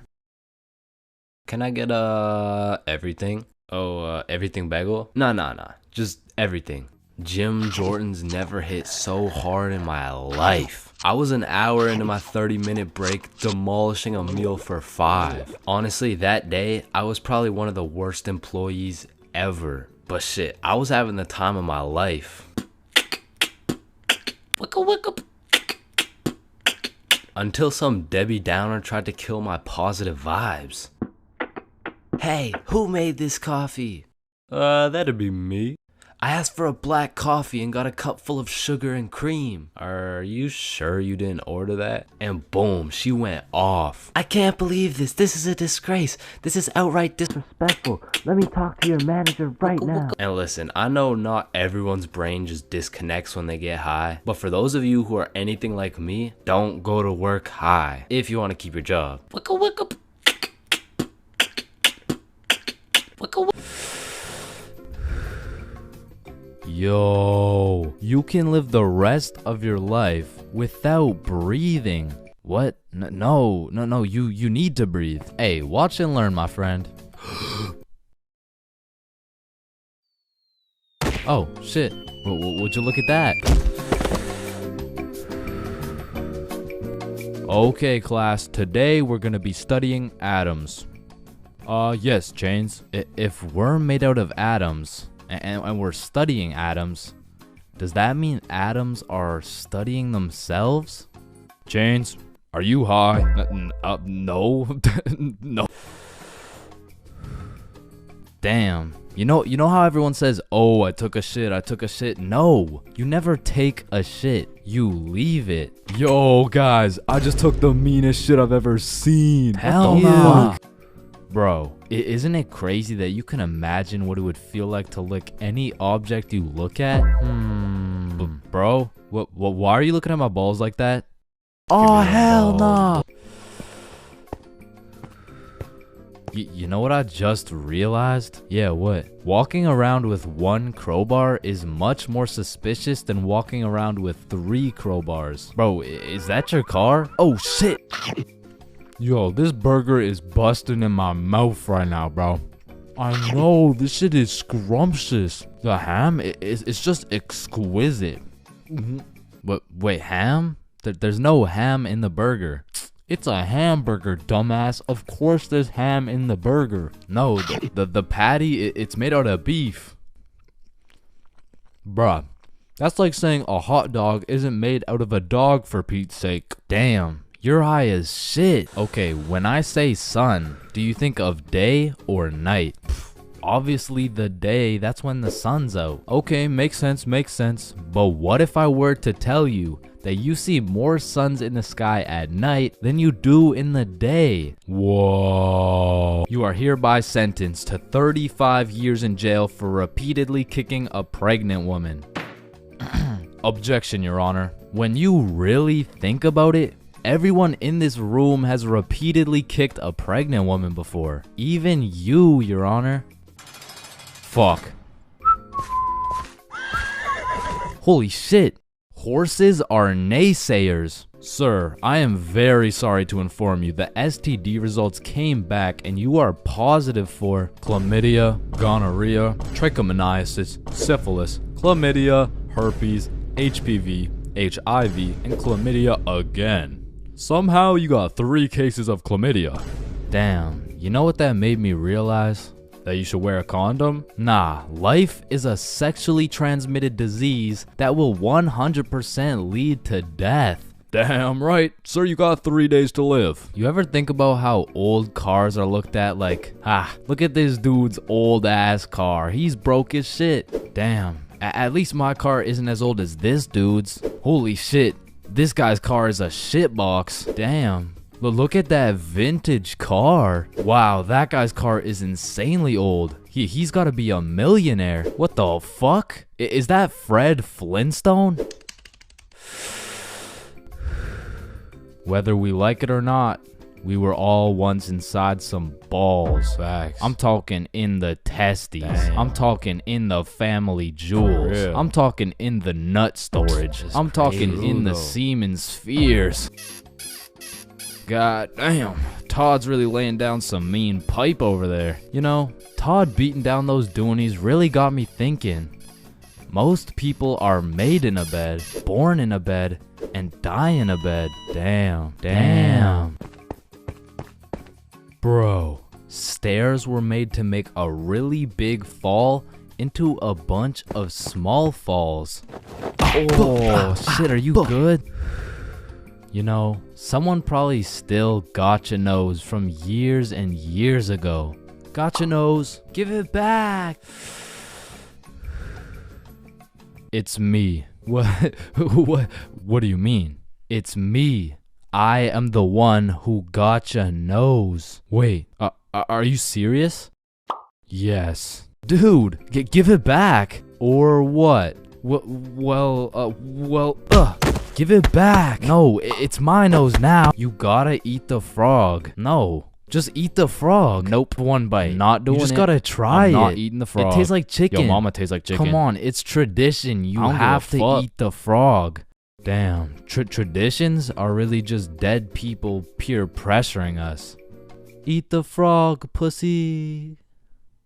That's why you're dead, bitch. Listen, I just can't wrap my brain around it. Yeah, what's up? Can you tell me why the fuck we park on the driveways and we drive on the parkways? It makes no sense. Hey Alexa, order some extra large magnums real quick.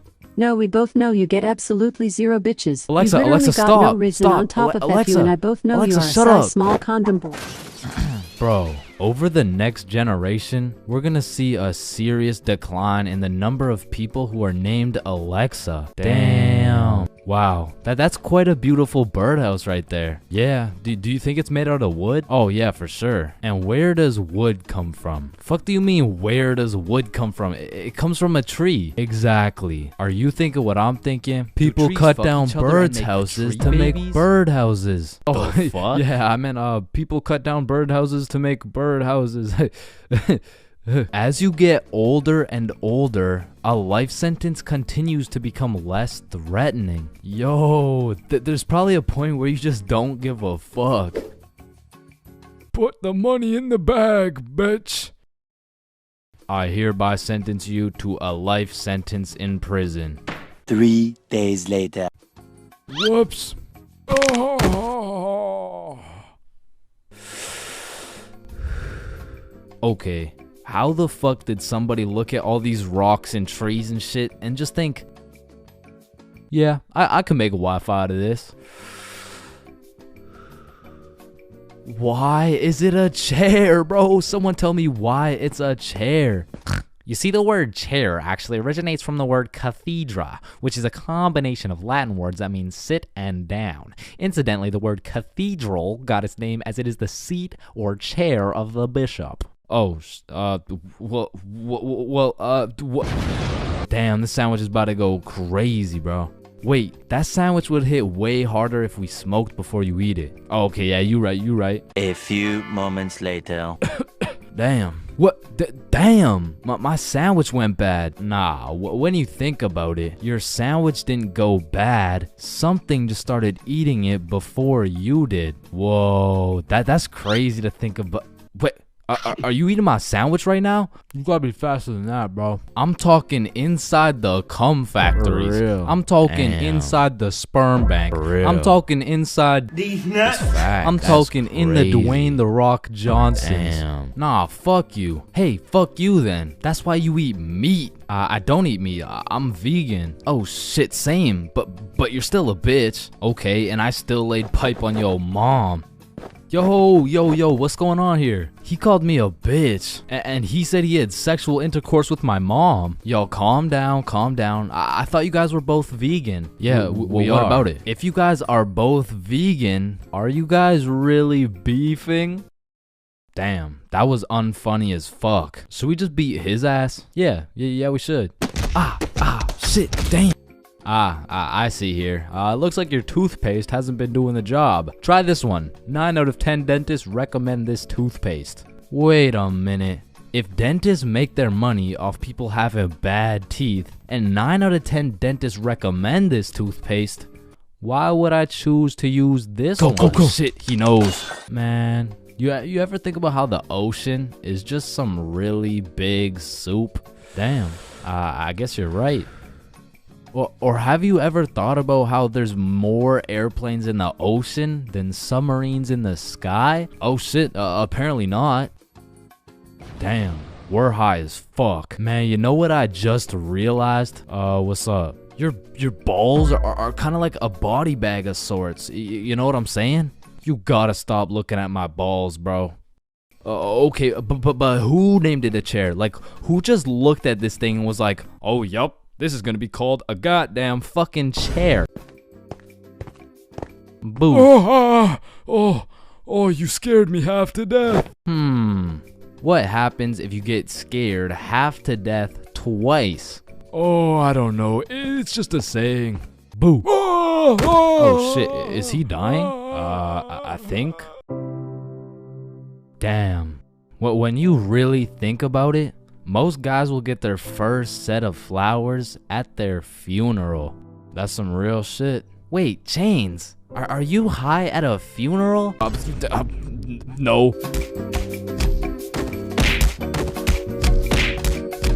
My very first time getting a taste of that enchanted broccoli. It was a very special time in my life. In fact, it shaped me to become the stick man you see today. Now, if you've seen this video, you would know my very first time being baked was also my first time being drunk. Cause you see, what happened was I had ate some magic brownies and they didn't kick in for a while. So I came to the solid conclusion that, bro, these edibles ain't shit. So I chugged some vodka and next thing I know, I'm fucking obliterated. And through me mixing these two substances for the very first time of trying each, I was unable to truly take in the full experience of being zooted. Cause you know, I was fucking slumped. So fast forward about a month after the edible incident, me and Bob were trying to see what being baked really felt like. Keep in mind, we were in grade 7 at this point, and at Stickman Middle School, you got +3 clout points if you ever smoked some grass. So naturally,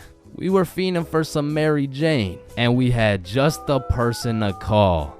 Yo, Billy. Hey, what's up? Me and Bob were trying to smoke some marijuana. Shut up, shut up. The feds might have tapped my phone, bro. Chill. Oh shit, my bad. I meant we're trying to blow some pipes. Hey, yo, pause. What the fuck? We're trying to inhale Satan's spinach? I don't know. I bet. I got some gas for you boys. Meet me at Stickman Park at 6 p.m. sharp. Okay, bet. And soon enough, it was 6 p.m. sharp and we were posted at Stickman Park. The homie Billy pulls up fully equipped with the gas. Yo, we gotta find somewhere discreet to do this. Oh, let's do it in the trees over there. Alright, that works.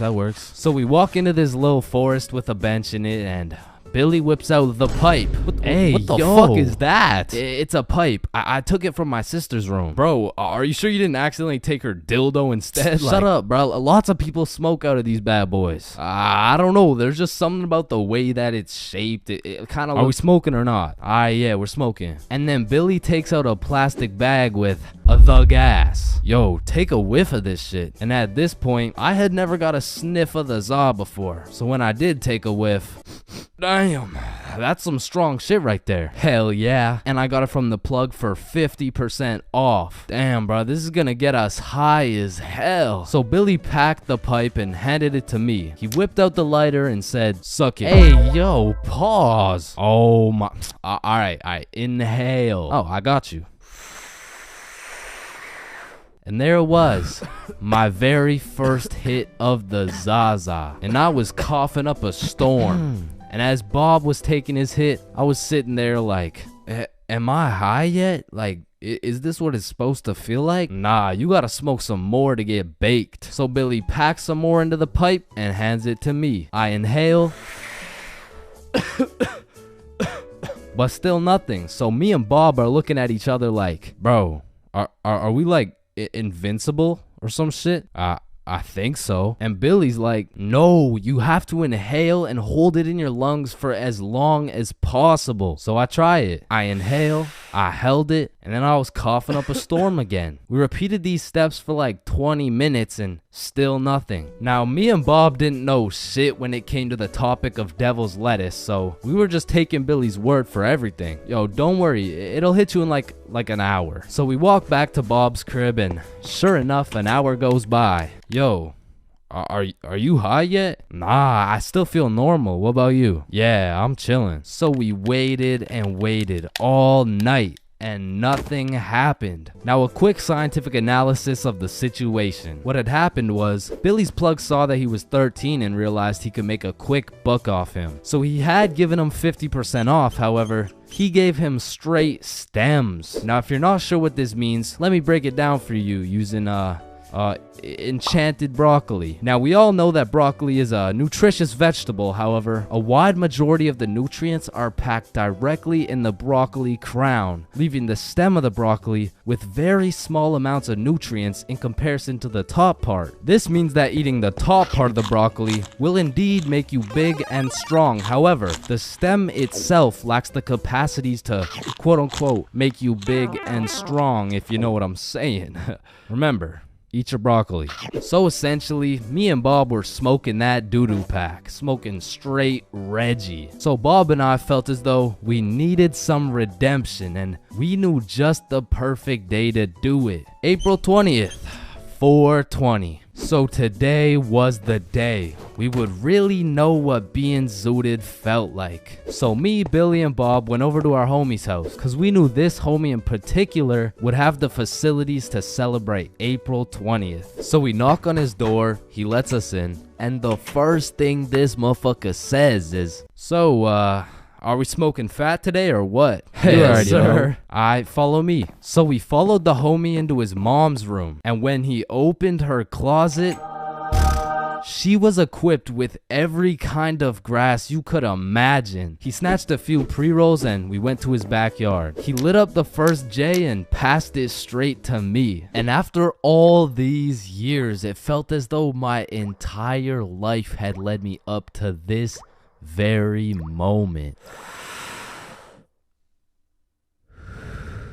I took a hit and got my real first taste of that Mary Jane. So we passed around the J's for a bit and my eyes and mouth started to dry up. So I'm like, alright, I'm gonna go get some water really quick. And the moment I stand up, it all hits at once. I just remember everything going into slow motion, and it felt like I was watching myself in a movie, almost like it was a third-person perspective. So I head into the homie's bedroom and I lay down on his bed because I was really trying to comprehend what the fuck was going on. Because my frame rates were dropping, my time perception was fucked, and I was hungry as shit. So when Billy, Bob, and the homie walk into the room with snacks, bro, I was a munch. And so for the rest of the night, the four of us just chilled out, ate some snacks, and enjoyed our very first time with that enchanted broccoli.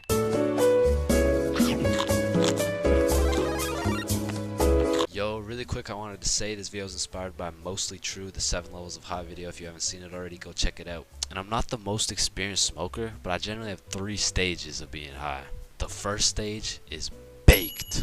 At this level, you'll start to feel some of the usual effects like having a dry mouth or dry eyes, but you're still like a normal functioning member of society. It'll make you a little bit happier than usual, it'll make you a little bit more relaxed. But you know that voice in your head that talks whenever you think? It's like it gives that voice a microphone. Your thoughts pretty much just become louder and kind of more important in a way. But one of the major side effects that will hit you at this stage is munchies. You're gonna have the urgent desire to absolutely annihilate your cabinet. Your appetite is crazy, but all the food gets like a power up. A $2 junior chicken from McDonald's becomes a delicacy, bro. And on God, I'm not fat, but when I'm baked, I can eat like 10 of them. And that brings me to stage 2, faded. As soon as you're faded, your thoughts ascend to a different realm of thinking, bro. It's like being baked, except everything is more. Like the munchies increase, the dry mouth gets drier, and your eyes get more red and more dry. At this point, it's like when you're at the dentist, you know they use that little vacuum thing to suck all the like moisture out of your mouth, and then you're left like with your mouth just dry as fuck, and you're kind of just sitting there like. And if when you're baked, it's like your thoughts got a microphone, now it's like you gave your thoughts like a megaphone with big ass speakers. I want hot Cheetos. At this point, a lot of people get paranoid, especially if you're in a public setting, because you're just trying to act as normal as possible, but you're just not a normal functioning member of society at this point. Now, if you were going really crazy, you might make it to stage 3. And now I do have to reiterate that for stage 3 especially, this is just my experience. Now, with that being said, stage 3, Schlaucht. Your soul and essence has fully ascended. The real world is nothing but noise. You truly and fully ascended into the astral plane. You are one with the planets. You are one with the sun. You are one with the universe. Now after that shit, you're probably gonna feel high for like the next week at least. Personally, I would not recommend this stage because I definitely lost some brain cells from that experience. But shit, bro, maybe there was just something else in the weed. Fulcrum, come in. Faded in the hole, faded in the hole, faded in the hole, faded in the hole, faded in the hole. Damn, bro. We gotta get as high as this dude. Facts. How does this motherfucker get so baked?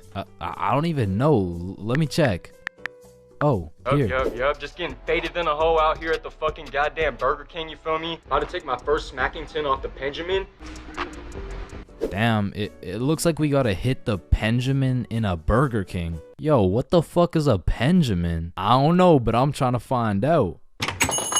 Yo, how's it going? Yeah, we're good, but I was looking to buy a Benjamin. Damn, you dudes are about to take a trip to Benjamin City, huh?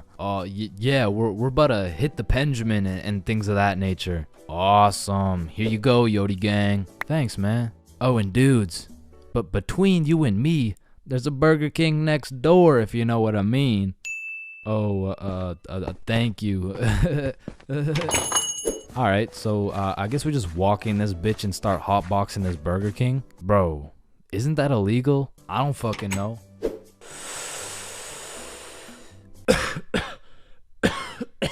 God damn. This shit hits. Let me try. Damn. Unfortunately, you guys can't be doing that in our Burger King. Nah. It's chill. We're just getting faded than a hoe. Wait, you're getting faded than a hoe? Yeah, we're getting faded than a hoe. Shit, I know you were getting faded than a hoe. My bad, Yodi gang. Nah, you're good. You want a little hit? Shit, I might have to take this Benjamin to Blinkerton City, you feel me? Yeah, I feel you.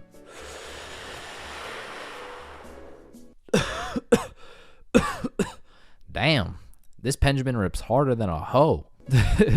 Yeah, have a good rest of your shift, man. Yeah, you too. Fuck, did I just say you too? Listen, I don't know about you, but this Benjamin got me feeling faded than a hoe, faded than a hoe, faded than a hoe, faded than a hoe, faded than a hoe. Wait, are you hearing what I'm hearing? Oh shit, is that? It can't be. Need I say more, Yodi gang? Holy shit, it's him! Damien Luck 925. I am the original Fulcrum. Fulcrum, come in. Yup. Yodi gang, you feel me? No way, we were literally just hitting the Benjamin in this Burger King. Double Benjamin City session, shall we? Double Benjamin? Damn, bro, we gotta try the double Benjamin.